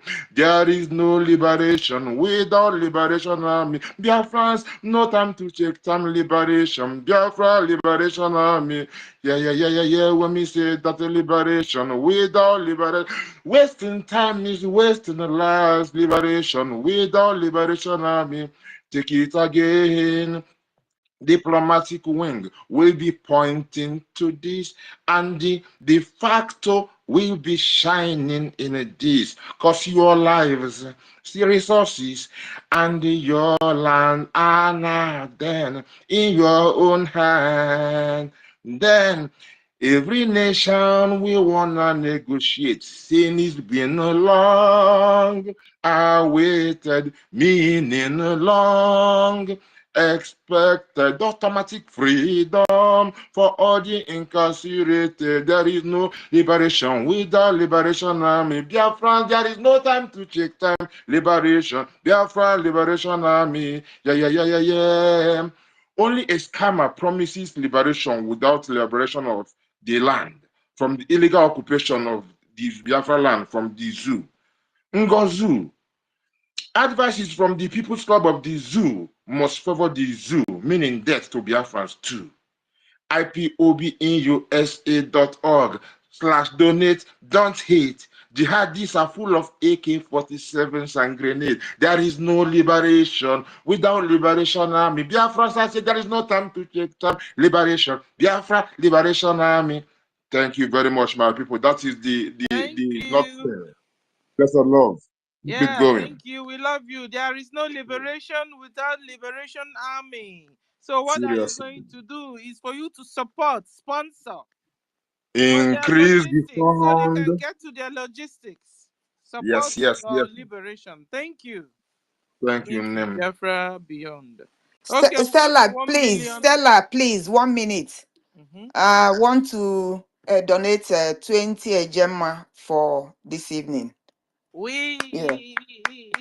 So, Stella, can you follow me back so I can send you the receipt? I don't see. Okay. Or you can send it to Nkiru or Helen. It's in Kiru here. Okay. Helen is also here. Touch Helen's head. You will send it to her. Helen is not following me. You have to follow me before I can send Let it. me follow her, beg. Thank you, Professor Dr. Engineer Reader. Thank you. Okay, and so we go to 1 million. 1 million, you have the mic. This mic must touch everybody's hand before. 1 million, are you there? 1 million, no. Can somebody hear me? Or am I under attack? Yeah, I can hear you. Go on. Okay. Okay, so 1 million is not there. Okay, so let's turn this mic all over again. Where is David? Chibike spoken. Chibike said something today. Okay. David, No, you cut my mic, from Ife cut my mic. Everybody, a lot of cutting will happen. But give. That's why I want to start. Please give Rage and Fully. Okay, Give Rage so and since Fully. David is not here, you have the mic. No, give Rage and Fully. You know he's at homeland, so. Okay, Rage. Let's give him that have privilege. The mic, Rage. Thank you. Okay, thank you very much. I appreciate everything that you guys are doing. And the only few things I want to actually talk about is to encourage our people here, especially in homeland, because the truth is that, like I was saying earlier before the APM came up, our people in diaspora, we must give them all the respect they deserve because of what they are doing for us. In the sense that, like the APM was saying, they are not selfish. That is why they are doing everything they are doing today. This is why you see the good life they have seen abroad, they want to bring it back home. so that you and I that are here that don't have access to good life can also enjoy that same good life. Unlike the political stooges, politicians, who will go over there, they see the good life, they see the good roads, better standard of living, good schools, good medical care. They see all of that, but they don't care to bring it back home to the people here. Rather, they will come home, they will pack all their family, pack all their girlfriends, all their concubines, pack all their relations. They will take them, send them abroad to go and enjoy it there. While you and I, we suffer here. You understand? So you must respect our diaspora. And we that are in homeland here, we must do our best to see that we support the freedom whenever they give the instruction. If that to sit at home, we must sit at home. Anything they ask us to do, we must do. They that are there, they see further than us because they have a conducive environment where they can think properly, all like us here. Because of how rugged the whole place is, we don't even think properly in this place. So don't allow anybody to deceive you in the name of Ugozu. You understand? Rabweze. Do not allow her. You understand? Because at the end of the day, if you continue to follow Ugozi, you are going to go in cycles and still end up in Nigeria. They will rebrand it to be either a new Nigeria or a better Nigeria. You understand? Suffering continues with you. So what am I trying to say? Let's try to be focused. Let's try to be consistent. Let's be dedicated. You understand? And let's not be easily carried away, like our leader has told us. That, you understand? Because some of us have realized that every little wind can easily sway us away, in spite of everything we have learned from all our leaders, starting from MNK to the PM. I wonder why every little thing can easily sway us away. Shouldn't be like that, you understand? And that aside, another thing I want to touch on is all these Oyibo people in the name of the USO or United Nations, any foreign people that are in the habit of sending aid, my brother, that aid you are sending, it doesn't get to common man. It doesn't get to the hand of a common man. Even if you want to send help, you as a white person from America or from UN or from Russia or from Canada or from Israel, try to delegate some of the white people. Come down, come to every city or every village. You go to the community, probably the school there. Let everybody come, and so that you can, if it's food that you have to give to them, or it is money that you have to give to them, you give them by yourself. And when the people are coming to collect this aid, you mark CCTV camera. Because you don't do so, the same politician, they will recycle their family.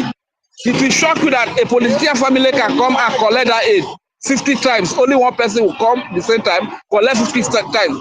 So the only thing you do is to mount CCTV camera. Because any US aid or any kind of aid you are talking about to bring to places like Nigeria, my brother, at the end of the day, it's only the politicians. They will corner everything. The remaining one they use to sponsor their terrorists in the name of Boko Haram, in the name of the Babago, to begin to kill the innocent, hungry, suffering, and helpless civilians. You understand? So that is what happens here. That's what happened during NSAS. All the food that they brought, Nigeria did not give anybody food. The food that UN and Oyibo people that bring to Nigeria, but that's so politicians corner everything. Indomie, spaghetti, they corner everything. They put it in their warehouse. It was later that it was discovered they hid all the food. Hunger was killing everybody for a period of about 3 months.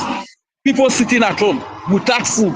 And if you dare come and they only the military to kill you, they bring the police to kill you. You understand? So let the white people, let them be learning. All these things, when we are shouting, that what did they happen? Anyway, we are there now, noise there. Maybe later shall go still talk. But I yield the mic for you. Thank you.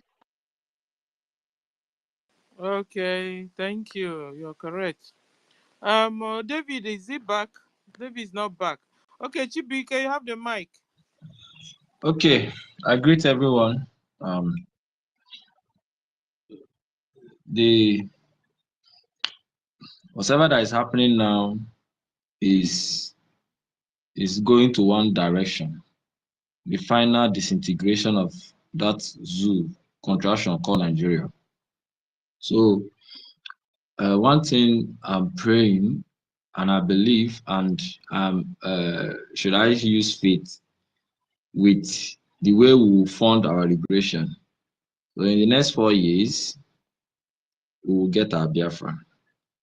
Like what I mean is that with now that Donald Trump is in power, I'm saying before his tenure finishes, we will get our freedom, because now most of our people are now waking up. You see, when you listen to what our Commander Holy Ghost post last month, not last month, last year, when these their shenanigan things was happening, a lot of Biafrans were listening to Madam Baobab. He was saying that the Fulanis are doing everything, the terrorist Nigerians are doing everything possible for them to finally finish Islamize the whole country, because that time the American government haven't remembered Nigeria.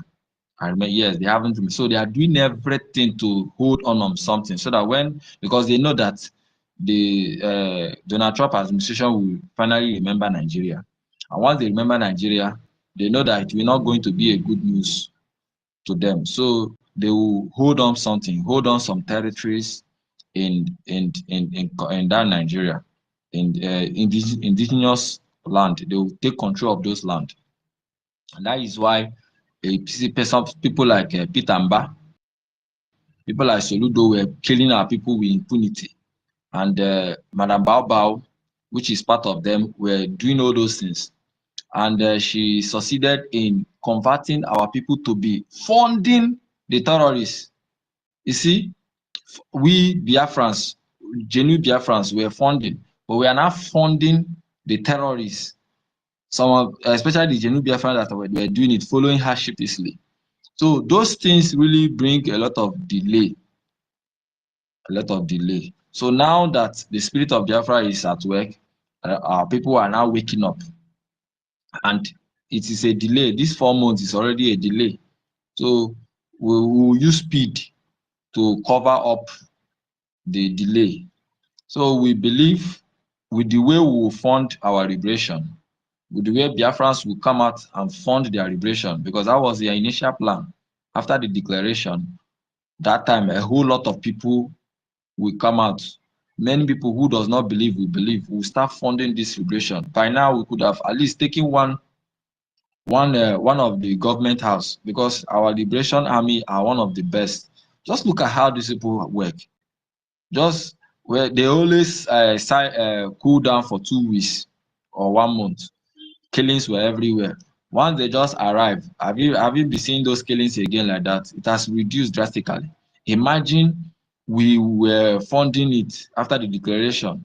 By now, we could have taken over one government house. I'm sure about it. One serious barrack could have gone down, and that one it will be ringing heavy news all over the world. With what is happening with now, it will be moving so fast. If you remember what our Prime Minister said, he said before it was called for the detention, he said, Biafrans, with the way things are going, if we are trying to defend this our freedom in the next 5 years, it will be like 2 years. If it was 2 years, it will be like 1 year.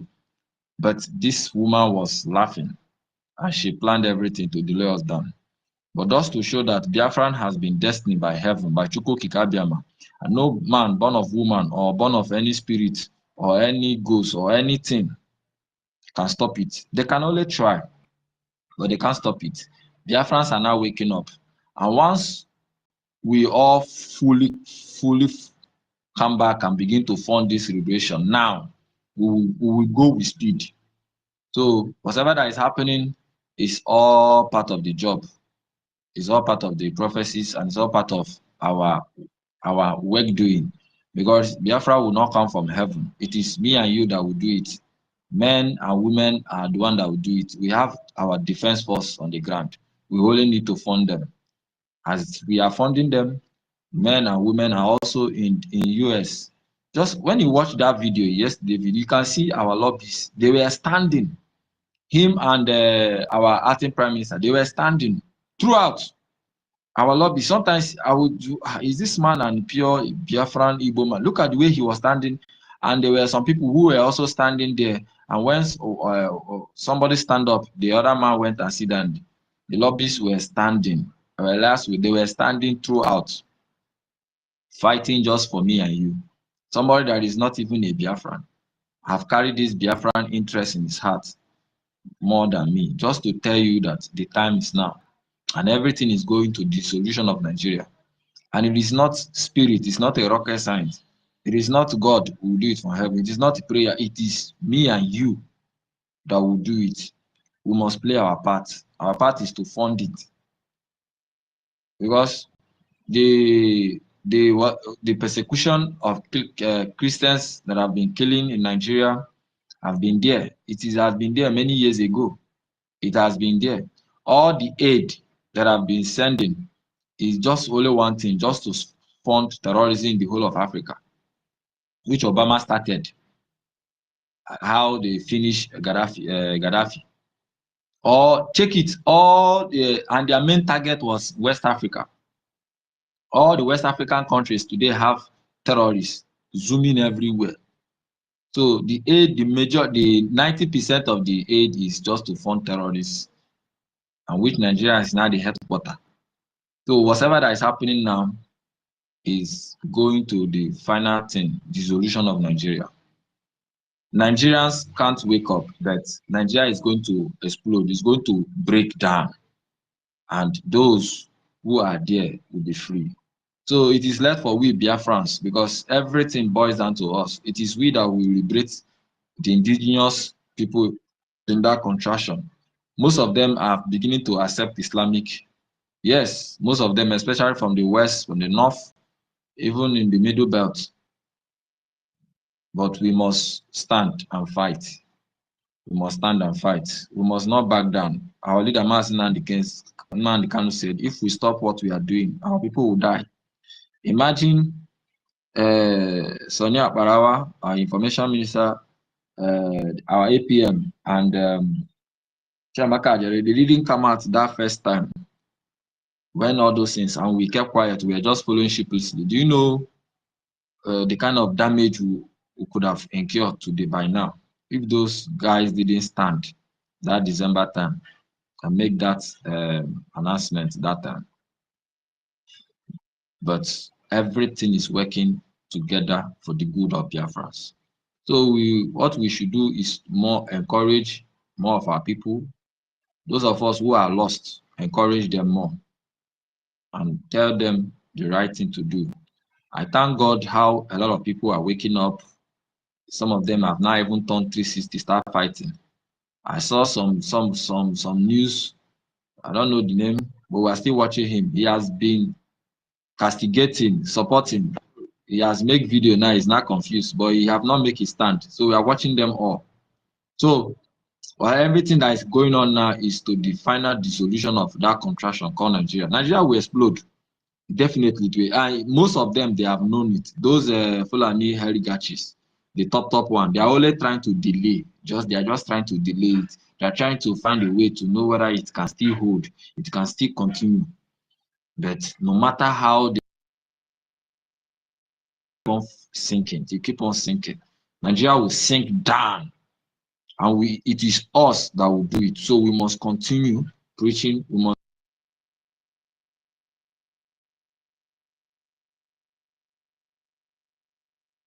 continue our navigation. So thank you so much.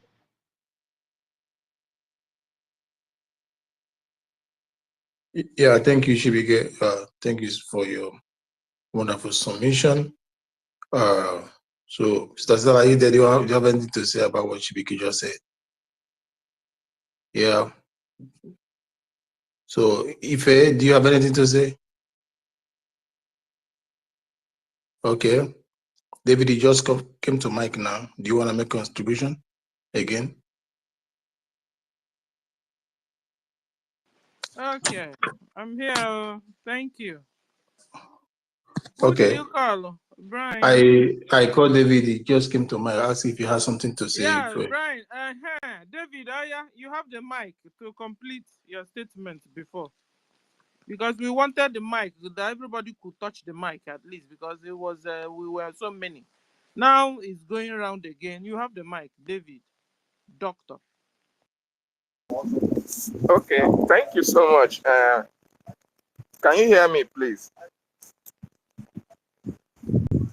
Yes, Yeah, go ahead. We can hear you. We can hear Okay. you guys. Yes. While the COS was speaking, I just wanted to ask him, and I hope he's listening, because every time Biafrans, we have over 80 million Biafrans all around the world. 80 million Biafrans all around the world, both the ones in the homeland and in diaspora. And each time we continue to preach on the need for at least 1 million Biafrans to be donating at least one ejema every weekly, that it will go a long way, in helping what we are doing. I was trying to ask the COS, because what the concern that he was raising, or he is always raising, which is a concern to each and every one of us.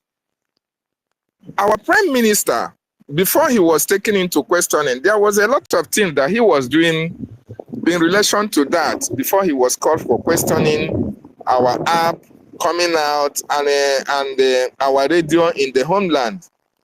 It was as a result of creating awareness so that a lot of Biafrans will be aware of what is happening. Now that Biafrans are aware that we actually need Biafra more than anything else, and now that one Nigeria is no longer the talk in many lips of Biafrans who are in Nigeria, I wanted to ask the COS, he is in government. I wanted to ask from him and know what the government is doing actually, in order to make sure that all those things that our Prime Minister were doing before he was called for questioning, is there any, any process of continuity, or trying to bring out an avenue whereby we can create a larger, information base where our people in the homeland can be able to get it into their head that they need to support this freedom more than ever before. I wanted to ask him that question, whether there is anything they are doing in that regard, so that the radio in the homeland or any other way that Biafrans can be aware of raising such amount of money every weekly, so that we won't be, always talking about 1 million people, donating at least one ejema every week.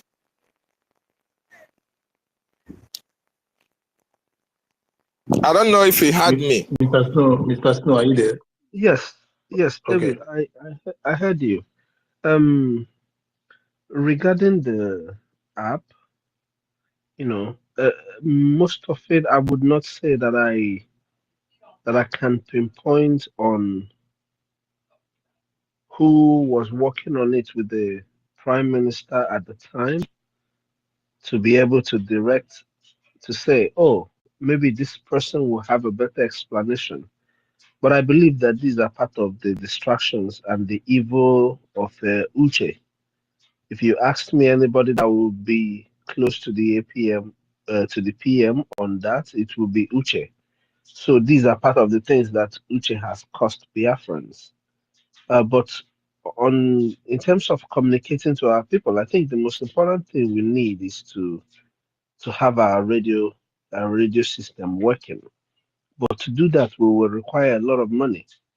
Right now, there is too much chaos, with NGOZI's distraction and all of that, that made the concentration of the funding that you get, everything is almost like it's fighting. You get what I mean? It's fighting to keep the land in a good order.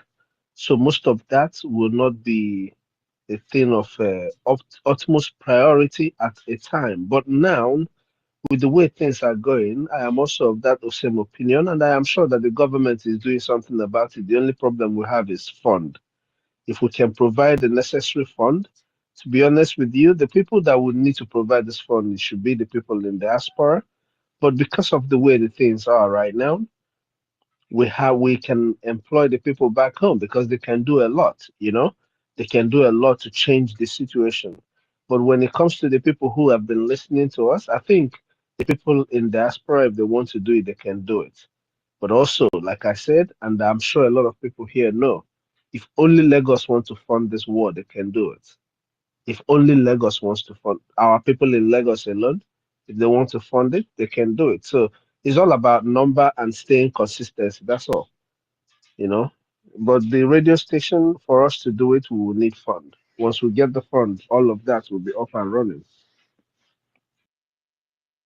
Thank you so much. Thank you so much, Minister. And the reason I asked this question is because a lot of Biafrans are here for us to understand that each time we come here and talk about funding, we have the numbers. The problem is that a lot of Biafrans are not contributing. That is just the problem. And now, in diaspora alone, I don't have the statistics, but I believe the government of Biafra have the statistics of Biafrans who are contributing in diaspora, and which means that the number is not encouraging. It's not encouraging. So what is the problem? Is it that we have not created enough information? We have not created enough awareness to go around all the diaspora nations? Is it the problem, or is it that Biafrans in diaspora don't want Biafra, or is it that they prefer one Nigeria to Biafra? So I think it's high time we have to focus on how we can be able to create more awareness to those who are in diaspora, especially those in America, because our leader made mention of that even only those in America can fund our liberation. Very, very important we look into that avenue whereby we'll create more awareness for those in diaspora, because I believe everybody in diaspora have access to social media, right? Then what is preventing them from contributing? Because I also believe that we have over 20 million, okay, let me not exaggerate, 10 million Biafrans all around the world.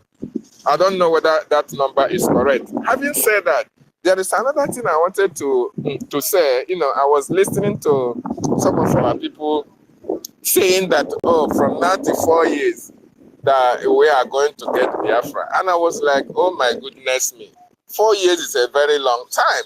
Even 3 years is a very long time. Remember what our Prime Minister said.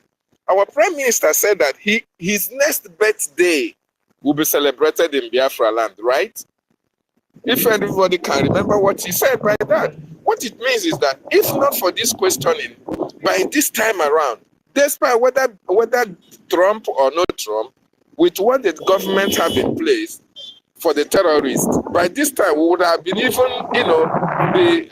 holding the Nigerian government in a very bigger hostage. Okay, now that Trump is in government, I don't think we are going to spend such a longer time, fighting for Biafra. I don't think so. So what it means is now that it all boils to finance. If we can be able to fund this liberation, and that is the reason why the awareness on diasporans must be created. If we can be able to fund this liberation drastically, angrily, the way that we have our freedom at hand, in the next 1 year we should be done, and we can be able to, to make sure that that prophecy of our Prime Minister come to pass, because he said his next birthday will be celebrated in Biafra land. Very, very important. So I just want every one of us to look into that avenue and see if there is any other way we can create, a kind of blueprint whereby those in diaspora can get all this information that we are passing here, and for them to understand that there is a need for them to at least contribute at least $1 to the liberation pulse in every weekly basis. Very, very important. Then, having said that, I want to also contribute to the topic as well. Though I was making my David, can I say submission. something before? David, can you just stop, please? Don't be offended. Can I respond? Can I put something to your conversation? Okay. Before David, you just wait. Wait, was want to put something from what you just said, David. Okay, Please, no don't problem. rush. Our minister is speaking, Brian. I don't know if you can hear him. Yeah, I heard him. Hold on. I heard him. That's why I said David should stop, because we have a lot of things to say about what he just said. Minister, go on. Yes, David, you're absolutely right. There is need for publicity and awareness in the diasporan world. I know that we know that what is happening back home creates that should already give all the people the awareness that they need. Because the people that we're expecting to contribute this money are people like myself, like you, like Brian, that have families back home. That's more than an awareness to wake our people up. But in adding to what you're saying and the suggestion you're making, I just want to point out and say that our sister Abigail, the deputy of Texas, there was something she talked about here, and even the Minister of Information asked her to make a proposal about. I think by the time the government implements that, it's going to create a better avenue for our people to really see what we are doing. Because it's not just about seeing Biafra, it's also about seeing what we have been able to do to this time and why we need their fund, which she highlighted in all her conversations and everything, you know. I think with that, we're going to break the chain of this awareness issue and make sure that people have the information that they need. But to be very frank with you, if you look at the numbers like we're talking about it, if people can just pull up their calculator right now, my brother Emeka is in Texas. Emeka is in Texas, and other people are in different states. But if you pull up your calculator right now and check, just even as I put up my calculator, I was just something I was checking. I was thinking. I was saying to myself, if 1,000 Biafrans can actually give us 1,000 Ejemas IOU loan, do you know we will have $1 million? I was just, I didn't even, as I put up my calculator, that was what was still on there. Because I saw the 1 million, I saw the 1,000, I remembered why I did it. But this is what I'm trying to say. In Texas alone, I'm sure that we have over 50,000, um, 50,000 or 200,000, even say 100,000 actually, 100,000 youths, Biafran youths that can afford $20 every week. That means we will have approximately $2 million every week in the purse of Biafra. What that entails is that Biafra will be able to get the necessary equipment that we need to injure Nigeria. And once Nigeria knows that we have the same artillery that they have, they will back away from our land before you know it. So to think that we're going to fight with Nigeria for a long time, I don't think that idea is for I know it's a statement that was just made, but this is my opinion. I think if we have the required fund, you saw the number that I just narrated for you right now. And I even the other day I said, if only 500,000 people who have been saying that they are following Oniendo and all of this and all of that can say to give this government, just give this Biafran people and government a chance. The people that have been following Oniendo, if they can give us $20, 500,000 people, if they can give us $20 every week, that is $10 million. You hear this 10 million, it will sound like big money. It's nothing. By the time you buy it 1, 2, 3 tanks, it's gone. You've not talked about helicopters. You've not talked because you have to be able to move soldiers. You have to be able to do the right thing. We're talking about a war. We're talking about fighting another nation. So our people, during the 1967, that's why they had to cook red oil to get gas to be able to fly. Man, people don't really get what we're talking about. We are in a war. They are still looking at it with the eyes of insecurity. They're looking at it with the eyes of it, but this is systematic war that the Nigerian state is using the opportunity to butcher our young men, the people that they're expecting will fight in the war. When we say Emengwango Emehelo Dachi, that is what we mean. That is what that statement stands for. Biafran people are just acting like they don't know what we're talking about. Imagine all this analysis that I've broken down to you. There are people more than capable to do it. So we don't have to wait for the big and listen and have a big men or not big men. And we will reduce stress from to this point. Because believe it or not, there are people that are stretching and they have been doing everything. These people have been doing it for years and years and years. It is time that Biafrans wake up. N'anya na ụmụ nwanne fa atago afụfụ gbaa mbọ dutefa to this point. It is time Biafrans wake up and do the necessary thing. If this analysis you're hearing me giving is very, very possible. And they are hearing me. They are hearing me. After this thing now, you will go and you will see that it's over 2,000 something people that were streaming. So they are hearing what we're saying, but they're just pretending. Just no in diaspora to be contributing their due diligence. Ndị niile bụ ndị Hamufu, ndị niile bụ ndị ebe a, ndị niile bụ ndị ebe a, to protect their homeland. Just imagine what is going to happen. That is all that we're saying. Onye ọbụla take responsibility of our security. Onwe ihe ọzọ. And the men that God specially made for us. These men in this generation, equal butos of them, God specially designed these men for us. You know, when I remember a concert, it breaks my heart so bad. People don't understand. Nigeria has killed our generals that are like, when we talk about them, if you actually compare what they have done, you will compare them with serious warlords. They have stood their ground against these Fulani jihadists. So it is time that Biafrans rise up and we'll do what we have to do. Before you know what is going on, even if I need a request to any mother resource, any weapon, all of those things, the people will beg us for resources and it's just right now, barely around. They will beg us for it. But we will use it to develop other African countries. Because anyway, let me not say too much. The mother, donate your money, please. Because there is a lot for all of us to achieve in Biafra.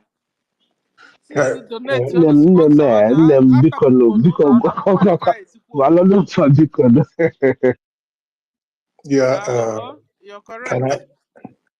Can I add one or two about what David said about what Mr. Snow said?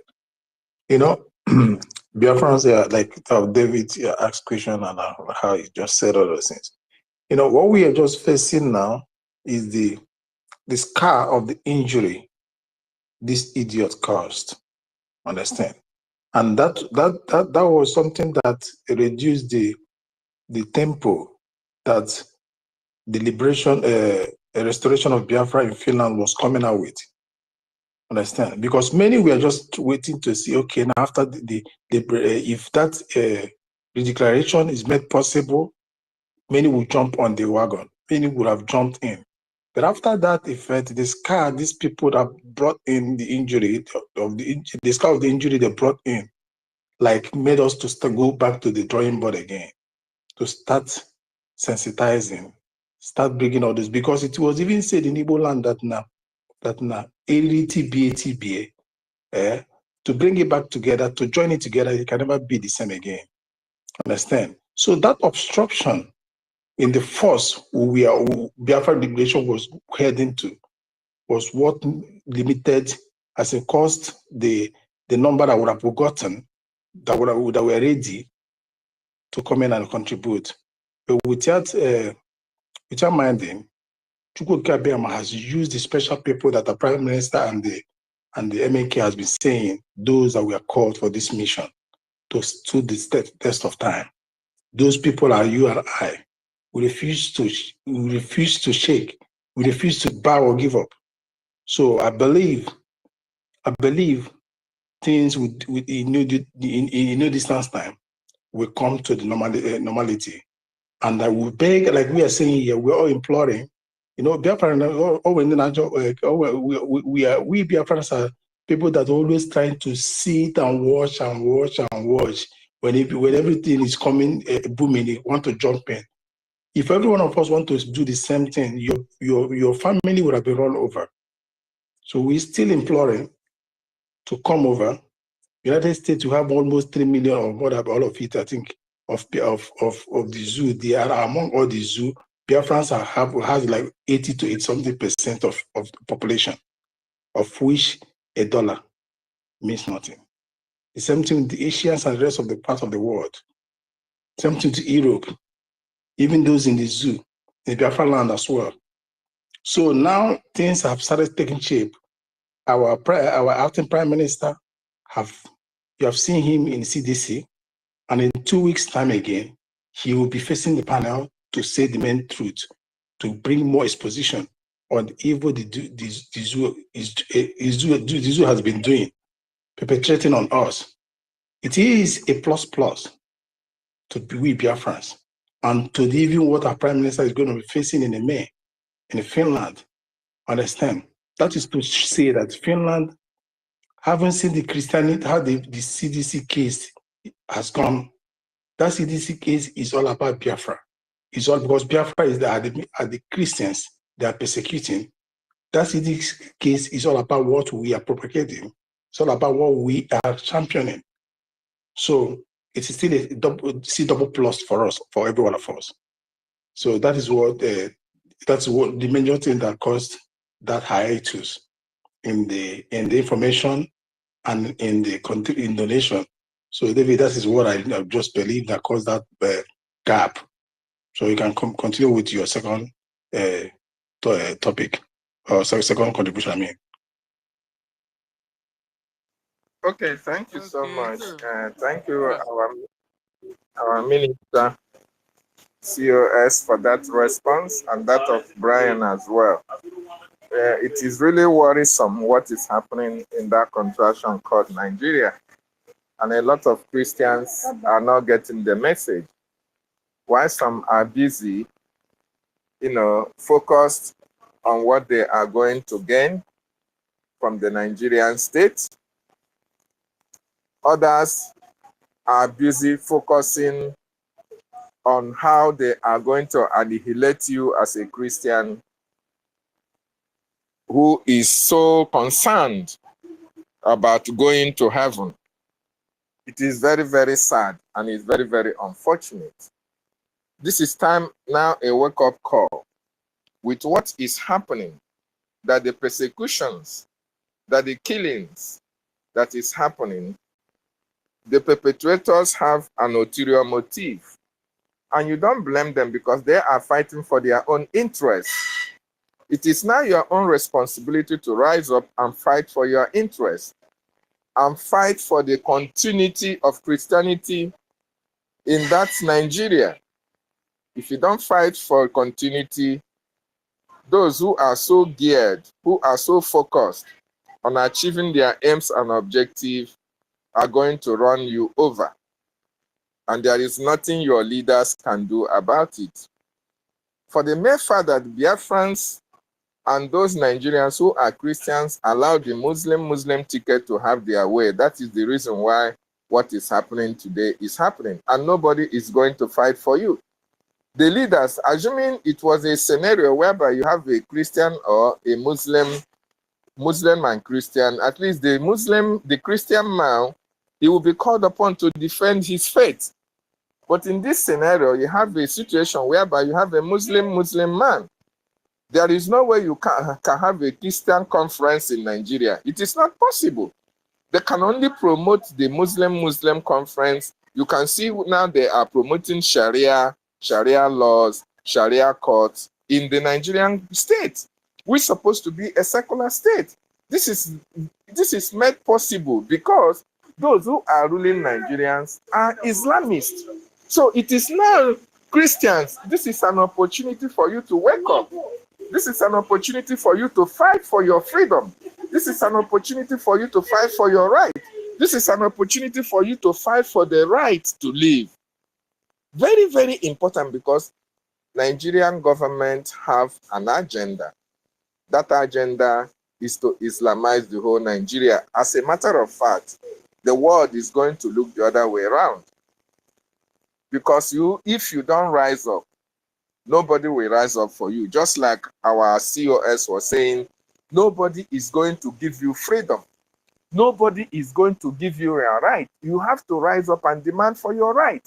Just like the time that when Buhari died in 2017, they created another Buhari for you. And Biafrans, Nigerians didn't raise any eyebrow.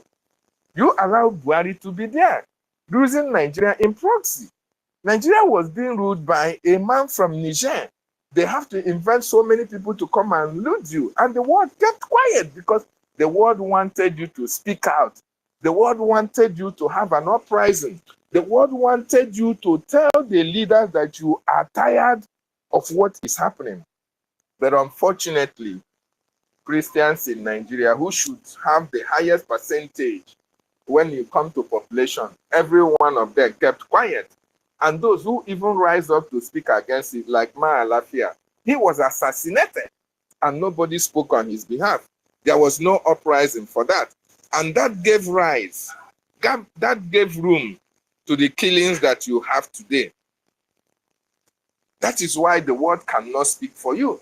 That is why the world cannot stand for us or defend Christians in Nigeria. But now that we are doing something, especially now that the Biafran agitation have gotten to Washington, D.C., that will be the only saving grace that Christians in Nigeria will have at this particular time. So you as a Christian in Nigeria, it is now time for you to support Biafra restoration, especially if you are a Biafran, because it is the Biafran people that are now making it, creating that awareness in Capitol Hill for the American government, American senators, and congressmen and women to know the plight of Nigerian Christians in Nigeria. Outside Biafrans, I'm telling you, nobody will be able to have that effrontery, to pick up that courage, to go to Capitol Hill and speak about your freedom and speak about your persecution. Those of you who are in Nigeria, who are Christians, who are saying, oh, you are causing insecurity by your agitation, you are doing this, you are doing that. Can you now see that it is those who you are accusing of causing insecurity are those who are actually speaking on your behalf? Because we want everybody to be alive. We are people who respect the sanctity of life. And that is why we as Biafrans cannot be in a country where Christians are molested, where Christians are killed, where there is no right for you to have a free speech. It is not possible. And that is why we are advocating that everybody have to rise up and speak up. Your life matters. Everybody's life matters. As long as you are in Nigeria and you believe in one Nigeria, you will continue to be killed by the terrorist Nigerian state because they don't value your life. It is only us, Biafrans, that value the life of other people. It doesn't matter whether you're a Biafran or you're not a Biafran. As long as you are a human being, Biafrans value your life, and that is why we are fighting for everybody. Just like Mazen Nandekano, where he was detained between 2015 to 17, Mazen Nandekano was even speaking for the Hausas. He was even advocating for their freedom. He was even paying their bills in the law courts, because what affects one person affects the other. What affects one life affects every life. That is the kind of people that we are. So when we advocate for a free Biafran nation, we are also advocating for your freedom.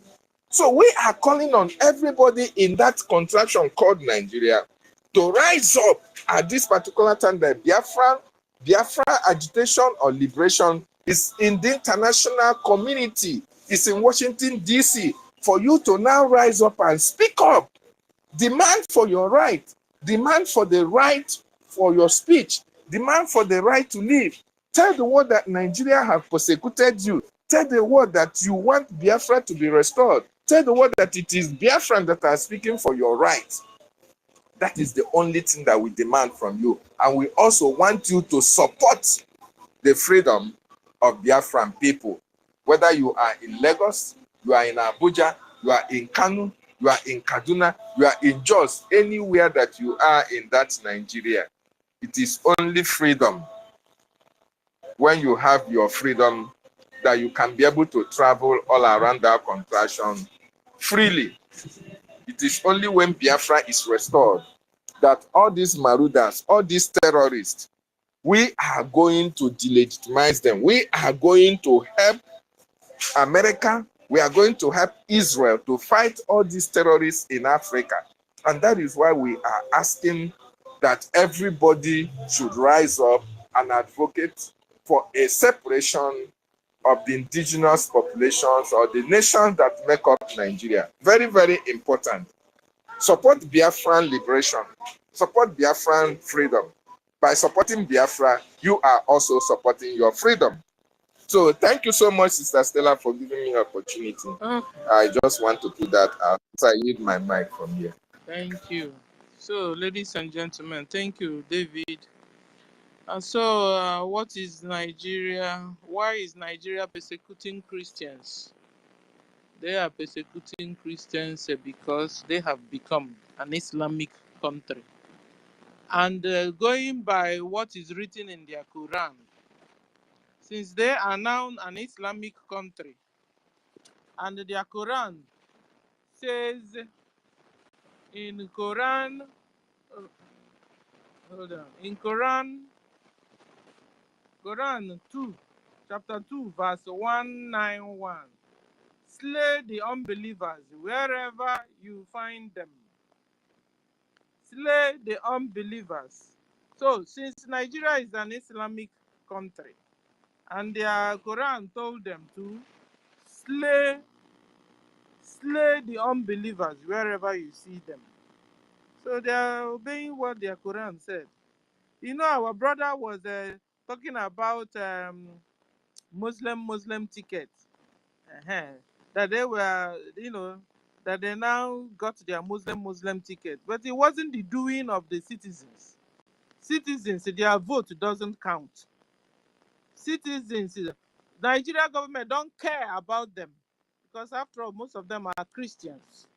So they don't care. What they do is to go inside their cult meeting and select whoever they want and put the person there, and that's it. So at the end of the day, they now came out, they decided that this time they don't want to joke with their Islamic caliphate anymore.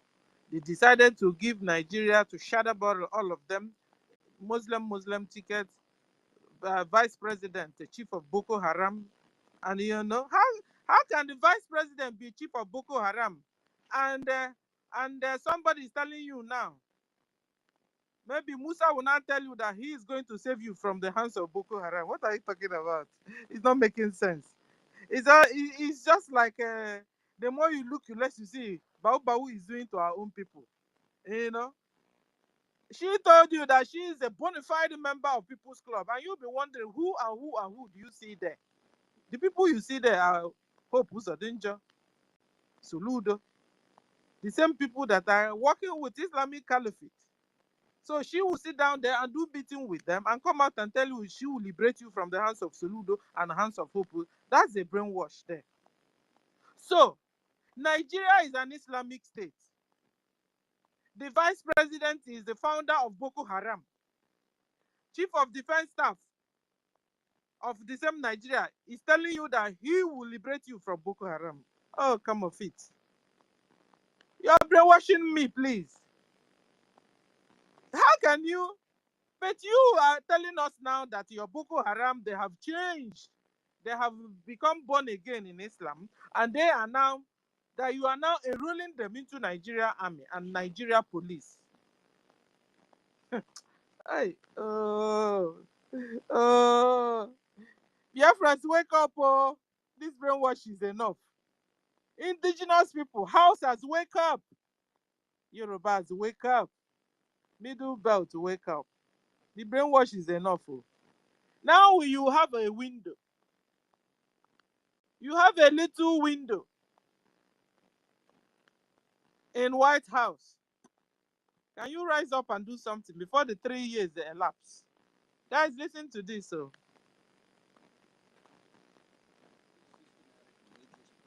revolution driven primarily by... This is the highest you can get. And it's going unaddressed. Christians are the primary targets. They're murdered, kidnapped, raped, and terrorized on almost a daily basis, as has already been discussed. The numbers are staggering. The brutality is unspeakable, and the silence from global leaders is deafening. Let me share just one recent example. On February 9th, Fulani terrorists armed with AK-47s. These are not hunting rifles. These are rifles designed to kill. I served, after coming out of the Marine Corps, I worked with the State Department in anti-terrorism and very familiar with the mode and operation of terrorists. They stormed a village in Gombe State. They first seized a 9-year-old boy from the Puma family and demanded ransom. They then sought out the Reverend Bala Galadima's home. They found him. They broke into his home. They demanded money. He pleaded with them, saying that he had none, but he offered them what he had. He had grain, so he offered them grain. They refused. They shot him 3 times, killing him. Sadly, this is not an isolated incident. In late January, Boko Haram launched a series of coordinated attacks on Christian villages in Chibok, the same region where 276 schoolgirls were kidnapped in 2014, Mr. Chairman. You'll remember that. We discussed it then. In fact, many of those girls remain captives to this day. The terrorists set homes and churches ablaze, destroyed livestock, and demanded that Christians convert or they die. More than 4,000 believers have been forced to flee for their lives in recent weeks alone. As has been mentioned, according to Open Doors, more Christians are murdered for their faith in Nigeria than any other country in the world. 2024 alone, 3,100 Christians were killed. 2,830 were kidnapped. These are not just numbers. These are fathers, their mothers, their children, their families. The case of Leah Sharibu underscores the horror of this crisis. Leah was just 14 years old when Boko Haram kidnapped her and 108 other girls from their school in 2018. The terrorists eventually released all the girls except Leah. Why? Because she refused to renounce her Christian faith. Reports suggest she is still alive and now held as a prize by her captors, as she has been forced to bear children in captivity. As a commissioner on the U.S. Commission on International Religious Freedom, I met with her family multiple times and worked with the previous administration to track her, hopefully trying to gain her freedom. We were not successful. This is what religious persecution in Nigeria looks like. It is violent, it is brutal, and it is worsening. In 2020, the Trump administration, based on recommendations from USCIRF, and I was a part of that leadership team, Nigeria was designated as a country of particular concern. This was an essential step, recognizing the Nigerian government was failing to protect religious minorities from systematic violence. Yet in 2021, the Biden administration inexplicably removed Nigeria's CPC designation, despite the fact that attack against Christians had increased. Former Secretary of State Anthony Blinken later suggested in a meeting with USCIRF members, which I was present, that these massacres were caused by climate change, that desperate Fulani herders were simply looking for pasture land. Let me be clear, this is not about climate change. It's about a violent extremist ideology that seeks to eliminate Christianity from Nigeria's northern and central regions. The evidence is undeniable. This is systematic religious violence. The U.S. government must act, and they must act now. Nigeria must be redesignated a country of particular concern. Biden administration's removal of this designation was a reckless mistake that emboldened the very terrorists who are slaughtering Christians. The evidence overwhelmingly meets the legal threshold under the International Religious Freedom Act of 1998, which requires CPC status for governments that engage in or tolerate severe violations of religious freedom. That's exactly what Nigeria's government has done. It has failed to protect all of its citizens from religious violence. The U.S. must impose consequences. Under the International Religious Freedom Act, the President has the authority to take action against CPC-designated nations, including economic penalties. The U.S. should apply targeted sanctions against Nigerian officials who are complicit in religious persecution, as well as suspend certain trade benefits until concrete actions are taken to protect all Nigerians. Religious freedom protection must be tied to U.S.-Nigerian relations. The administration should make it clear that Nigeria's treatment of religious minorities will directly impact diplomatic and economic relations, including trade agreements and security assistance. Finally, the U.S. must reappoint a strong, high-profile ambassador for international religious freedom. During the first Trump administration, this role was used effectively under the leadership of Ambassador Sam Brownback to apply global pressure on persecuting nations. The momentum for that must be regained. In closing, Mr. Chairman, it is time for the United States to send an unmistakable message, to draw a red line. The slaughter of Christians and other religious minorities in Nigeria will not be tolerated. If Nigeria continues to allow terrorists to burn churches, execute pastors, and kidnap schoolgirls with impunity, there must be consequences. This is not just about Nigeria. It is about the future of religious freedom, the stability of Africa, the moral credibility of the United States. If we fail to act, make no mistake about it, this crisis will spread. Refugees will flood into neighboring countries.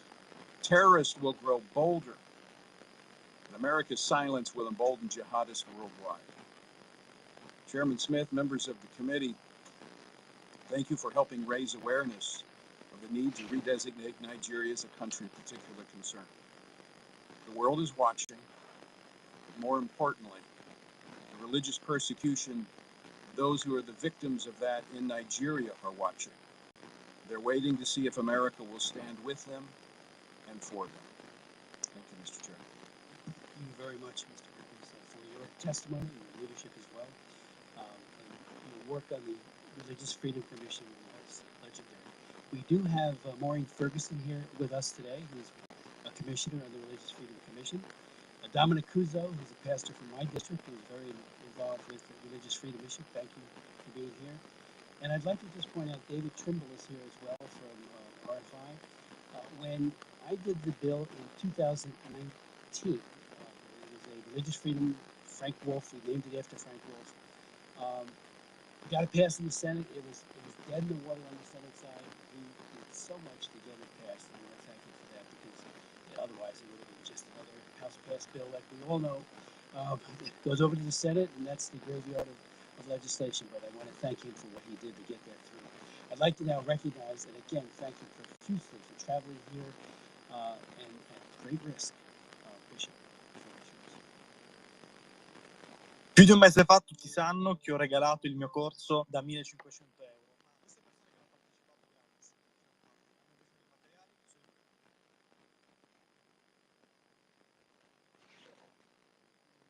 Opportunity to be heard at a critical time in my country, and particularly my state, by the way. I am Wilfred Chikwanabodapia here as the Bishop, the Catholic Bishop of Makurdi Diocese, the capital of Benue State in Nigeria. I am the shepherd of one of the 4 dioceses, Catholic dioceses in Benue. We have others, Anglican, Methodist, and Pentecostals, which certainly. Benue State has a population of about 6.1 million people, 2 million of whom are those under my care as the Bishop of the Diocese. Benue State is about 98% Christian, with very few Muslims living in towns. Nigeria and eventually my diocese and the state of Benue have become, in recent years, one of the most dangerous and insecure places for Christians. Christians and Muslims are nearly evenly divided among Nigeria's large population of over 200 million persons. Islamist extremists are fiercely contesting the possession, control, and governing law of the land, especially in the country's northern and central regions. The diocese, the capital of Benue State in Nigeria. I am the shepherd of one of the 4 dioceses, Catholic dioceses in Benue. We have others, Anglican, Methodist, and Pentecostals, which certainly. Benue State has a population of about 6.1 million people, 2 million of whom are those under my care as the Bishop of the Diocese.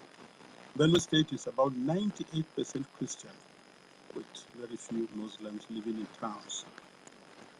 Nigeria and eventually my diocese and the state of Benue have become, in recent years, one of the most dangerous and insecure places for Christians.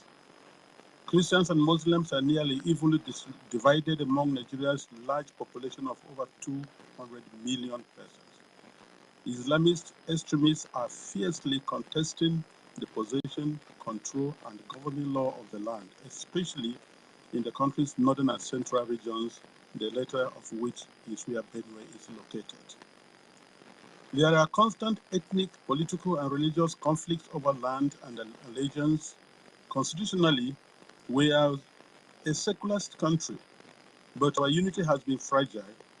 Political and religious actions and even public speech have been carefully managed to avoid accusations of religious bias and political tensions. Today, the clear influence of Islamist extremists has changed the traditional social dynamics of tribe, ethnicity, religion, and the social status in Nigeria. Because just recently, at the beginning of the Ramadan fast, 12 states in northern Nigeria have declared closed schools so that they attend to this. And you can imagine which other country in the world does that. Saudi Arabia is not doing it. Afghanistan is not doing it.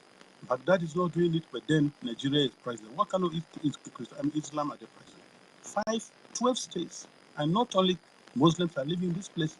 What happens with the educational program or curriculum of the country? But this is what we are going through every day in Nigeria. A long-term Islamic agenda to homogenize the population has been implemented over several presidencies through a strategy to reduce and eventually eliminate the Christian identity of half of the population. This strategy includes both violent and non-violent actions, such as the exclusion of Christians from positions of power and adoption of such church members, the raping of women, the killing and expulsion of Christians, the destruction of churches and farmlands of Christian farmers, followed by the occupation of such lands by the Fulani herders, and also changing the names of these villages.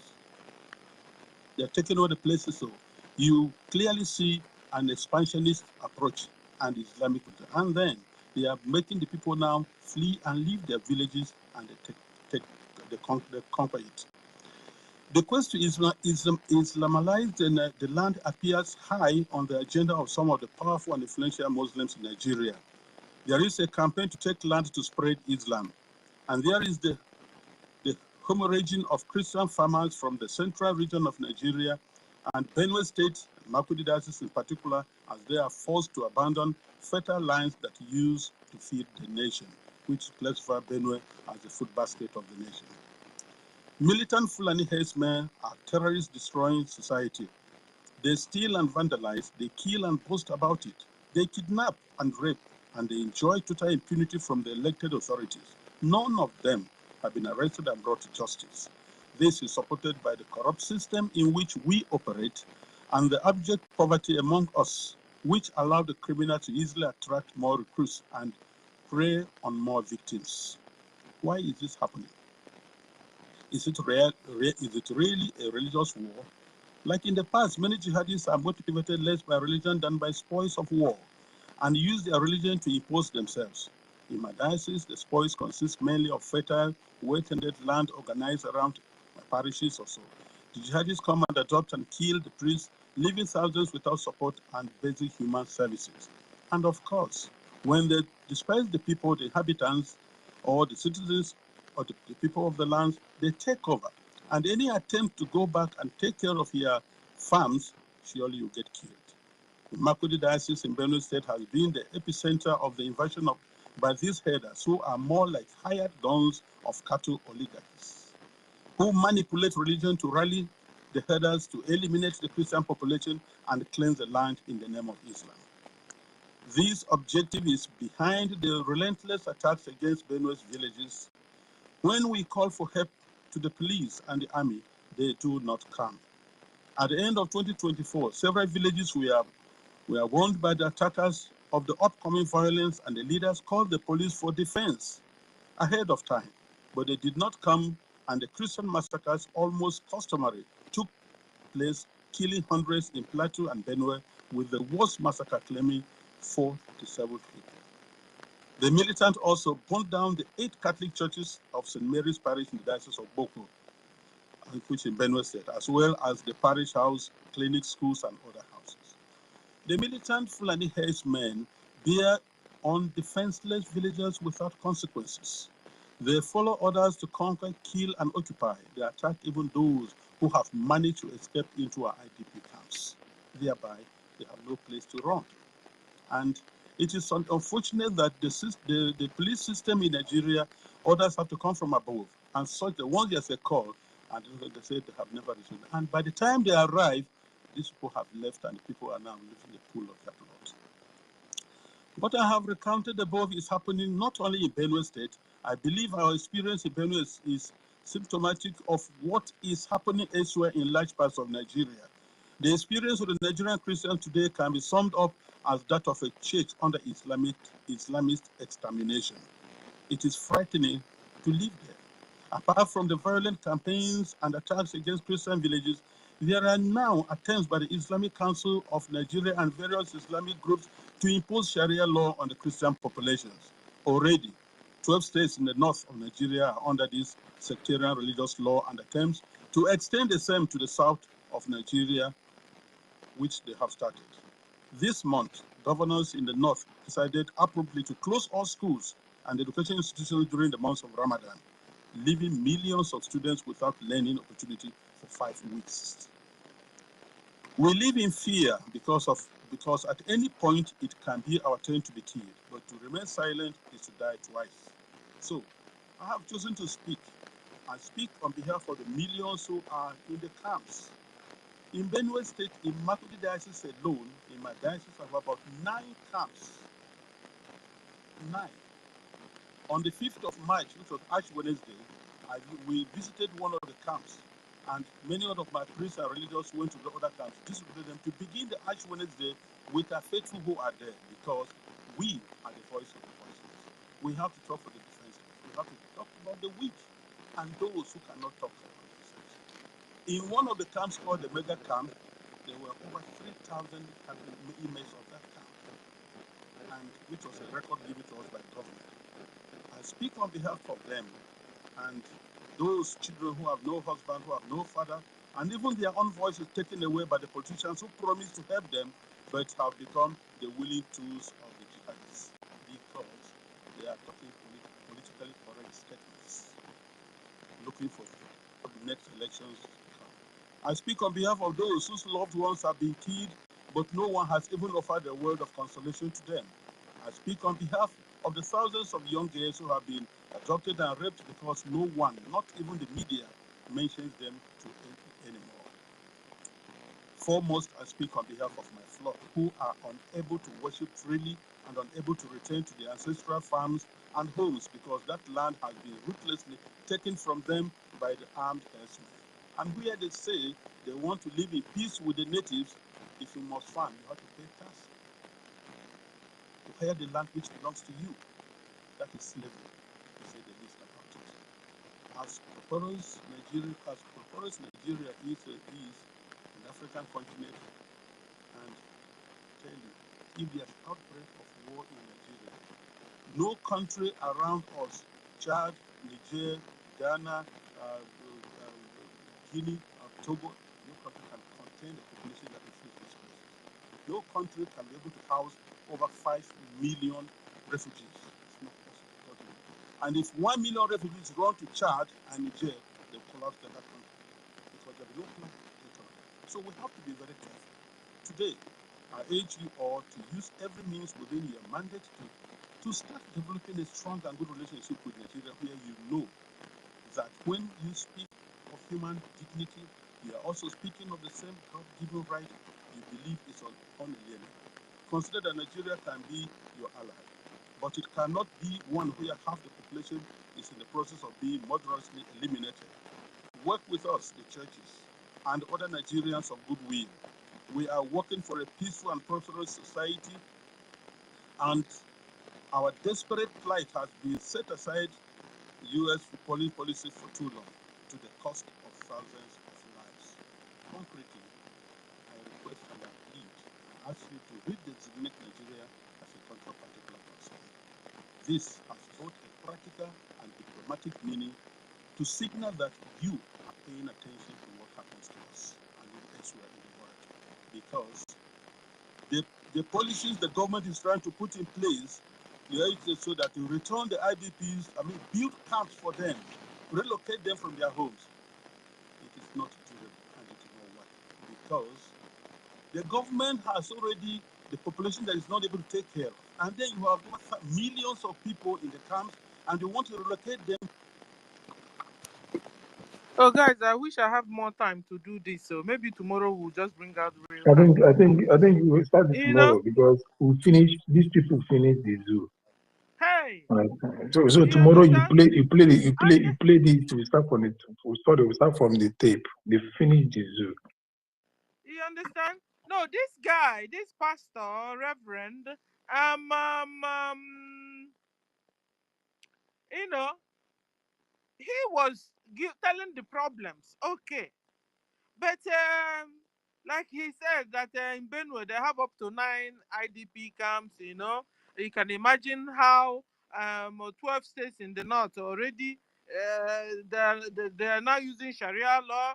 Now there's Ramadan, and they now block the whole school everywhere, the whole Nigeria, no school for 5 good weeks because of Ramadan. You understand? Okay, like what he was saying was making sense up until he now told them that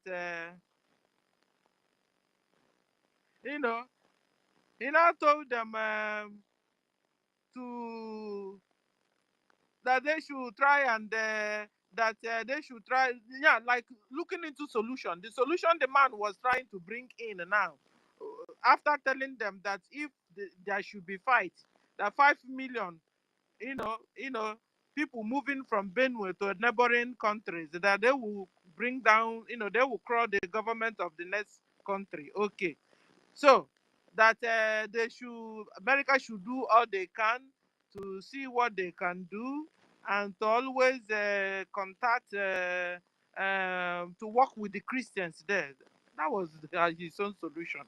I was shocked. I am shocked to hear this. As if the China can be a brand. As if America have not been trying to contact the Christians by giving them their humanitarian service and all the rest. That never gets to them. You understand? This guy is dropping half truths. That is what I'm trying to get to. This reverend is speaking half truth. He has just succeeded in telling them the real situation on ground. But then the idea and the solution he brought to the table for them was to make sure they are in contact with Christians and make sure they didn't fight, because people moving from Benue to neighboring countries will pull down the neighboring country in number. That was it. As a Christian, your solution is this? Except he gave them the solution, why it's going further. That's why I said, and we need to really come back to play this and discuss on this guy's this thing. Because, if the solution to killing Christians is contacting the Christians on ground and making sure Nigeria don't fight war, that will stop the killing of Christians. Just like when we were saying, will sanctions stop the killing of Christians? I wanted to ask, will just contacting the Christians on ground and making sure Nigeria don't fight another war stop the killing of Christians? 20 minutes before we go. Will it stop? Solution this guy in now. Let America continue to contact the Christians on ground and make sure Nigeria don't go on full-blown out war. So, will it stop the killing of Christians? Brian. You know what? If you are not anointed for a particular cause or mission, there is no way you can lead the process. What am I saying? What I'm saying is this: if we can cast our mind back we remember that MNK will tell you that the liberation of Biafra will be a liberation not only to Biafra, but to entire indigenous people of the zoo. Understand? So these people are not called to prefer solution, except when APM will speak in 2 weeks' time, he'll give them a profound solution to this problem, which is divide the zoo. Let all man go. Where in Benue, according to what he stated, they have 90-something% of Christianity. This is a middle belt. Understand? And you know, in that Benue, we still Biafra we attached to that Benue. Understand? So it is us that we have, because it is us, the APM, and the people that will speak, that has the mandate, that spirit to stand and profound the solution. These people are not called to say this. They don't have that spirit boiling in them. So they will always, after all this narration, they will always go back to the stupid solution of one Nigerianism, of which is not what we are projecting. Understand? So don't expect anything good to come out of Islamic country, because these people once fought us. All of them were the people that fought the Biafrans. So they are still living in that mentality of one Nigerianism, except Biafrans, except we, Biafran goes. When we go, their eyes will be open. Thank you. Thank you. So looking at this and hearing from this reverend, the solution as a man of God he is bringing to the table, he is right in there in the White House. The solution he could bring, if not so, maybe tomorrow we'll play it more, so we'll find out if there was another solution. The solution he could bring down was for America to continue to contact the Christians on ground in Nigeria, and also to make sure Nigeria doesn't have blown all-out war. That's all was his own idea of solving Nigerians killing Christians. Oh yeah, EFIK-IBIBIO, you have the mic. Thank you so much. Thank you, my lady. Thank you, Biafrans. All protocol duly and humbly observed. You see, one of the problems we have in this world is political correctness. And I don't want to be part. That is why I like Trump. I don't want to be part in those who, political correctness people are like those who speak half-truths. And I do say that the half-truth speakers are worse than liars. Those who speak half-truths, they are worse than liars. I prefer a liar than somebody who speaks half-truths.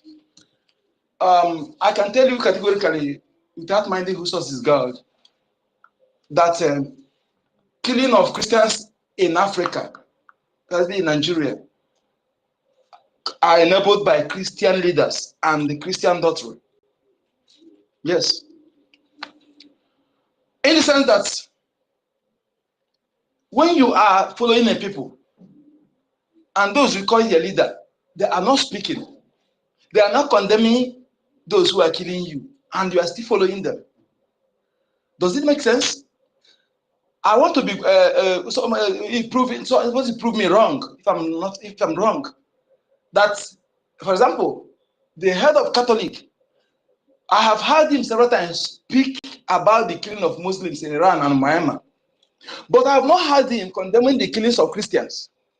I want somebody to just explain that to me. What is that supposed to mean? That the head of Christians, Catholic precisely, once condemned the killing of Muslims in Iran and Myanmar, but he has never for once condemned the killings of Christians in Nigeria. Is it because they're Africa? Okay, let me put that one aside. How about the Christians in Nigeria, the head of Christians? Look at IDP camp, has been there not for years, for many years. And the people, their homes, the empire occupies it. And you see these Christians, every day they come to the pulpits, they talk, relevant with the bulletproof cars, private jet. Are they not supposed to be in the forefront of talking about what happened to these people, what happened to their homes? What happened to their homes? But they keep mute. At the same time, I'm of the opinion that the doctrine that made the Christians to be mentally weak. Not that this Islam that they are stronger than they be, but the doctrines of Christians, some part of the doctrine, made them to be mentally weak. Onyeka, Jukwo asked this question also. Or have Muslims taken over Christians and Christian churches? God bless you. God bless you. I'm coming. You're right. So, in the sense that you'll be telling people, pray for your enemies. If they slap you here, on this side. Put in this thing, but you and the preaching that thing, you are going with the bulletproof cars. You are going with security. And the followers are there blind. You're telling me to put sticker in my house, to be praying, fasting and prayer when I'm massacred, but you're going with the bulletproof cars and the security. Okay, or does it mean, because I did know that the major, all these leaders of Christian in Nigeria, they are Islam. We have seen it, I'm saying it. That they're playing that in the quarter care. Because the worst thing that will happen to people is that when your leaders, those you call your leaders, are indirectly enabling your destruction. Just like the kind of governors we have today. They claim to be our leaders, but they are enabling the killings of those they claim to be their subordinates, their subjects. So that is what I see. And the left of the Christians in Nigeria, because what is obtainable, what you see here is not obtainable like that in the Western world. The Christians there, okay, their pastors there, reverend fathers there, they are working, but the ones in Africa depend on that tithe and offering. Every day they are doing fake prophecy, prediction become prophecy. So ask yourself a question: how can you be following those who don't care about you, who don't take you serious when they killed you? The last time, the highest action I see they can took when our church attacked was 3 days fasting and praying. Finish. That was the highest action they take. 3 days fasting and praying. Well, more than 50 people were massacred. Are you telling me if the Christians in Israel said Christians should be Africanized in the sense, or they changed some things, okay? Because that doctrine that continue making you pray for pray for your enemy. You see people that will continue and praying. We are praying. We're hoping for God. We are praying. We're hoping God. Why the Bible tell you if you don't have gun, say your garment or buy weapon. Say your garment or buy weapon. When Paul or John cut off the ear of this, the dictated John, that sword is equivalent to machine gun today. The dictated John to throw the sword away. We said, choose your sword, put it, because you know that he will use it. He's not asking to throw it away. Then you'll be there sheepishly, following those who are destroying you. I'm of the opinion that top Christian leaders in Nigeria are working hand in hand, with the Islamic Caliphate to Islamize the Christians. They are not Christian. They are just, they use them like we always said, and let them come and prove it wrong. The action is evident in their action. Their actions says it all. Okay? The action says it all. Because they see them, they are dying, they never condemn, speak where they're supposed to speak. Or if they are afraid, then what made them a man of God, what they claim to be? If they're supposed to be in front of fighting, they're supposed to be on the streets, speaking against their members being killed, but they are hiding. That means they are coward. They are not what they claim to be. They don't deserve to be given those accolades they get, all these things they claim. Nothing. They don't qualify to lay hand on anybody's head. That's what I'm saying. Only your father have the power to bless you. Those you have in Nigeria, of course, they don't have power to bless you. Your parents have the power to bless you because they are not what they claim to be. They are not. So my people, Christians in Nigeria, you have to rise up. Know that those who are leading you are not Christians. Okay? Rise up and defend yourself. Rise up and run for this celebration, because if you continue following the stupidity, they will lead you into conquering, they will subjugate you and enslave you perpetually. Thank you. Sister Stella, I want to say something about what Onyeka said. First of all, because now here. So yeah. Guys, like I was saying, the bishop that has the same voice with Sir Williams. I'm saying, no, Sir Williams, two of you have the same kind of voice. Your voice sounds. Sir Williams or Brian Williams, which one are you saying? Sir Williams say bow now. Okay, Bawa, Sir Williams, okay. No, Sir Williams, Sir Williams, Okay. so well, bow. I noticed that the voice of that bishop sounded like his. Anyway, that's by the way. So what I'm trying to say is this. So after the man trying to tell us all these bad experiences, what Fulani are doing to Christians in Benue,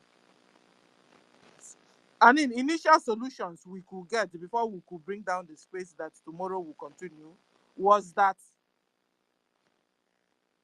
US should always help, to get in contact with Christians on ground, and then that they should try and make sure that Nigeria wouldn't enter all-out war, because her problems and her worries, his problems and his worries is that for Nigeria to enter into all-out war now, and refugees, Nigerians going to neighboring African countries, that African country wouldn't be able to carry them. So this reverend's worries, like worries. So these worries will now, when they are able to solve these worries for this reverend, does it mean that Nigeria will now stop killing Christians? So Helen, you have the sorry, Brian, he said he wanted to say something. Yeah, there's something I can emphasize on, which is very important. I wanted to say that before, but I forgot about that. Understand? Until Christians make African Africa make Christians their own pattern, we will never make a headway. Our voice will not be heard. What do I mean by that? All Christians in Africa always based on what the Roman said, the Roman Catholic Church from the Pope, which of the canon law guiding the Catholic Church, the canon law.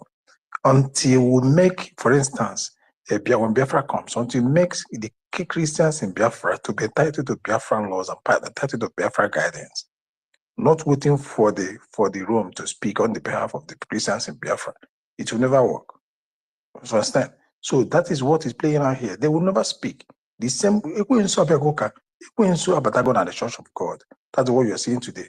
Even the Pope today never spoke well about the Israel, the Hamas, this October 7th. He never spoke well about that. He always countered that, saying that what Netanyahu is doing is against humanity. But he never spoke what led to that. The same Pope is telling you that you should give a blessing to homosexual that was that the Bible condemned, that led to Sodom and Gomorrah destruction. Understand? So that was why I was asking, Brian. No, that was why I was asking, because we'll soon bring down the space. That was why I was asking. Is it that Muslims have taken over church? Okay. The devil has come into the church of God. Yes, you are right. Islam have taken over the church. The devil has come into the church for him to say that homosexuals should be given a benediction. Benediction is blessing. For homosexual to be given a benediction, the same homosexual that the Bible condemned in Sodom and Gomorrah, that made the city of Sodom and Gomorrah not to exist to today. Church. Understand? So, but what is church Pope is facing now, it is what the blessed God said in the Holy Bible, say that whoever that blesses Israel, I will bless. Whoever that curses Israel, I will curse. Today he's on a sick bed, very serious. Understand? So I am, because for the fact that I'm a Christian, a Catholic, and everything, I will never endorse his way of life and the way he speaks up. He carry everything talking about. So I'm not party to that. Sometimes he will tell you that he's not going to work in Africa, the homosexual interesting, the rest of the thing, because of the tradition of the Africa. That they don't want to speak the good. That is why sometimes the Anglican of the Canterbury said they are not going to be under the London. The Anglican is based on Anglican of the Zoo. So the Catholic need to do the same thing. Catholic needs to be of the Biafrans. But this thing, the end point of everything here is Biafra. When Biafra come, the government will side by them and they will make this decision and it will become valid. But right now, the government of the zoo will not even side by you to make this decision for it to become valid because they don't want to exist in Church. They are all equal in Subatara Church. Thank you. Thank you, because this bishop that came, I mean, it was his wonderful opportunity to tell the whole world all his heart desire, all the what the real Christians wanted. He was inside the White House, yet he couldn't give a tangible, real solution to the killings of his own people. Aluman. They are looking for what Helen, they you will have the gain mic. financially. Financial gain they are looking for. That is why I say contact Christian direct. They are looking for money they will gain from that ad. That is only what they are looking for. I'm telling They you. have been contacting Christians, so they will try to contact the Christian, but yet the palliatives, the money, the everything will still enter into the hands of Muslims. Fulani. Helen, are you there? You have the mic. Or we go to Rage. I am here. Helen I is am here. here, my sister. God bless you. Abomination is happening, Helen. I know. I'm somehow down, so I cannot really talk much, but I have to still talk. You understand? As I came back from school, I'm so weak and tired. Thank you very much. Every doctors and doctores and professors, I appreciate every one of you. I will not be able to call too many names. So, Dr. Stella, I appreciate you. I adore you for what you are doing. Whenever you come up, even if I'm in school, I would have just picked up the co-host from here now, but it is impossible. Thank you very much, my sister. The Lord is your strength. Dr. Ife, God bless you. Dr. Mazi Ukudinamba, God bless you. Dr. Rage, Dr. Ekwesu, Ekwesu, I won't carry cause, now me Ekwesu, they jealous. I beg, give me cause, so even if not 10 seconds, me Ekwesu jealous of me because I dey receive salary on top. Hey, my people, I really appreciate every one of you. You know, that opportunity that came up yesterday, like, I saw that man, how he expresses himself of what is really happening to his people in that Middle Belt region. You understand? I was like, he will be able to voice out to tell them that yes, we have had enough. We cannot live with these people any longer. Their plan is to take over our land. This is no longer just ordinary Christian religion battle. No, this is ethnic cleansing. We cannot, please. It is time. There is no way Nigeria can be one. These are the words that I was expecting from this very guy. You understand? But unfortunately, I don't know if it is fair because after they speak, he's still going to go back home. Probably he's afraid of those who will be waiting for him right from the airport. But if they want to do him anything, the one he said already is enough to. And that is It's what enough I'm to saying. fight. Even the people were somehow worried for him. Also, the senators, they were somehow worried that they know that for him to speak at night is putting his life at risk. So every one of them know everything that is happening in the zoo. These things are not hidden any longer. Even in the White House, the whole of them, they know what is happening. That whenever you speak, when you get to, you will get killed. You understand? So probably that is why he could not express and like, let me just tell them what we want. I believe that is his own weakness now that he's afraid of his life. So he could not speak. Because what he was telling them that they need, there is no way you can do anything now that can make Nigeria to be okay. No way. Donald Trump is only going to be there for just 4 years. After 4 years, someone else is coming in. And that person that is coming in is still going to support what was on ground before the oppression of the Christian, the ethnic cleansing, the religion enforcements on their radical religion enforcements on other people and not that. It is time they should discuss the division of Nigeria. That will have been the real topic for him to be able to at least speak for his people. You understand? Because such an opportunity doesn't come always. And then he has it and he wasted it. It was just a pity. You understand me? But all the same, we thank God for everything. We thank God. I really bless our APM, what that guy is doing. God bless you, sir. I know people might not know your worth right now, but time is coming because our prime minister really passed through what you are passing through right before he got to where he is. You understand? So those persecution, those blackmailing you, telling people that you are criminal, you are this, you are that. No, everybody know you are such a decent man. You understand? Now you have yielded yourself. You have surrendered yourself for the work of our freedom. Look at where you have taken us to. Nobody could have said these people would have been able to call out Nigeria, telling them what they have been doing, persecution of Christians. You understand? Look at what Biden did. After Biden knew that this is all what is going on, not that I don't really know the help that Nigeria is to America. I don't know the help. You understand? Whatsoever help Nigeria is giving to America, Donald Trump did not give a hooch. He did not, he damn it. And he told them to their faces that he will not be able to work with such a president and all. You understand me? So I really appreciate what our APM is doing. He has bring us to the limelight that Biafran is being discussed everywhere now. So my people, even if they are persecuting us, Biafra is the only solution. The division of Nigeria is the only solution. Nobody should deceive you.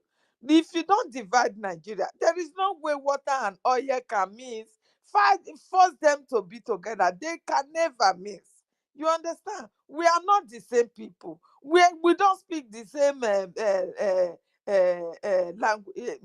Forget about language. Religion. We don't have the same religion. We don't have the same culture. Nothing unites us together as a people. Anytime there is election, you see division of you are from this region, you are from the other region. If you don't go to that region, you will not be able to vote. To the extent they will tell it to your face that you are a Biafra, you cannot vote in Lagos, you are a this, you cannot vote in the north. You understand? So we cannot. There is no way this country will continue to work together. No way. We shouldn't deceive ourselves. Everybody, it is being exposed now that dangerous diversity that our prime minister was talking about, nobody can even enjoy it right now. Everybody now know what it is to be a Biafran. Everybody now know what it is to be a Yoruba man and a Fulani man, because the Hausas, I don't even know where they are today. Nobody is speaking for them. I don't know if they have all been killed. Nobody know, my people. So I just pray that God in heaven should give us everything that we need to liberate our land. Please, our people, all we are talking about here is the unity. We need this unity of funding. Funding our men. We need to go because this Fulani, there is no way they will not stop. They have they have already given them that go ahead to take over your land, to Islamize you, to Fulanize you. So there is no way, my people.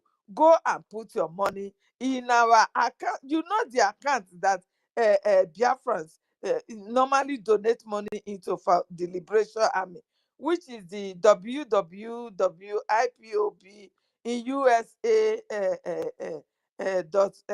.org/donate. Everybody know this one. You are not donating your money to Ogekere. Ogekere has no account that you putting money to. No, we have our personal account. The BRGIE, we have our personal account that the money is going into. Do not be deceived. Ogekere is an innocent man. He has blessed us enough in this freedom.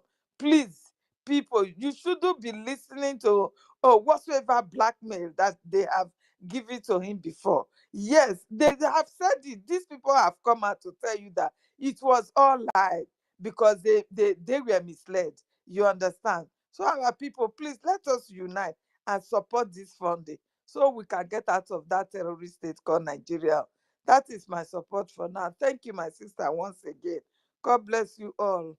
I yield my mic. Oh, I'm so tired. Thank you very much. Sister Stella, can I go? And I'm in the middle of something because Where you they go? Who they talk, sir? They don't call you, so you never reach your turn. Stay there. You won't cry. Go, go, go. Come on, me, I talk. Wait, on Wednesday, you have not spoken for the first time. Please. Wait, let me speak now. Wednesday Wait, we'll talk. wait. We don't have time. We are going to this thing now. These people have not spoken for the first time. Wednesday, please. Thank you, my Yeah. brother, for this opportunity. I thank every one of us, you, Ekeolia, Fananko. I thank every one of us. I thank all the honorable ministers in this space. Yeah, I've not been speaking. I just like to listen many times. And sometimes Sister Stella also give me space to speak. Yeah, in the issue of what we are discussing today, or what is in discussion, you see, for my own understanding, they have told us many lies. Too many lies that they don't even know the meaning of us being alive.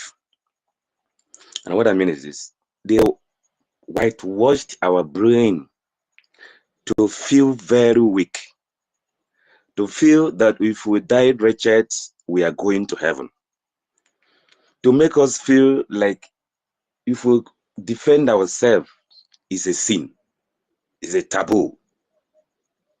So sometimes I feel like the world was not founded on truth and just. I feel like the world was founded on whoever you can deceive to believe in whatever you are telling him or her to believe, conquer them, destroy them. You see, I do think that way. So I am begging Biafrans, let us make a chart, let us create how we want to live, how we think we should live, how we think we should behave, how we think things should be done, without believing on what we were told many years and many years ago, which so many of us have not been able to fathom the truth among all these things that we were told, that contributed in making us very weak. Like you see things that you're supposed to say, you're scared of saying it because of losing your head or losing loved ones around you. Then you pray around the truth. And at the end, at the dying minute, you know the truth. At the dying minute, you come with apology. Hey, please forgive me. I was deceived. Hey, please forgive me. I was deceived. But many lives has gone. How can someone tell a fellow human being to pray and fast when another human being is carrying AK-47? Does it make sense? Other human beings have been brainwashed to believe that praying and fasting will get their problem solved. And other set of human beings believe that whatever they told them is the truth, that they should kill these people who are fasting and praying for them to gain the paradise or for them to gain whatever. The same God that have confused our brain to believe that these people are different from these people and these people should take dominion over these people. And at the end, we say God created all of us. How? Is this God that is creating these people, that giving them AK-47 to kill other people, that is fasting and praying? Is it that their God is just or so powerful or so mighty? Or is it that the God of these people that was given the Bible or whatever book they were given to and conditioned to fast and pray, that their God is weak because their God is not always there to rescue them when those ones with AK-47 come to kill them? So we see that we have been told many lies.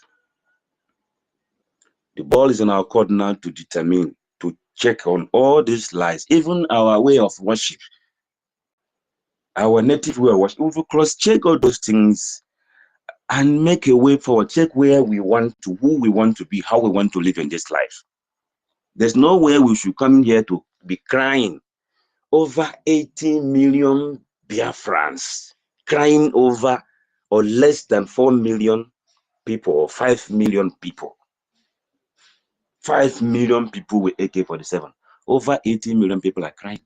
Every day and night we are crying because we have been conditioned in our mindset to slap you here and they turn the other side for another slap. And we live by it. We train our children on it, and they live on it today. And many of us now are cowards.